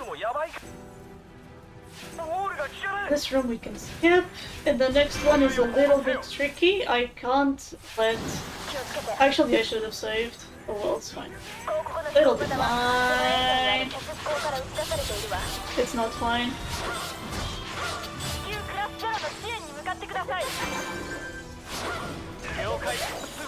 I need to save on the next room. Because you can only have one death in this part. And I lost Cadet.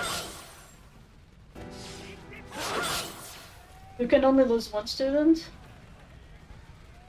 until you are out of students to summon, so I'll have to save on that screen. Just to make sure I can finish the level.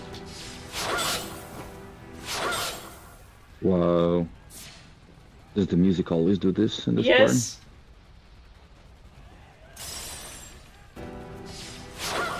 If there are no enemies, there is no music. And it starts over from the beginning when they spawn. Yeah. Very cool. I need to wait until she's gone. And I can summon again.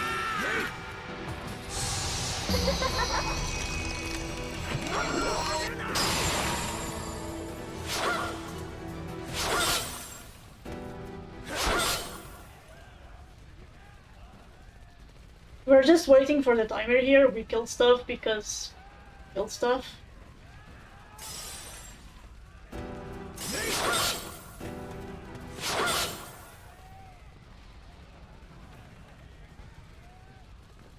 As soon as we get a voice line, then we are good to go.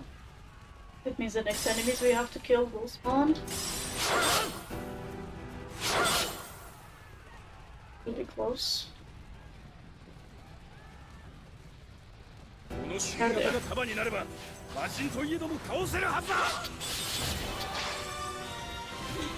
Uh-oh.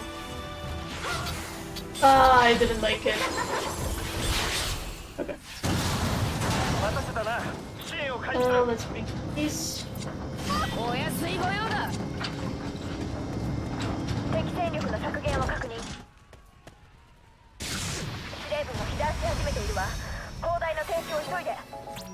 Save.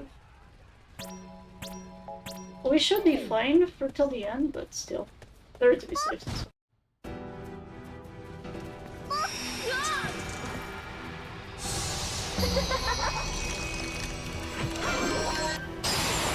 So, in this room, all we have to do is kill a bunch of colossi.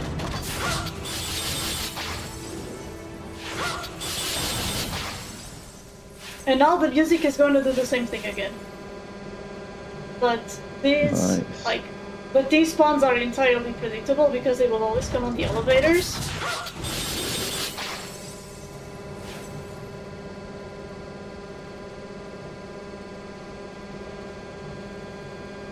There's this one, and then the last elevator.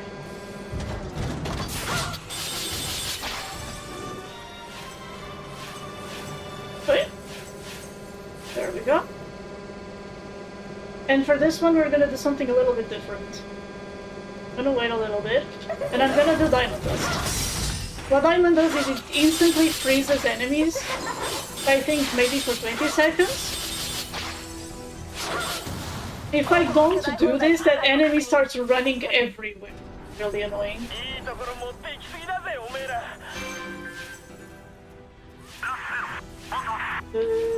have to go this way. I know where I'm going, I swear.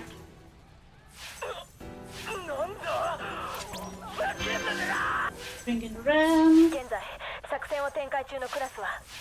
This is a safe point, so I'm gonna take this card.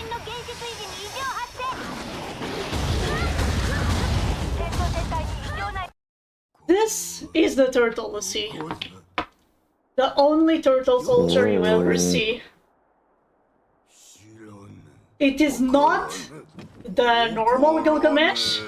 It is not the normal Gilgamesh, but we do get the music.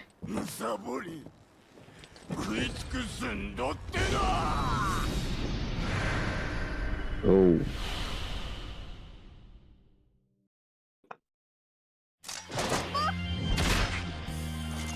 I guess he's being dominated by the Empire as well?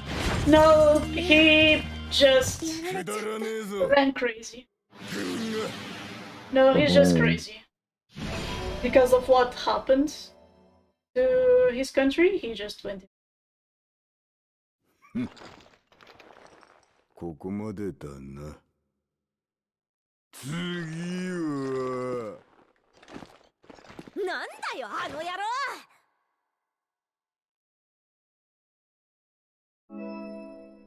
We will have more battle on the big bridge, I swear. Okay, and now these cutscenes are hard. These cutscenes hit hard.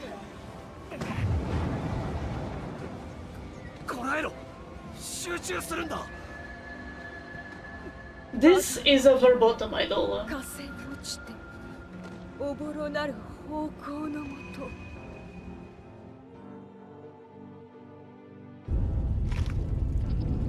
Cadet様、スザク、陣営に強大な魔力反応です。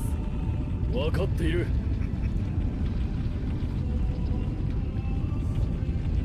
ルシの攻撃が来るぞ。大気が震えるほどの魔力だがヒルムラ、これを耐えれば道は開ける。第9部隊、第11部隊は後方に下がれ。残りは前進だ。ルシオ、最後まで付き合ってもらうぞ。ああ。さて、こたびの因果に下る王法はいかに。切な今日。スザクにクリスタルの可能あれ。深淵より討伐の叫び響かせ天に現出せ。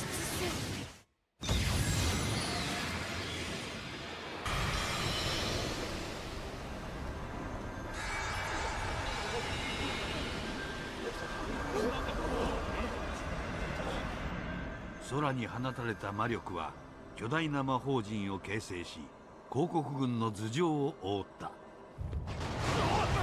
なんだ、獅子、おい、大きいぞ。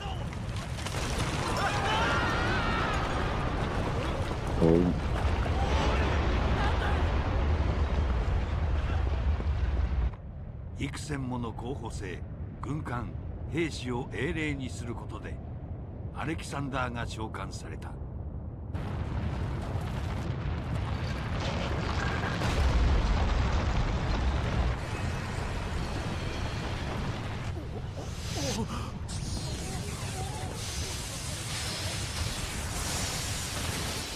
アレキサンダーの聖なる光は広告軍の国境要塞地帯を粉砕する。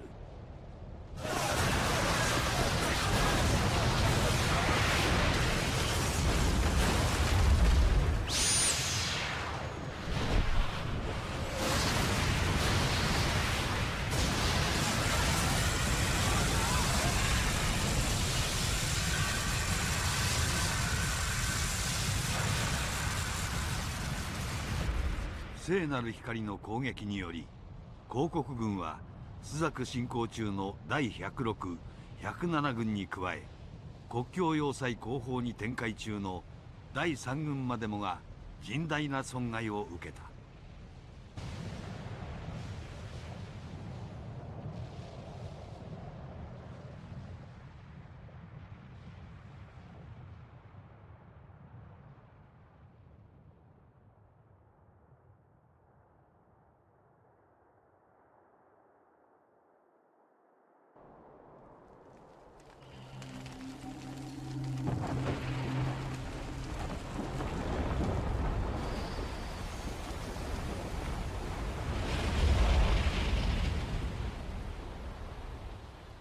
をじて生き残った広告軍部隊は数時間前に越えたばかりの国境を再び越え本国へと後退していった。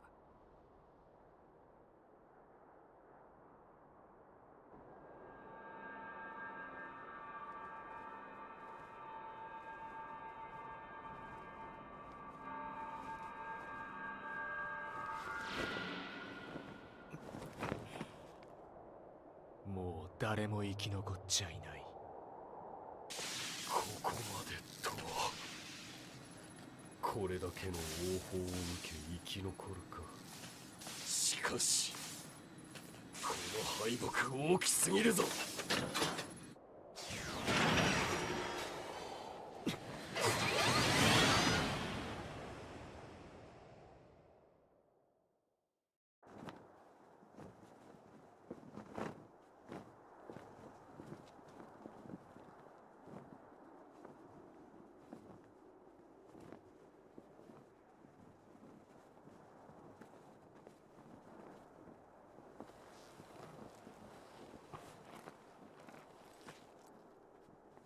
そうか。これが真意か。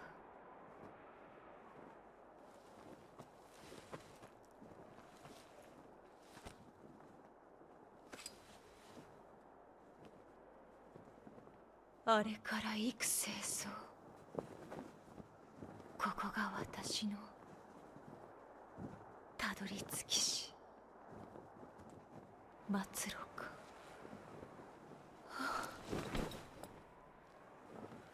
なんだか寒いな。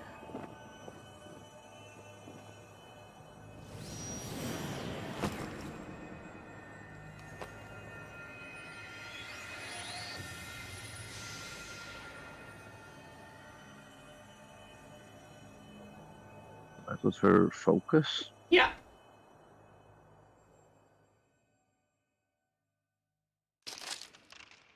Summoning Alexander there was what she was supposed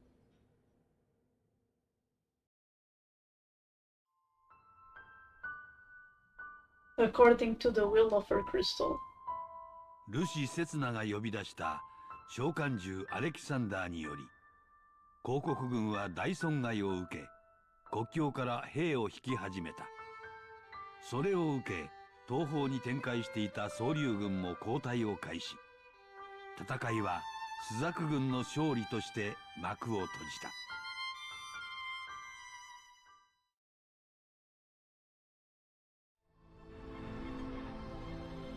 現時刻をもって西に展開していた広告軍の全滅を確認しました。しかし広告軍を迎え撃った正規軍およびルシ・セツナの援護に回った候補生の壊滅も確認しました。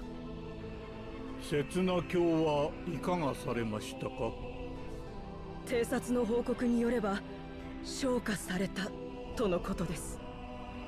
今日を手厚く保護し地下霊廟に運んでください。はい。This is something you only see on the Crystarian, the Blur thing.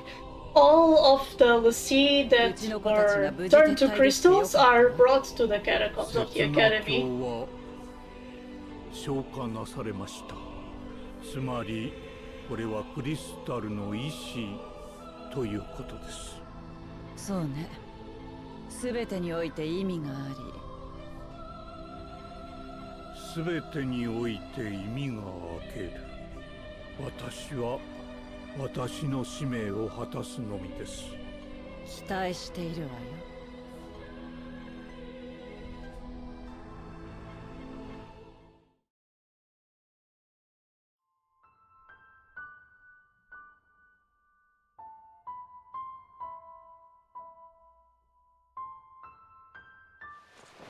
数字だけ聞いたってよくわかんねえよ。すべては記憶の底。私たちは死が溢れても実感がない。いっぱい死んだんだって。このお墓のね、倉雨って人、私たちの隊長だったんだよ。でも顔も思い出せない。だから涙だって出ないよ。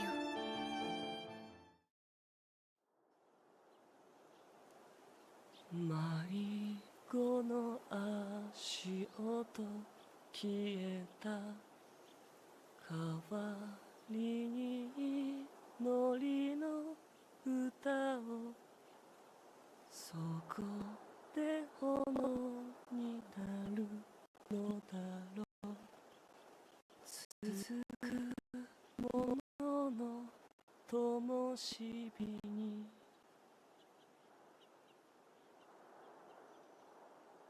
僕たちが泣いたところで何も始まらない。忘れなきゃいいのさ。彼らがここでこの時代に生きていたってことを。彼らのことを心に刻み、私たちは前に進みましょう。それが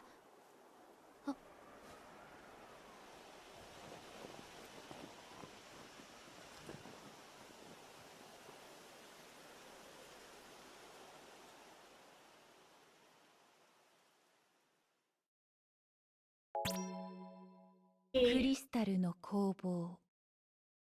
So we are finally on the final chapter. There are 2 more missions. One of them is just a boss fight, and the last one is by far the longest mission of the game. Along with the cutscenes, we should have around 40 minutes left of the run. ブリッジ攻防戦でミリテス・コンコルディアが受けた傷は戦力という人的なものだけにとどまらず兵士たちの精神面にも及んだ。両国の兵士たちは召喚獣を恐れるようになり、もともと対個人の戦力差が大きかったスザクは数でかなわぬはずのミリテス・コンコルディア連合を圧倒し始めた。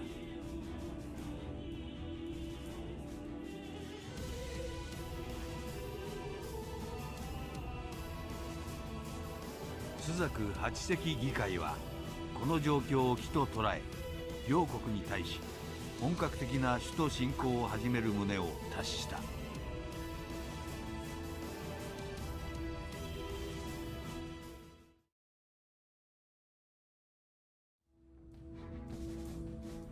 アテンション。直接会うのは初めての方も多いですね。私は陰性局局長ミオツク。隊長不在のクラス0へ通達に来ました。新たな隊長の選定も考えましたが、あなたたちの特殊性を鑑みてこのままとすることにします。現在のミッションは2つ。コンコルディア首都攻略とミリテス首都攻略。まずはコンコルディアにて総竜を落としてもらいます。ではモーグリ、あとは頼みましたよ。クリスタルの加護あれ。結局どういうことだ？端的には何も変わらないということだな。ミッション前のブリーフィングはどうするのかな？僕がするクポ。そうだね、ブリーフィングがないと困るよね。だから僕がするクポ。まあ現地にいる武官たちに聞いてもいいかもね。僕が。作戦命令は変わりなく降りてくるから、コムに気をつけてればいいんじゃない？クポー。冗談だよ、落ち込むな。そうですよ。ミッションの指揮もお願いしますね。キングとデュースは優しいクポ。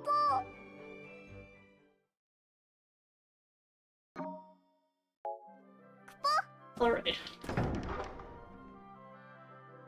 So we would, if we were on PSP, we would have to do one sortie, one tactical thing, so in order to be able to get close to the capital, but because we are not playing bad games, we don't need to do that. Yes. What is... So, After a Lassie sublimates, do the crystals make another Lassie? Sometimes, not always. The crystals can have up to 2 Lassie at any time. But right now our kingdom only has 1. しかし間もなくペリシティリウム総流は籠城したまま降伏を宣言する。総流への門を開かぬ降伏に対しスザク八隻議会は戸惑いを見せたが、すでにコンコルディア王国に反抗する戦力なしと判断、勝利宣言を行った。 So during the mission that we did not do, Concordia surrendered. So they're out of the fight. This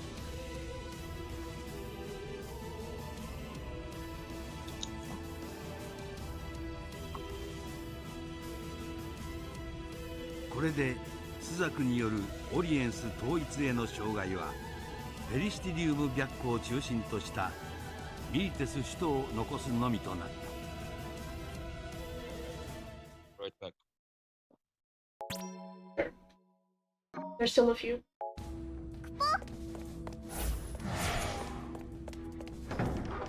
So now that Concordia has been conquered, all we have to do is busy. And we will have all of the kingdoms and all of the crystals. And this mission is really straightforward. This final mission is really straightforward. Oh, right. I always forget to talk to this guy. But you do need to talk to this guy. Before I can go and talk to Mog.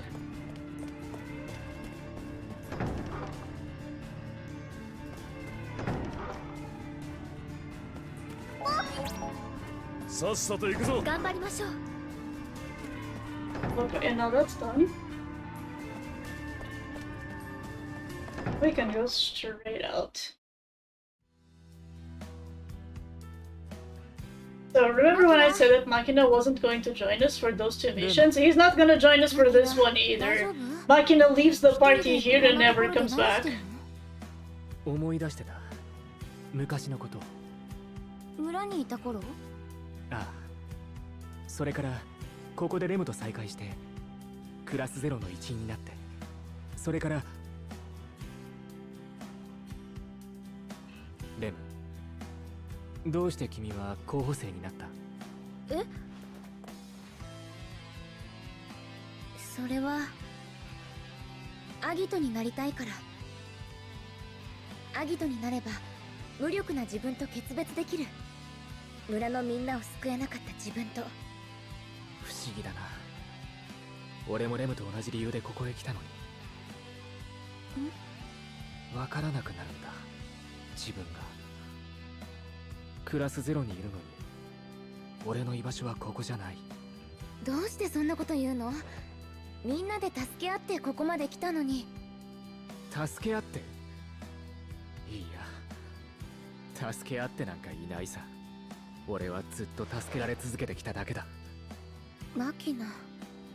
でももう違う。俺はレムを守れる。俺は決別したんだ。口先だけの自分と。もう心配いらない。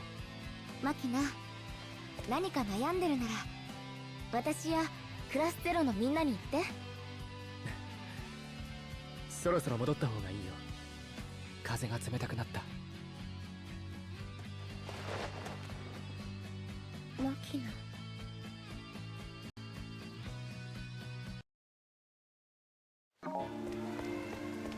Okay.「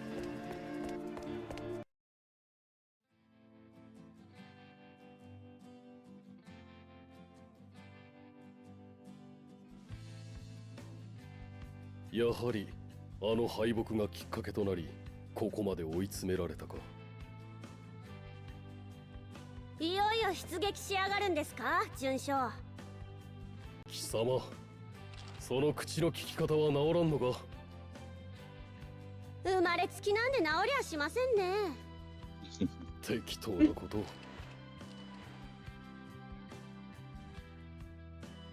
スザクの部隊が近くまで来ている。戻るのなら好きにするがいい。お断りだな。 So this is the girl that got shot during the Queen assassination. She survived, and this is on optional cutscenes. But she survived, and Kator just basically takes her under his wing. ここは戦場になる。さっさとスザクへ帰るのだな。準将はさっき好きにしろと言ったですね。 Those shoulder pads look dangerous. Yeah, they do. くだらん。我はあんたが夢見ているミリテスはまだこれからなんじゃないのか？と、後ろの連中が言ってやがるぞ。準将、その機体はとびっきりのチューンアップをしました。空の彼方にだって行けます。それで死んだら格好悪いですよ。そうだ、死に花咲かせようなんてくだらねえこと考えないで。いつもみたいに偉そうに帰ってきやがれ。くだらん。我を誰だと思っている？完全機関車カトル・バシュタールだ。舶来、出るぞ。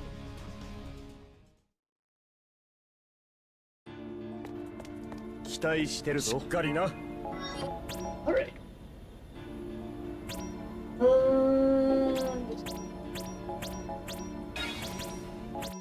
This mission is a single fight against Kator.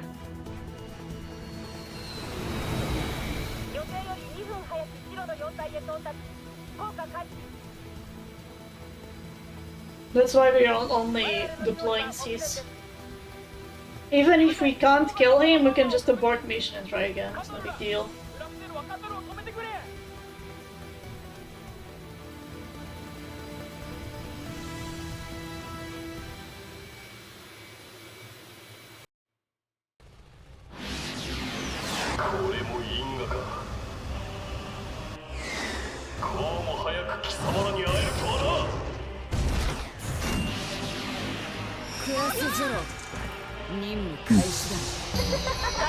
So I'm going to put this. The goal of this fight is again getting a break side as fast as I can, but it's not guaranteed at all. Got him. You can only get a break side on that attack, and only if you time it really well, because it only opens for a couple of frames. It's really hard.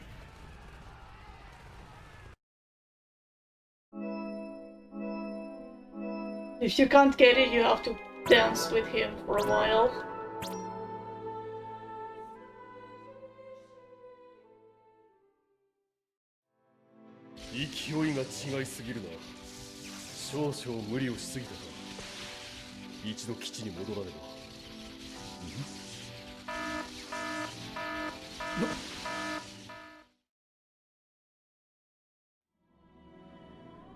準将の機体から緊急信号。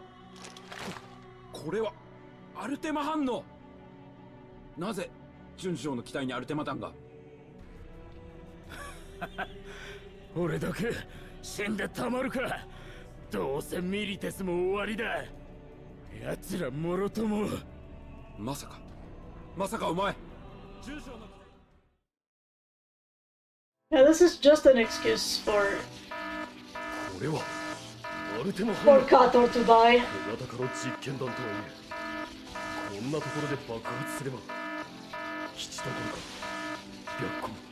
Why does the random soldier have access to Because this guy needs to die.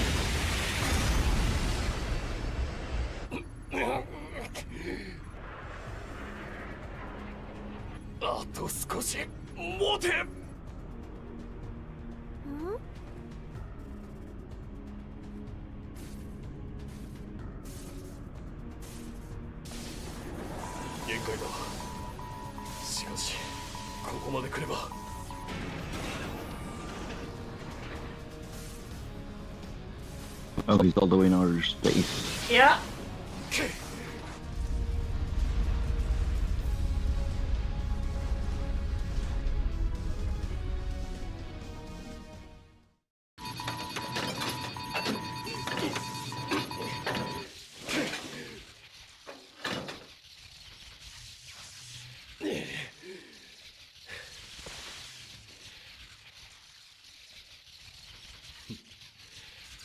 常に最前線で戦い続けた因果だろう。心残りといえ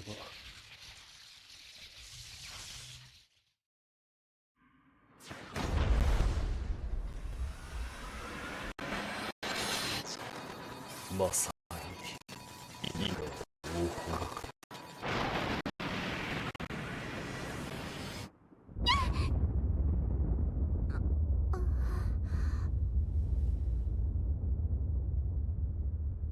勲章？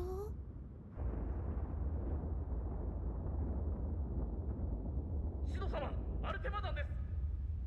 暴走した実験弾を一台の後期が高高度まで運んだ模様です。そうか、言ったのか。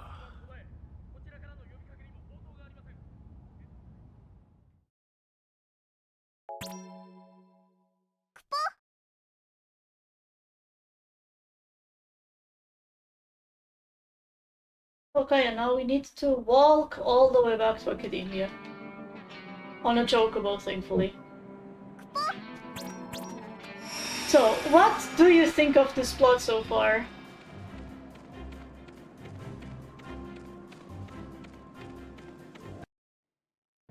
The general's death seems a bit pointless. Sorry? The general's death seems a bit pointless.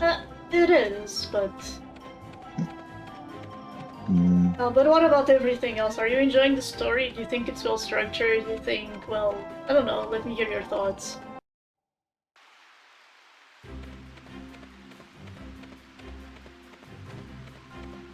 If you don't know, just say I don't know.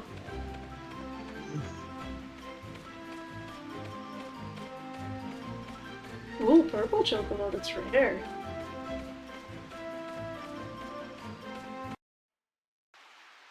I like it so far.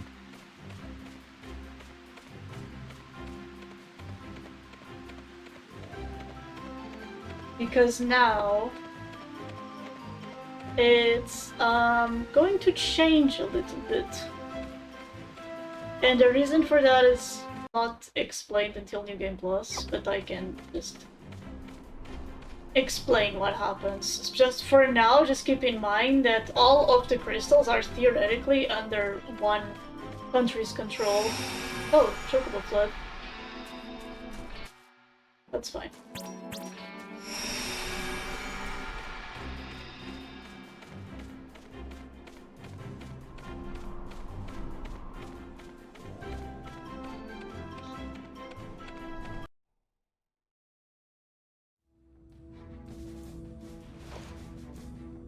先ほどペリスティリウム白虎完全制圧の報が届きました。ついに落としましたか。思いのほか手間取りましたな。シドールスタインはいかがしました？現在行方を捜索中です。しかし白虎クリスタルを抑えたのであれば彼は何もできないでしょう。はい。我がスザクによるオリエンス統一、ここになされる。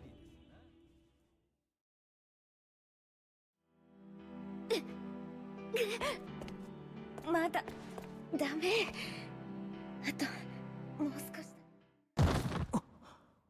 レムさん。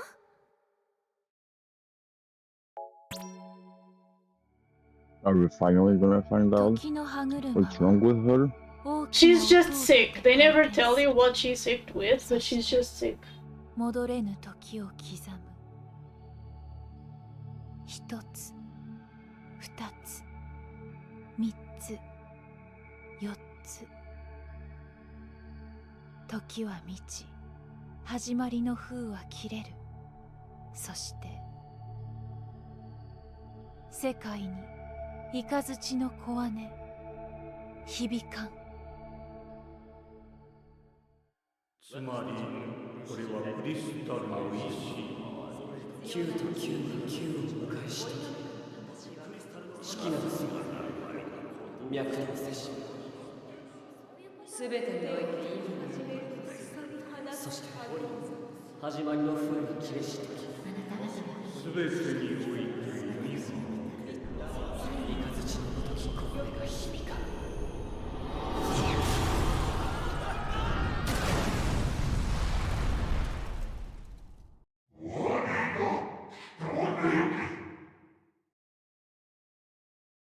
この日、世界が変わった。突如、空は赤くなり、海は漆黒に塗りつぶされた。Right, so this is where the game violently reminds you that we are still playing a Final Fantasy game.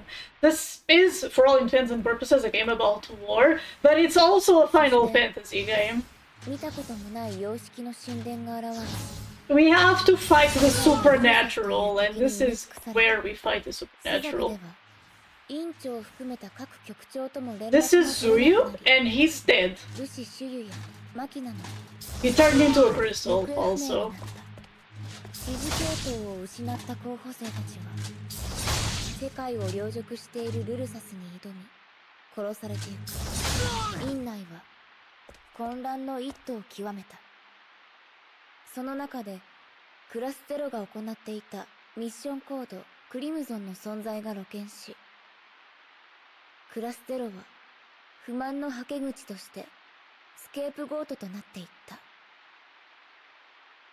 So, what they mean... Finis という判決。When 9 and 9 meet 9, a voice like thunder will sound, we have arrived. They mean the ruses. This is a prophecy that explains the end of the world. What it means is never explained anywhere.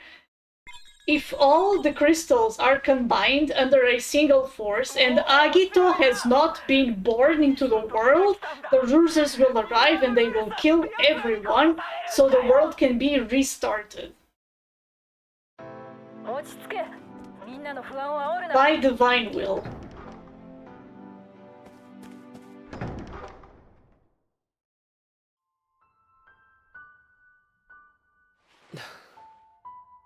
みんなちょっと前まで僕たちに頼ってたのに手のひらを返して攻め立てている。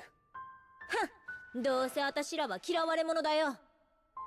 私たちはマザーやスザクのミッションをこなしてただけだ。誰かに感情をぶつける理由が欲しいのさ。鬼を飼っていた者がいつしか鬼として追われるようになる。昔からよくある話ですね。もう一体全体どうなってるの？わけがわかんないよ。落ち着いて状況を整理しましょう。一番の問題はそうですね。まずはやっぱりあれです。珍しいこともあるもんだ。クイーンもパニクるんだね。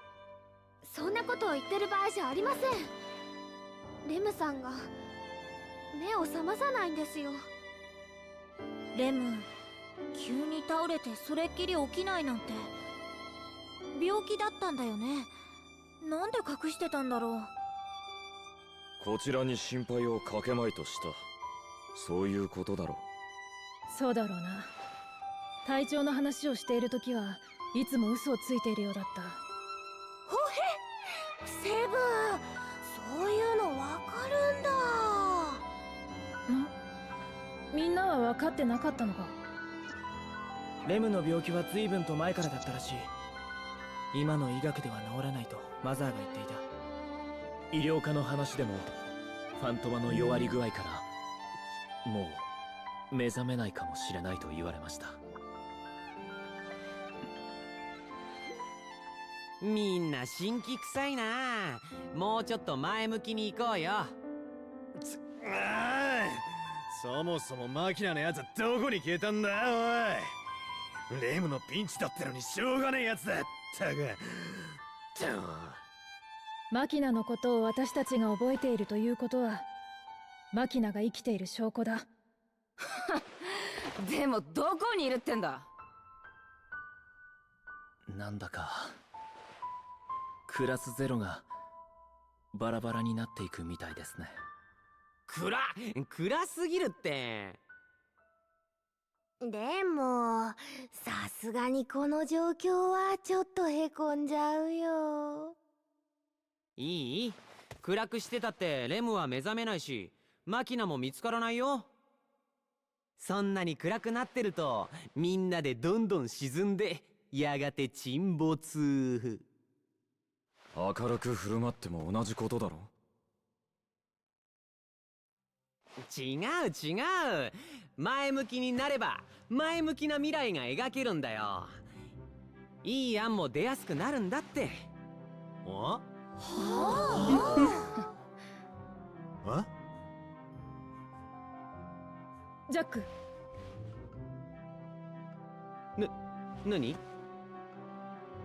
生まれて初めてあんたを尊敬したよ。いやー、照れるなーって褒めてないよねそれ。いじけている暇があったらまずはできることからだな。少し情報を集めよう。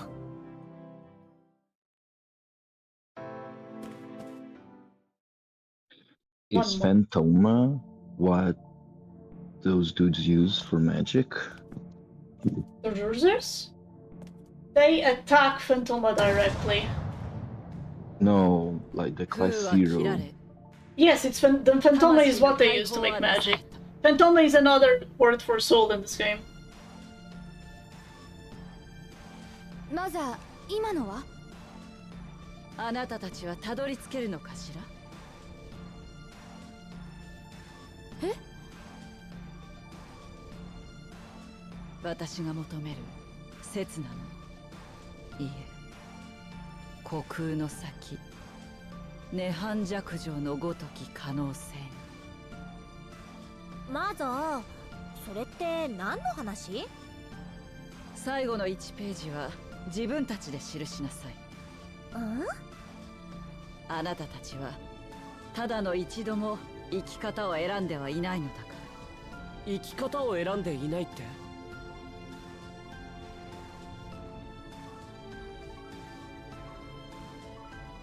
クイーン、あなたならわかるでしょ。アカシャの書ですか？そう、クリスタルの意志、すべての運命を記した書。あなたたちはその書に記された通り、ただ忠実に命令を全うし生きてきただけ。そんなこと。だから最後だけは選びなさい。これは私が最後にあげる人としての自由。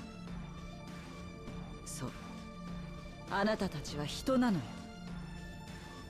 人には生まれを選ぶ自由はない。でも人だけがどう生きどう死ぬかを選ぶことができる。だから選びなさい。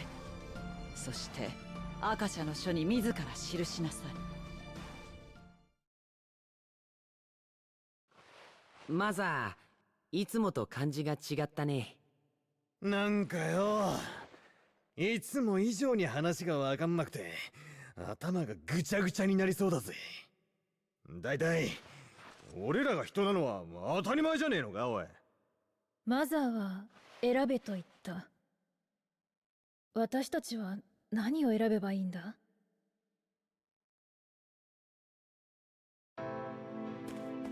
Alright, so this is important. There's a bunch of choices that lead to the outcome, let's put it that way. And although we are on a set path, if you think about the story as not having a player, there's actually a lot of different things they could have done that would lead to a bad outcome. こんな時に指令室で何やってるんだ？こんな時だからだよ。困ったもんでさ、院長が行方不明なんだ。何ですって？まったくこの非常事態にって思うだろう。議会とも連絡がつかなくて、おまけにドクター・アレシアも捕まらない。マザーも。Yeah, we just saw her and suddenly she disappeared. 覚えてるから生きてはいるってことだ。それでは今は誰が朱雀をまとめているのですか？誰もいないから困ったって話だよ。命令系統は完全崩壊。仕方ないからここだけは仕切ろうと思ってさ。で、どういう状況なんだ？悲惨だよ。ルルサスとかいう化け物は朱雀に進行中。撃退に向かった候補生たちは手も足も出ない。何人も死んだよ。朱雀の候補生たちが。聞いたところによると、ルルサスってのは聖者のファンタマを破壊するらしい。つまり治癒が効かない。被害がでかいわけさ。早くどうにかしないと。もう命令は降りてこない。頼れるのは自分と仲間だけだ。新しい情報が入るかもしれないからまた顔出してくれ。俺のできることはそれくらいなんでな。For now, you're just gonna leave and talk to a specific NPC. This one. And this is the information that we need. Okay. そうだ。お前らには伝えておく。広告の使徒が例の神殿に入った。使徒が？一体何をするつもりだ？さあな、皆目。どうした？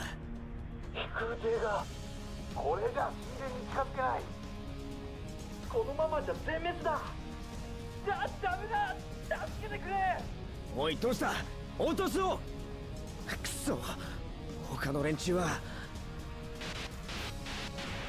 ダメだ。まさか全滅？お前らあそこに近づくなよ。かの地、選ばれし者のみが入ることを許される。その者天理天道に触れ、誠なるものを手にするだろう。それは利害の利、アギトへの断り。それは力、アギトへ至る王権。そして賢者は語る。全てにおいて意味があり、全てにおいて意味が明ける。選択せよ。断りか王なる力か。我はなろう、アギトへと。鐘を鳴らそう。世界を震わせ伝えよう。9と9が9を迎えしとき、式なる底、脈動せし。そして始まりの風が切れしとき、雷のごとき小姉が響かん。我ら来たれいと。何それ？無名の書と言われる本の一節です。シドがアギトになるっていうのか？そうは言ってませんが、状況が似通っていたので思い出しただけです。ちょっと似すぎだね。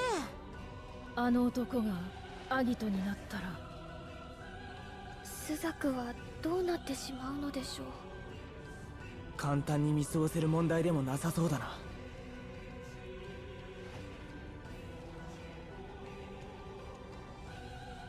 皆さんにお話があります。準備ができたら教えてください。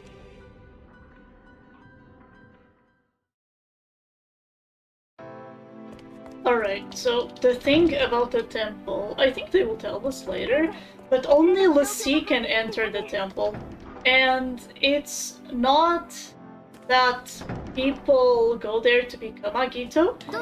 It's that people go there in order to be able to determine if they could become Agito if the circumstances were different. あれを知っているのか？審判の地、バンマ殿。あの神殿の奥では審判者と呼ばれる者がこの世界にアギトが生まれたのか、その最後の審判を行うために待っています。外の世界に溢れているルルサスも関係があるのですか？ええ、あれはアギトなき世界を消し去る者たち。最後の審判の結果以下ではいなくなるのかもしれません。かも？はい、その先はここには書いてありませんから。マザーが言ってた最後の1ページ。そうですね。それで俺たちに何をしろと？それは私が決めることのわけないじゃないですか。皆さんは何をしたいのですか？何したいって？ねえねえ、その審判者とかは何がしたくて審判してるの？審判者がしたいことですか？それはクリスタルに与えられた使命を全うすることではないでしょうか。でもそんなの私たちは知ったことじゃないよね。そうだな。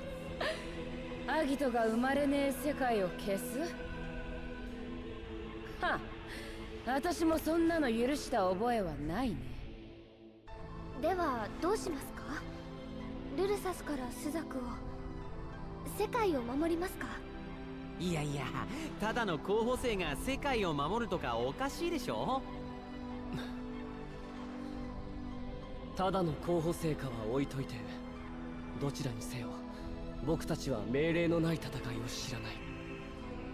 最後の1ページは私たちが決めろか。どうする？俺たちの選択肢はそれほど多いわけじゃないだろう。ルルサスに立ち向かいスザクを守るか、このままここでルルサスがスザクを滅ぼすのを待つか。どっか逃げちゃうってのもよくない？審判者とかいうやつが親玉なら、そいつをぶっ倒すって手もあるんじゃないの？お、それだと俺らのいつもの任務っぽくて分かりやすいな。おい、誰かを守りながら戦うとかもう全然性に合わねえし。アギとならざる者、審判者の前に立ちしとき、その命無に帰るだろう。は？無名の書にはそう書かれています。書の記述が正しいのなら、審判者のもとに行くにはアギトになるしかないのかもしれません。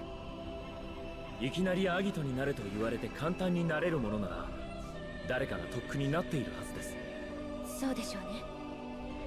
そもそも今はマザーがいないことをお忘れですか？そうです。マザーがいないと私たちは戦闘離脱時に目覚めることができません。だね。私らマザーがいないまま戦ったことなんてないもんね。じゃあこのまま黙ってスザクと共に滅ぶのか？回復は役割を分担して俺たちでやればいい。おっ、ナイスアイデア。忘れたのですか？ルルサスに負わされる致命傷はファントマに及びます。回復する術はないんです。何を選んだところで死ぬだけか。まるで死に方を選べって言われてるみたいだね。どうやって死ぬのかっていうのは、どうやって生き抜くかってことでもあるんじゃないかな。I love that she just stares back. たまにうまいこと言うんだよね。アテンション。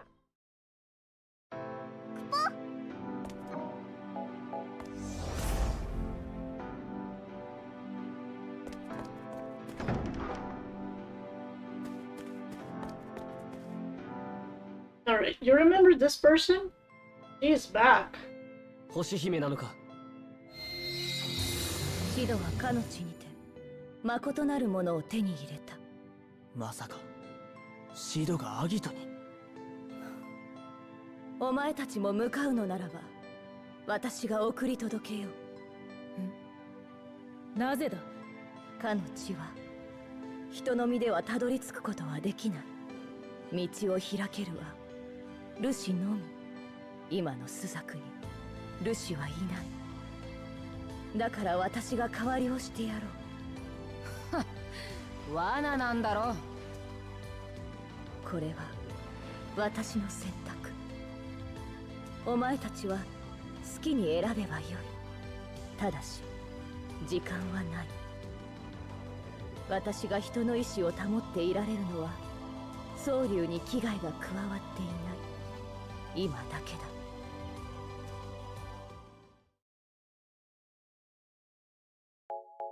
Okay, they are thinking that Sid became Agito, but he became the judge instead. I can just tell you now.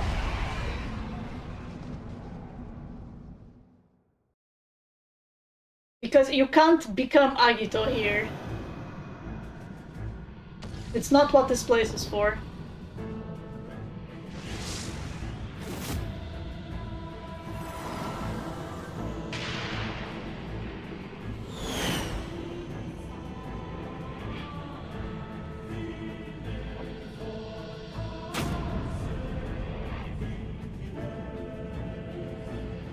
So, those text boxes before were basically telling you that if people die here, they are dead for good, and you can't summon here anymore.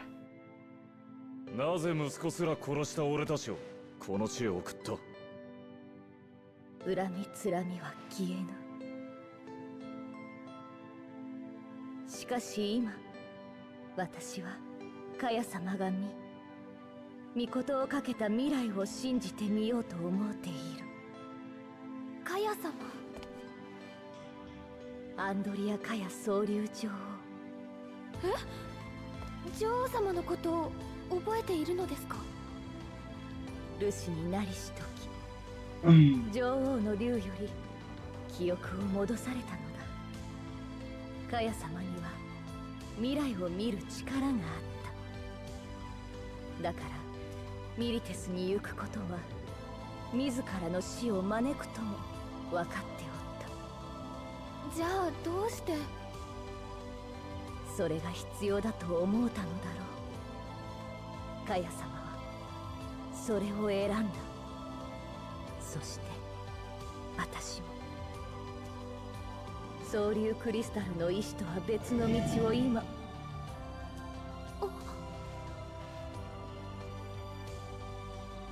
そうか。これで私は全てを失うのか。家名に縛られ赤時の守護として我が子を失ってまで国と民を守り続けたか。ここまでなのだな。それが私の選んだ道か。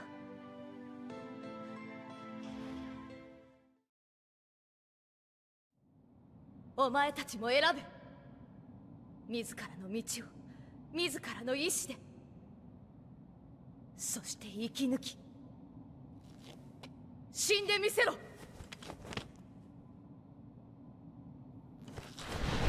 い！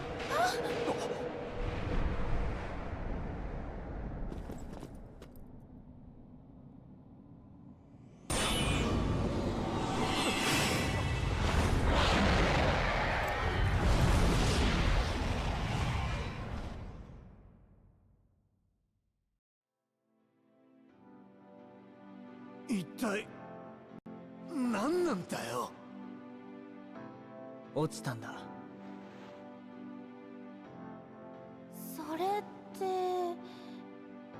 ええ、彼女はもうこの世界にはいません。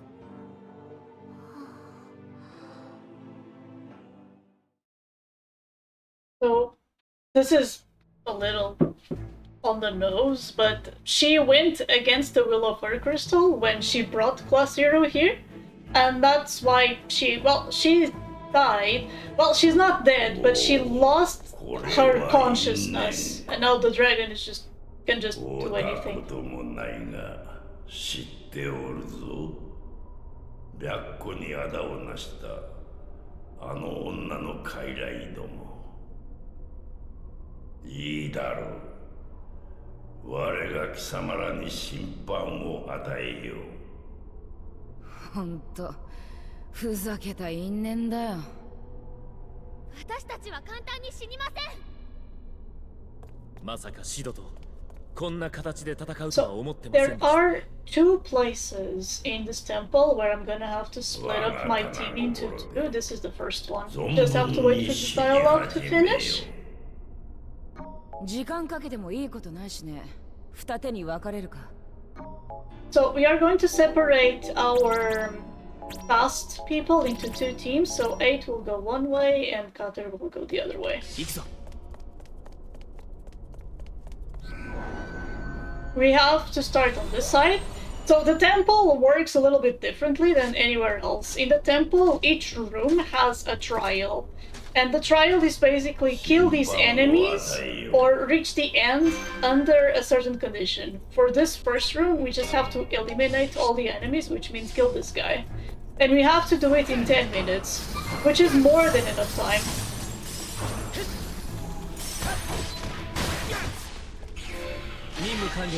And in this place, it is really important that you always get the Phantoma, because that is the only way of killing a bruiser. If you don't do it, the enemy will stay there and eventually it will respawn. So this one is the worst trial because we need to survive for 2 minutes. That's it. So I can talk a little bit more about what happened and also the lore of this world. If it wasn't clear, and it's not, but I will explain, Mother is actually a god. She is one of the 2 gods involved in creating this world. And the goal, and it is represented by those 2 humans running, like, floating around the ball.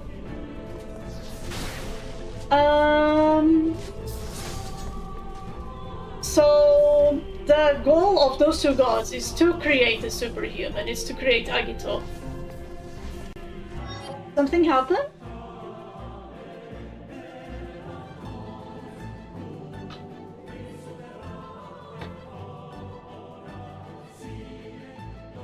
Well, it appears to have been by yourself in the skull for more than 3 minutes. What happened?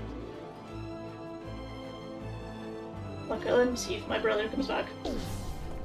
Okay. Trey Croak, that's fine. She's one of the gods, and their goal is to make Agito. Their goal is to make a superhuman. And this world is designed in such a way that if they can't find it after a certain amount of time, the world just gets reset. And the world, like this, so the Rurzas come, they kill everyone, and then the gods are free to just start a world from scratch. And it has happened millions of times before. We are on the final one. And some ways this happened is Class 0, which is Goddesses Dia's chosen ones. They either choose to defend the kingdom instead of coming here. There is no Lassie to take them here. They refuse the help of Celestia. And there is one more, which is the big one, and that is coming up a little bit later.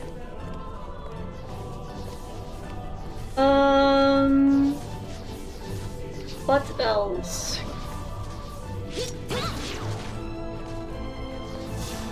There's also different people in Class 0. On New Game Plus, you will see new characters that don't belong in this class, or either Ramen Machina. And it's also implied that by getting the wrong combination of people to perform Class 0, you will never reach this place either. 行くぞ。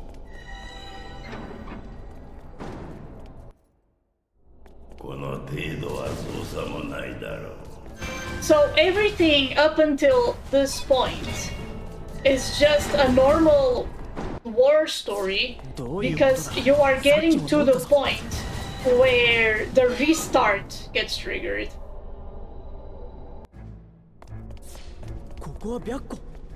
And now we are literally deciding the fate of the world by doing everything as it's meant to be done.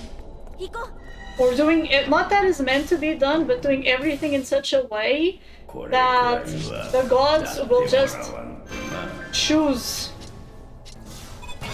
Okay, there we go. Get this one. And there we go.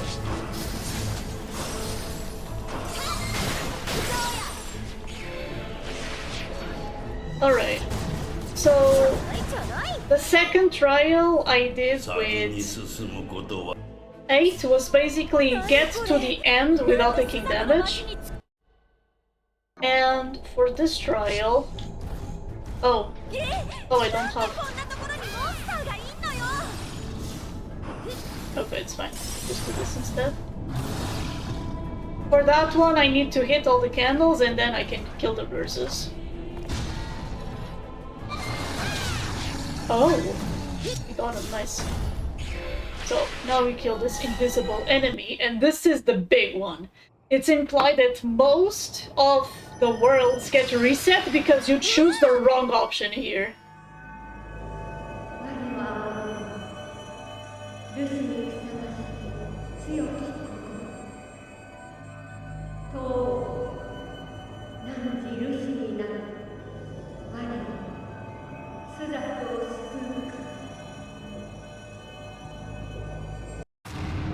You cannot become a Lucy. If you become a Lucy, you cannot beat the game. You die to the versus invasion. Because if they choose to become Lucy, they also choose to...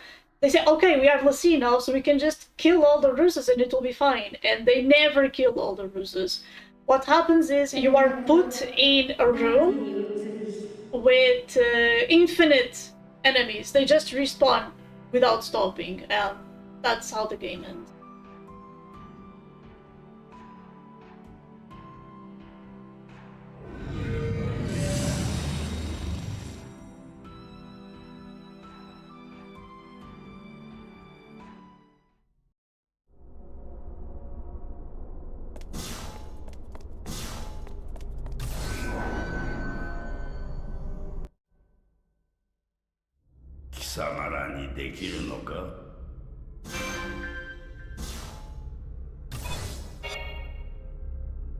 Oh, right.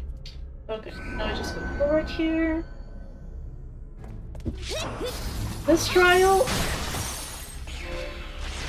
is pretty easy. All we have to do is kill the enemies, harvest the Phantoma, and go the right way.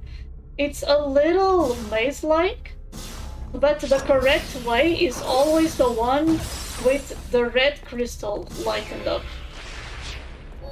So it's going to be this way.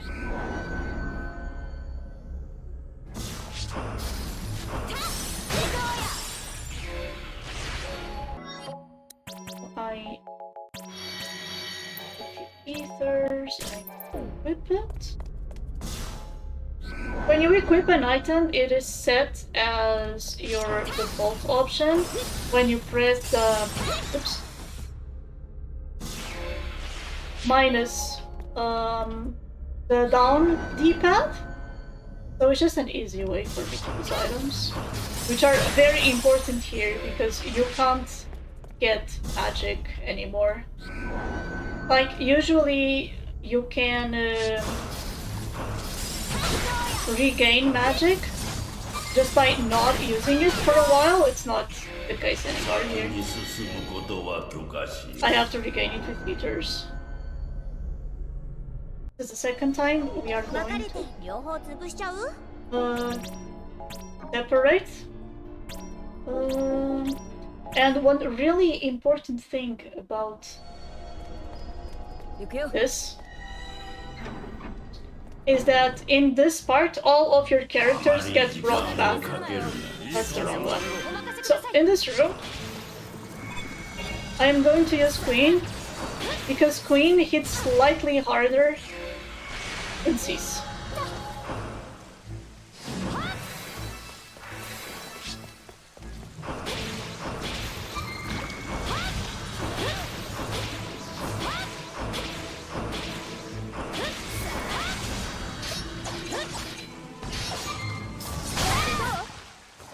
So annoying.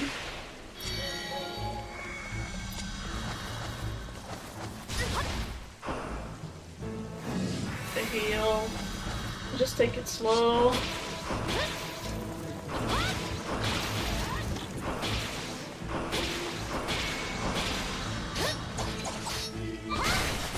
I hate that sometimes that attack just does not work. It's really annoying.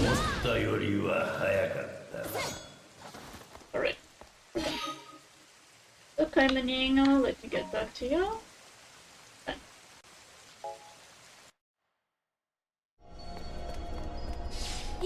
Okay, now these are the hardest trials. So with this team, I need to do 2 trials. 1 magic trial and 1 physical trial. During the magic trial, I am not allowed to use my physical attacks, not even to kill people. Not even to attack people, not even to... I just can't use physical attacks at all. And these wing burns are really annoying.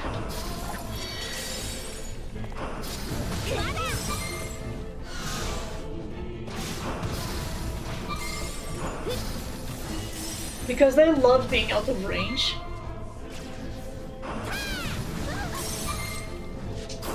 And now this guy is here.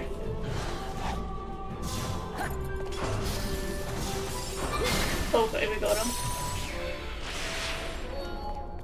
Really annoying.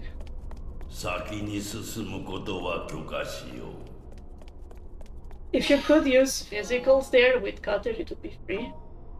But you can't, so... Okay, this room is also really interesting. It's supposed to be a puzzle. Of course, we already know the solution. So, there are 4 pillars that we can attack. Just give me a minute. There are 4 pillars that we can attack. And all of them have to be killed when the flames light up on that signet. No, I don't want to click. Fuck. Oh, but I can't. Okay, it's fine.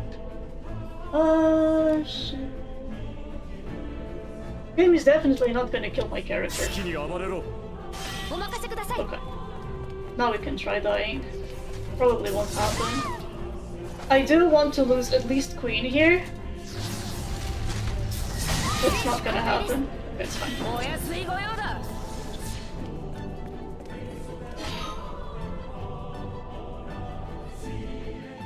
It's not a big deal if I can't get anyone to die.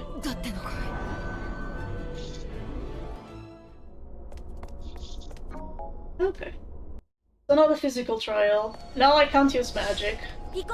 It's not as bad. It's just really annoying, this one. So let's just do that.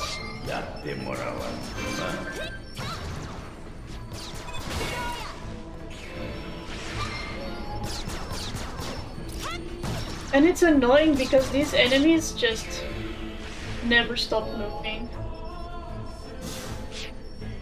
Let's see.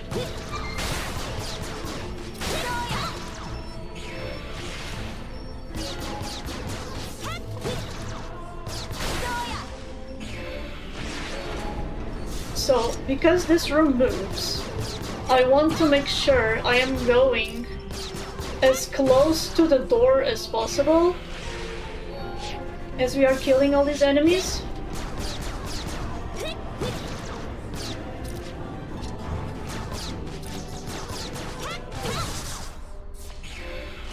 That was pretty smooth. Now I just need to wait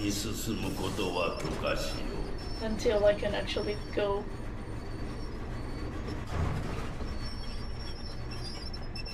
Yeah, this is just a waiting. Oh, it just started. Fortunate.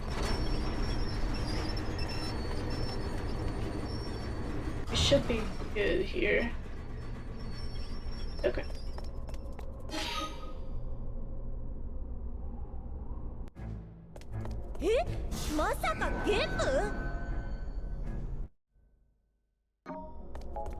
Okay, here we have another enemy to fight, but it's not nearly as bad as the first one.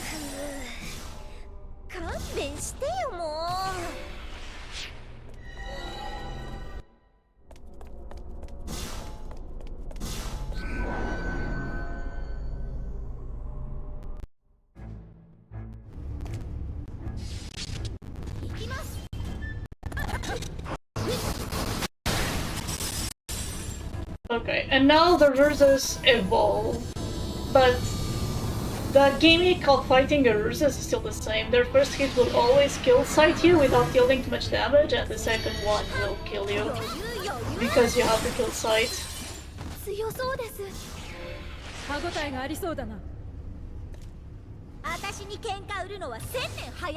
Okay, so there is another. Well, there are gonna be 4 rooms now. We are basically done with trials. Now we have 4 rooms where the goal is to kill these ravers.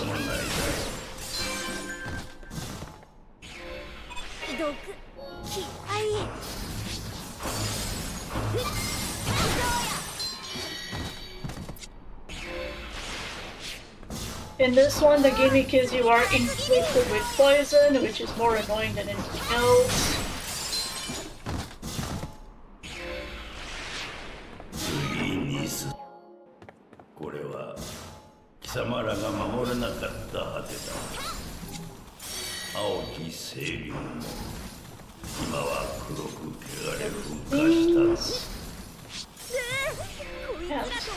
Harvest. I can do another potion.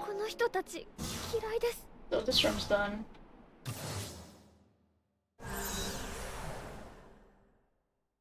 We are doing these rooms in a specific order because we want to leave the black room for last. These enemies won't spawn until I accept.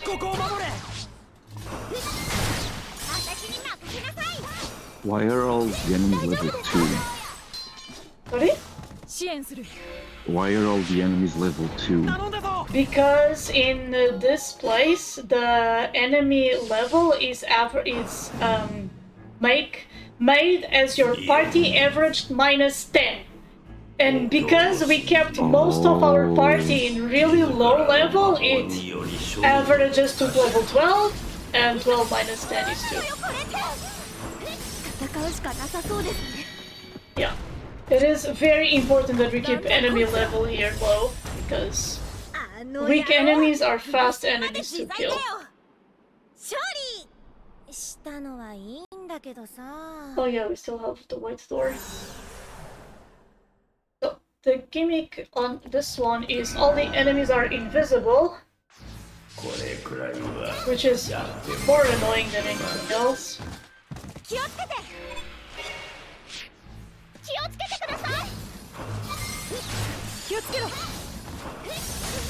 Ow.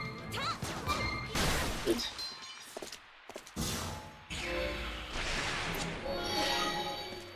Alright. And this is supposed to be really hard, but we can just do that. So, these are 2 enemies that are basically the second fight against Kator, the really fast mecha. And how you kill them that fast is you use a technique that I can't use summons because we have the technique equipped by default. We use the technique in one of them, and for the second one you use an enhanced attack, and because it's level 2 it just dies. Uh-oh. That was close. I was a little bit too slow there.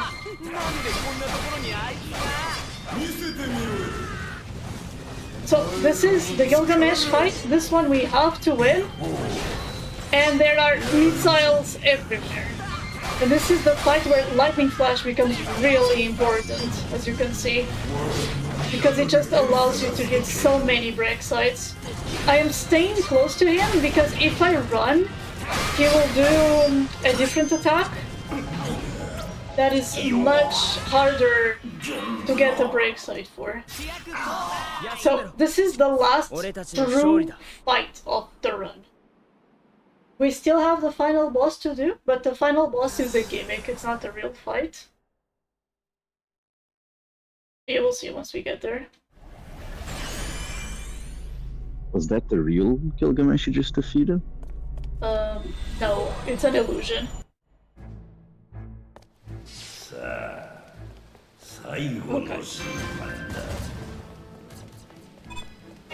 So, for now we just need to reach the end of these stairs as fast as we can because there is a river of blood down there that is gonna get us. Can you destroy the ice? You No. just have to clear with them. No. We failed the trial, but we always fail this one. You cannot beat this one, because Sid has lost him. So he just kills you. Remember this guy?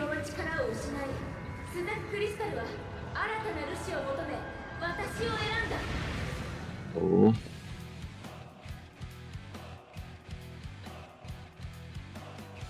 Crystal はスザクよりアギトが生まれることを望んでいる。白のルシオ、下がれ。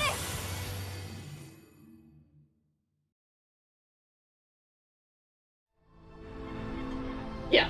So I think they explained to you what happened to Makina, but Kunmi gave him her rights of being a Lassie. So Makina is a white tiger Lassie. And he has been since the end of the capital escape.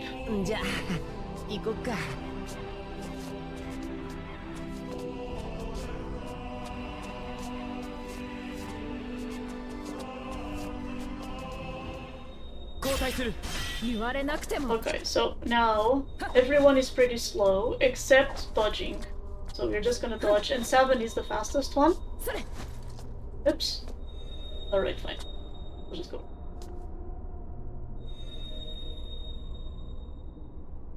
Lemとマキナ、何があったんだ。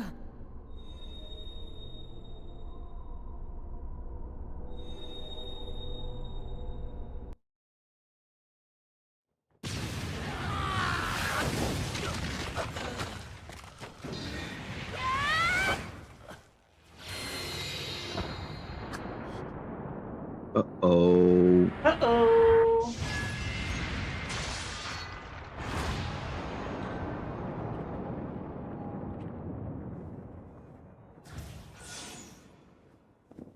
Makina.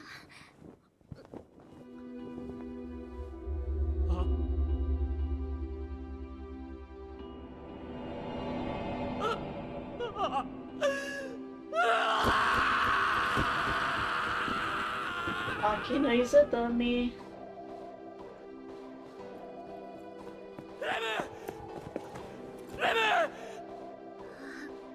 Makina だ。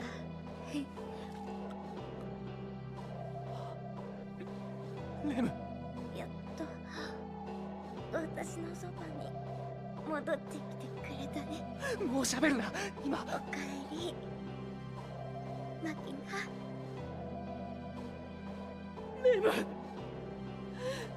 ごめん。俺は。なんでこうなっちゃったんだろうね。レムを失って忘れてしまうのが怖かったんだ。一人になるのが怖かったんだ。だから俺はルシ。マキナ、どこ？レム、俺はここに。私を忘れなくて。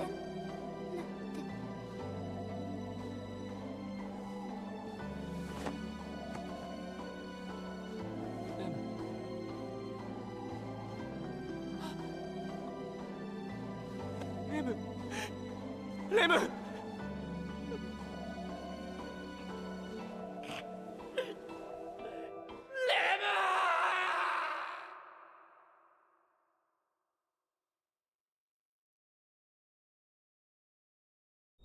But they don't tell you. Okay, so I will tell you. This game's so wholesome. So when Makina runs away at the cabin, he meets Kunmi. She was stuck in a wall for some reason. The game never really explains. I think they do explain to you what happened. It was something that happened with the Ultima Bomb. And she was nearby. I don't really remember what. So he finds her, And she asks him, do you have a reason to become a Lucy? And he says yes. And she says, okay, then take my powers because I want to die. She gives him her power as the Secundus Lucy of the White Tiger, and she dies. And he has been a Lucy for the White Tigers ever since.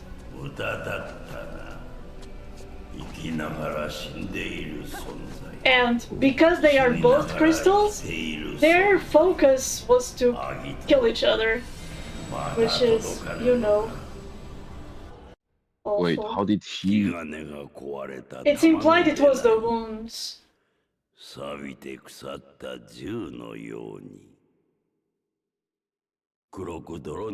He's worse than he looks, basically, on that cutscene. 前に進むことができなくなった足のない虫のように貴様らは無価値だ鉄頭鉄尾生まれたその時から何の価値も見つけることはできない無価値なものには何の権利も与えられぬ審判者である我が裁きを与えよう。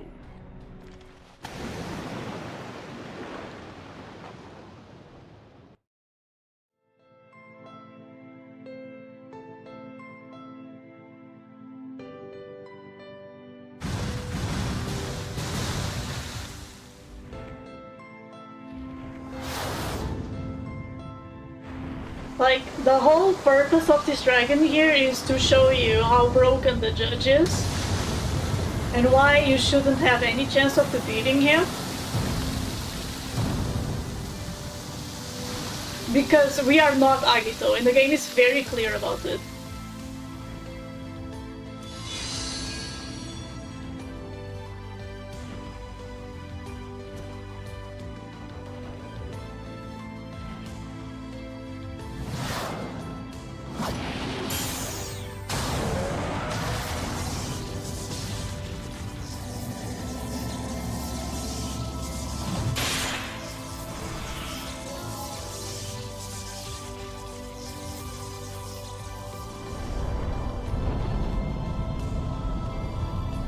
So the judge can instantly remove the soul from a person or from any living creature.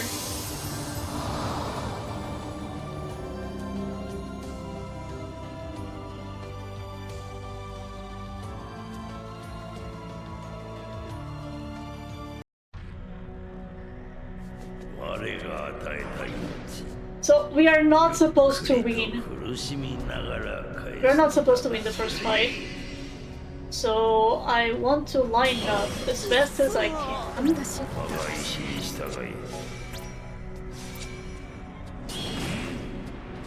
In order for him to hit as many people as possible at the same time.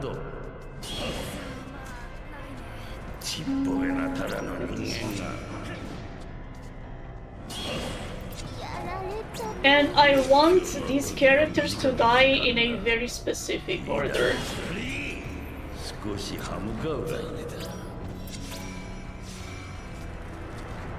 Oh, he's gonna grab one. I guess something happened to Ryu while I was AFK.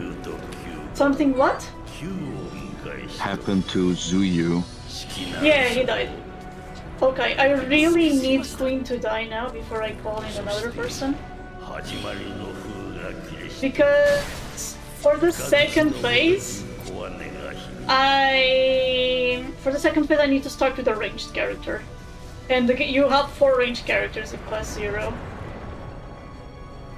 So he has to be the last ones to die. So I'm gonna start with either Ace or King, and we're gonna find out on the next cutscene which one it's going to be. So Zuyu also sublimated. He also became a crystal fighting the Ursus.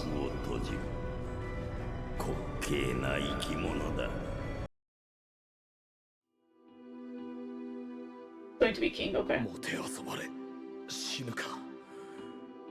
無様だな。人にしかたどり着けない未来よ。あなたたちは持っている。試されている数多くの世界であなたはたどり着いた一つの未来。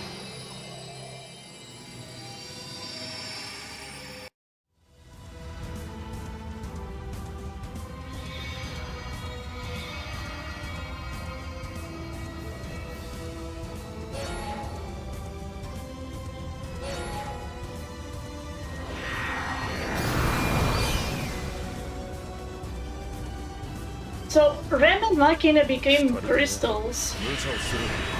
Away from this room, Seed can't get their Phantoma, and they are using their Phantoma to revive the members of Class 0 just long enough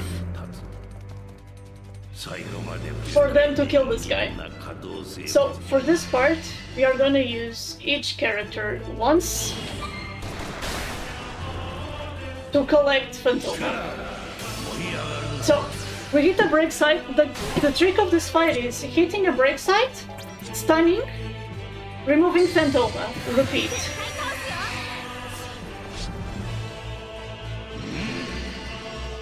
We have to start with the ranged characters,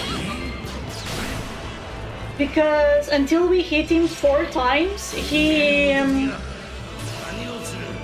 reflects magic. And he's too high for physical attacks to hit him. So for Ace... Perfect. His normal attack has enough to light that you hit the break side as soon as you attack him when he comes down. Now we're gonna do Trey.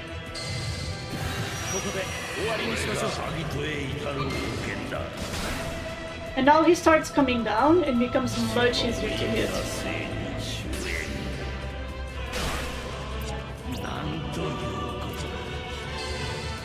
And now I can also start using magic, which is much more reliable. For everyone else except for Jack, I will use magic to hit him because it's just faster.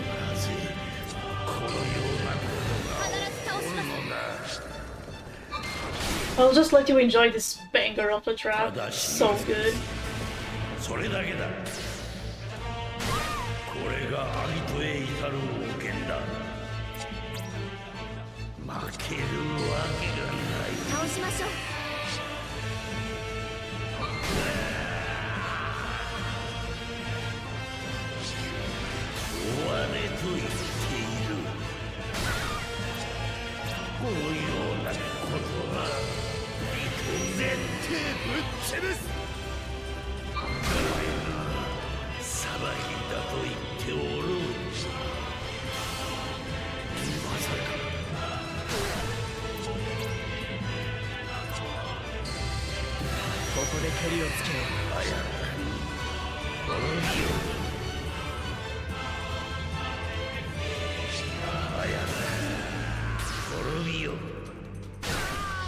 So we're about to reach the end of the run. Time will be called when I harvest the last Phantoma.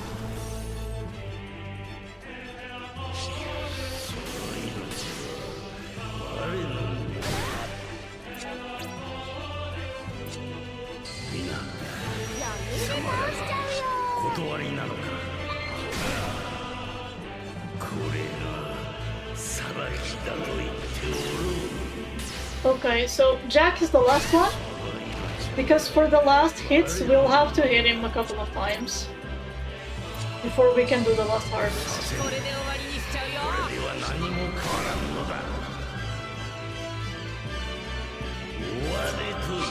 Get this one? So this is the buff, it gives him a little bit more crit rate. So I'm going to buff, hit him once, hit the break side. Buff, hit him once, and hit the break side. It's important that I don't lock on for the first hit, because otherwise I will not get the break side. Gonna do the final hit. Level up. And time. Woo! Yay! Yay! The world is saved! Because we killed the Arbiter, so the Rusas are also going to disappear.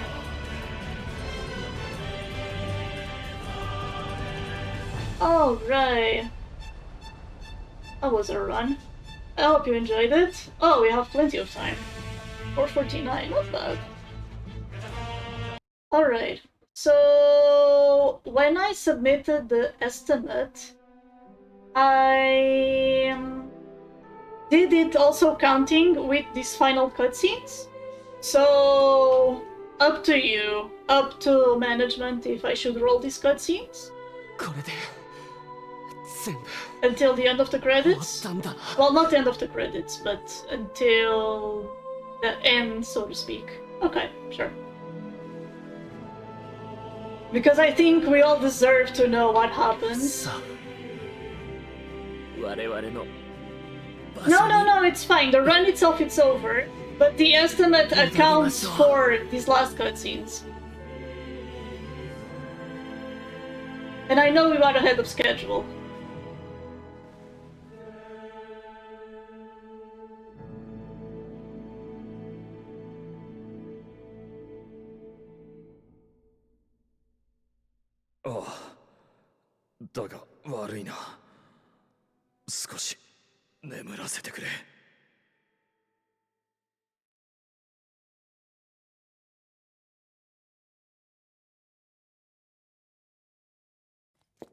Because I think we deserve to know what happens to everyone after the end of this tumultuous time. I'm starving. Holy shit. 私の声が聞こえるわね。教えてちょうだい。あなたたちのことを。私の子供たちのことを。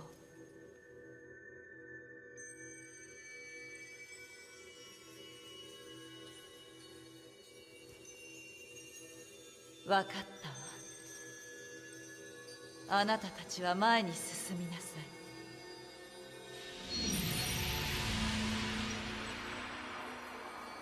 これからの世界は死を忘れることができない世界になる。だか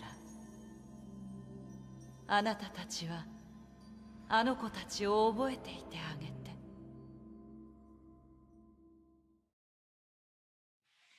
Man, I love this game. I don't know why I like this game so much, but I do.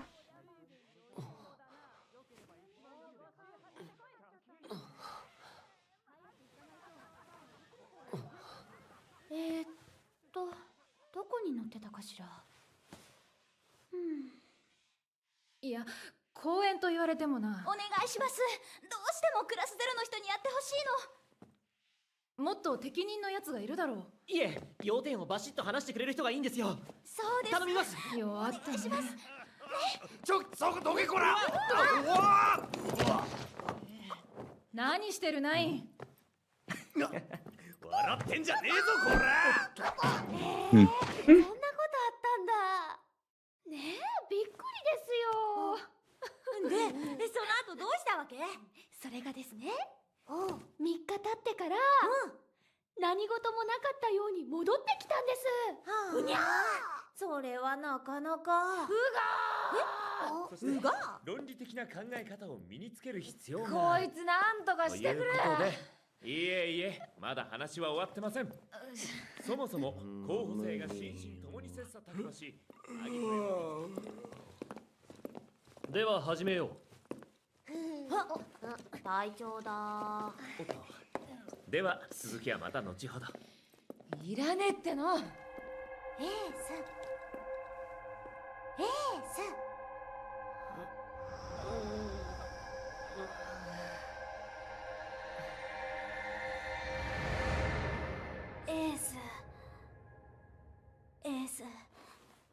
大丈夫？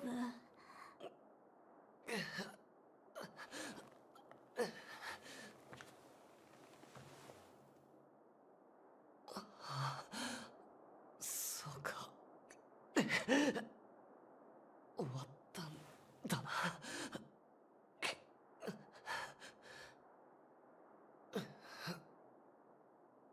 私たちも死ぬのでしょうか。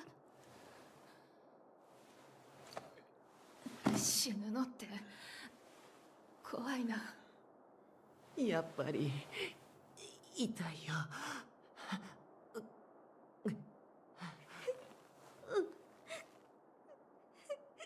とても苦しいです。なんだよ、覚悟決めてただろう。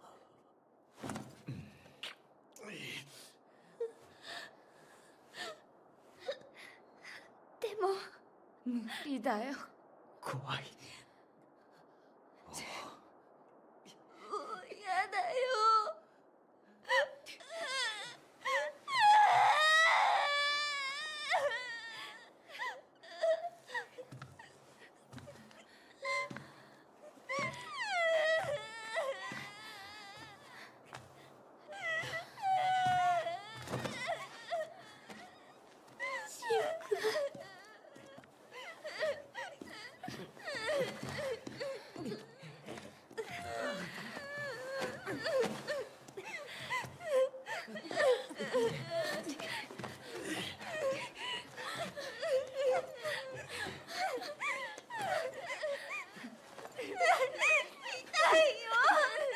知りたくありません。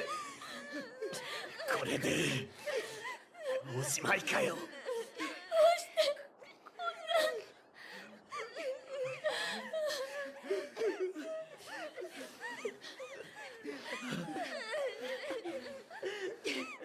迷子の足音消えた。代わりに祈りの歌を、そこで炎になるのだろう。続くものの灯火に。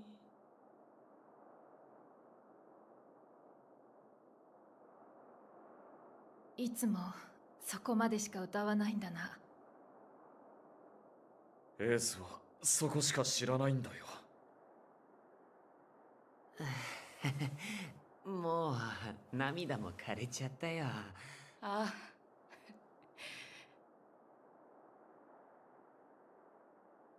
なあ、もう戦いって終わったんだよな。そうだな。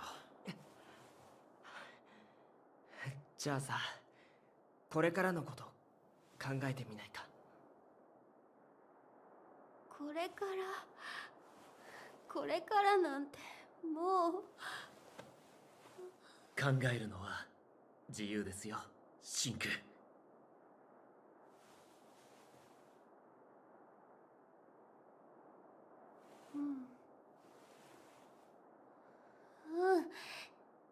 そうだね。楽しい未来のこといっぱい考えよう。じゃあこれからまず何しましょうか。マザーを誘って白虎とか蒼龍とか行きたい。散々ミッションで言ったろ。白虎にも蒼龍にも。戦いにじゃなくて遊びに行くんだってば。おお、それいいな。これからは僕たちもマザーもゆっくりできそうだしな。ではちゃんと旅の予定表を作らないとダメですね。さすが委員長、きっちりさんだね。誰が委員長ですか。じゃあさ、白虎と蒼龍に行った後は何する？そうだな、戦い以外の知識を学ぶってのはどうだ。また勉強にテスト？でも今度は武器や魔法の使い方ではありませんよ。じゃあ何勉強すんだ。他に勉強することなんてねえだろ。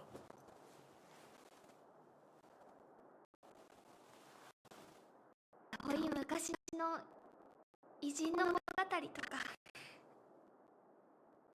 どうして花は芽生え育つのかとか、戦いの他に学ぶことってたくさんあるんですよ。そんなのが勉強なのか？でもそれは新鮮かもね。じゃあその勉強が終わった後はもっとずっと先はどうするの？ずーっと先ってなんだよ。例えば10年後とか10年後か。想像もつかんな。でもみんな一緒なら10年経っても楽しそうです。絶対にそうだね。楽しいに決まってるよ。はい、私もそう思います。でも未来なんてどうなってるかわかんないじゃん。だから僕は今が続く方がいいと思うんだよね。ああ、それで小さな声で大人になんかなりたくないって言ってたのか。なんだそりゃ。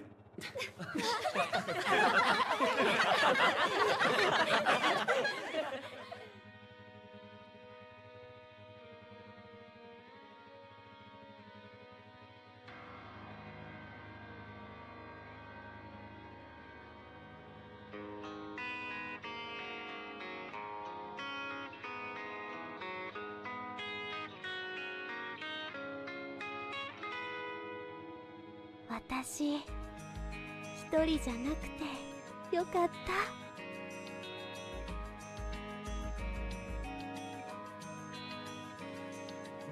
There is one more scene left, and the song is pretty. But we're almost done. Like 2 more minutes for the last scene.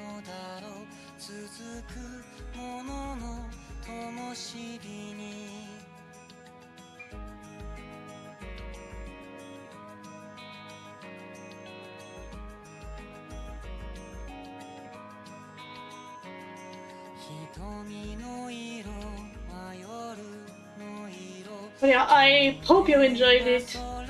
Did you like it? Did I did, yeah. You did? Yay! I was worried that it would be a little bit heavy, but I think that the final message of the game just has so much hope in it.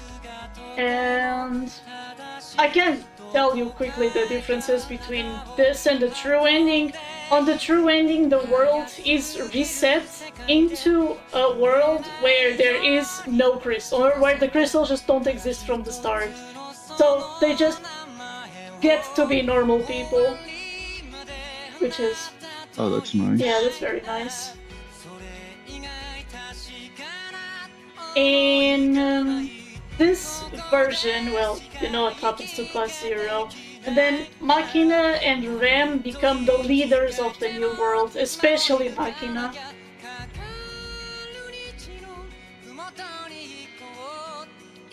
What happened to Nimbus? He just kind of fucks off. After dropping Sid on the temple, he just kind of doesn't do anything anymore. Oh yeah, I was gonna ask how did Sid become like the leader of the... He's the first one to get there, and I think it's the other god, the one that's not Mother, that makes him into the judge, because he's the first one to get there. But I need someone to become the judge, and you're here, so bam, you're the judge now, have fun with that.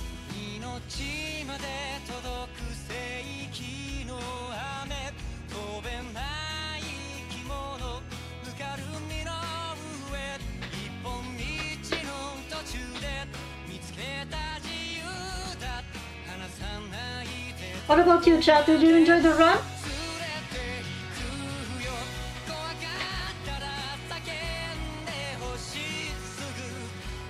Chat is asleep. That is catching me. That's fair too.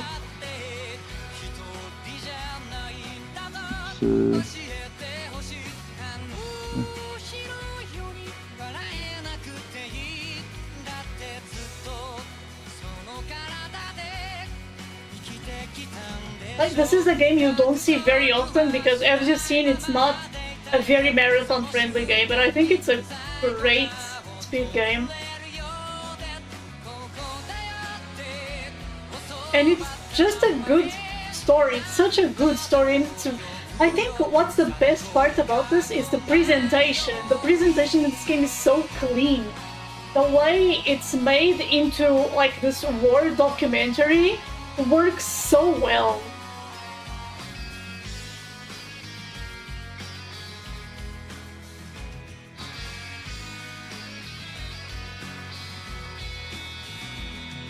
All right.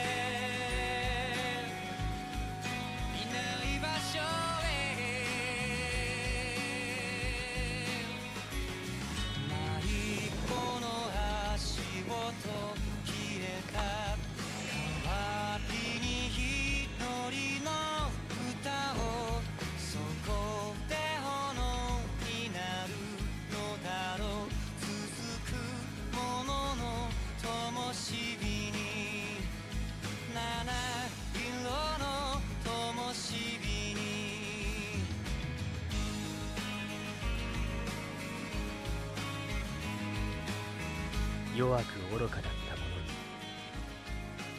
に、過ちを犯した者に、戦った者に、耐えた者に、新しい時は流れた。歴史は彼らを置き去りにしたけれど、私たちは知っている。僕たちはここだ。That's it. Thank you so much for watching. Yeah, we're done, so whenever you want. Bye bye. Thank you.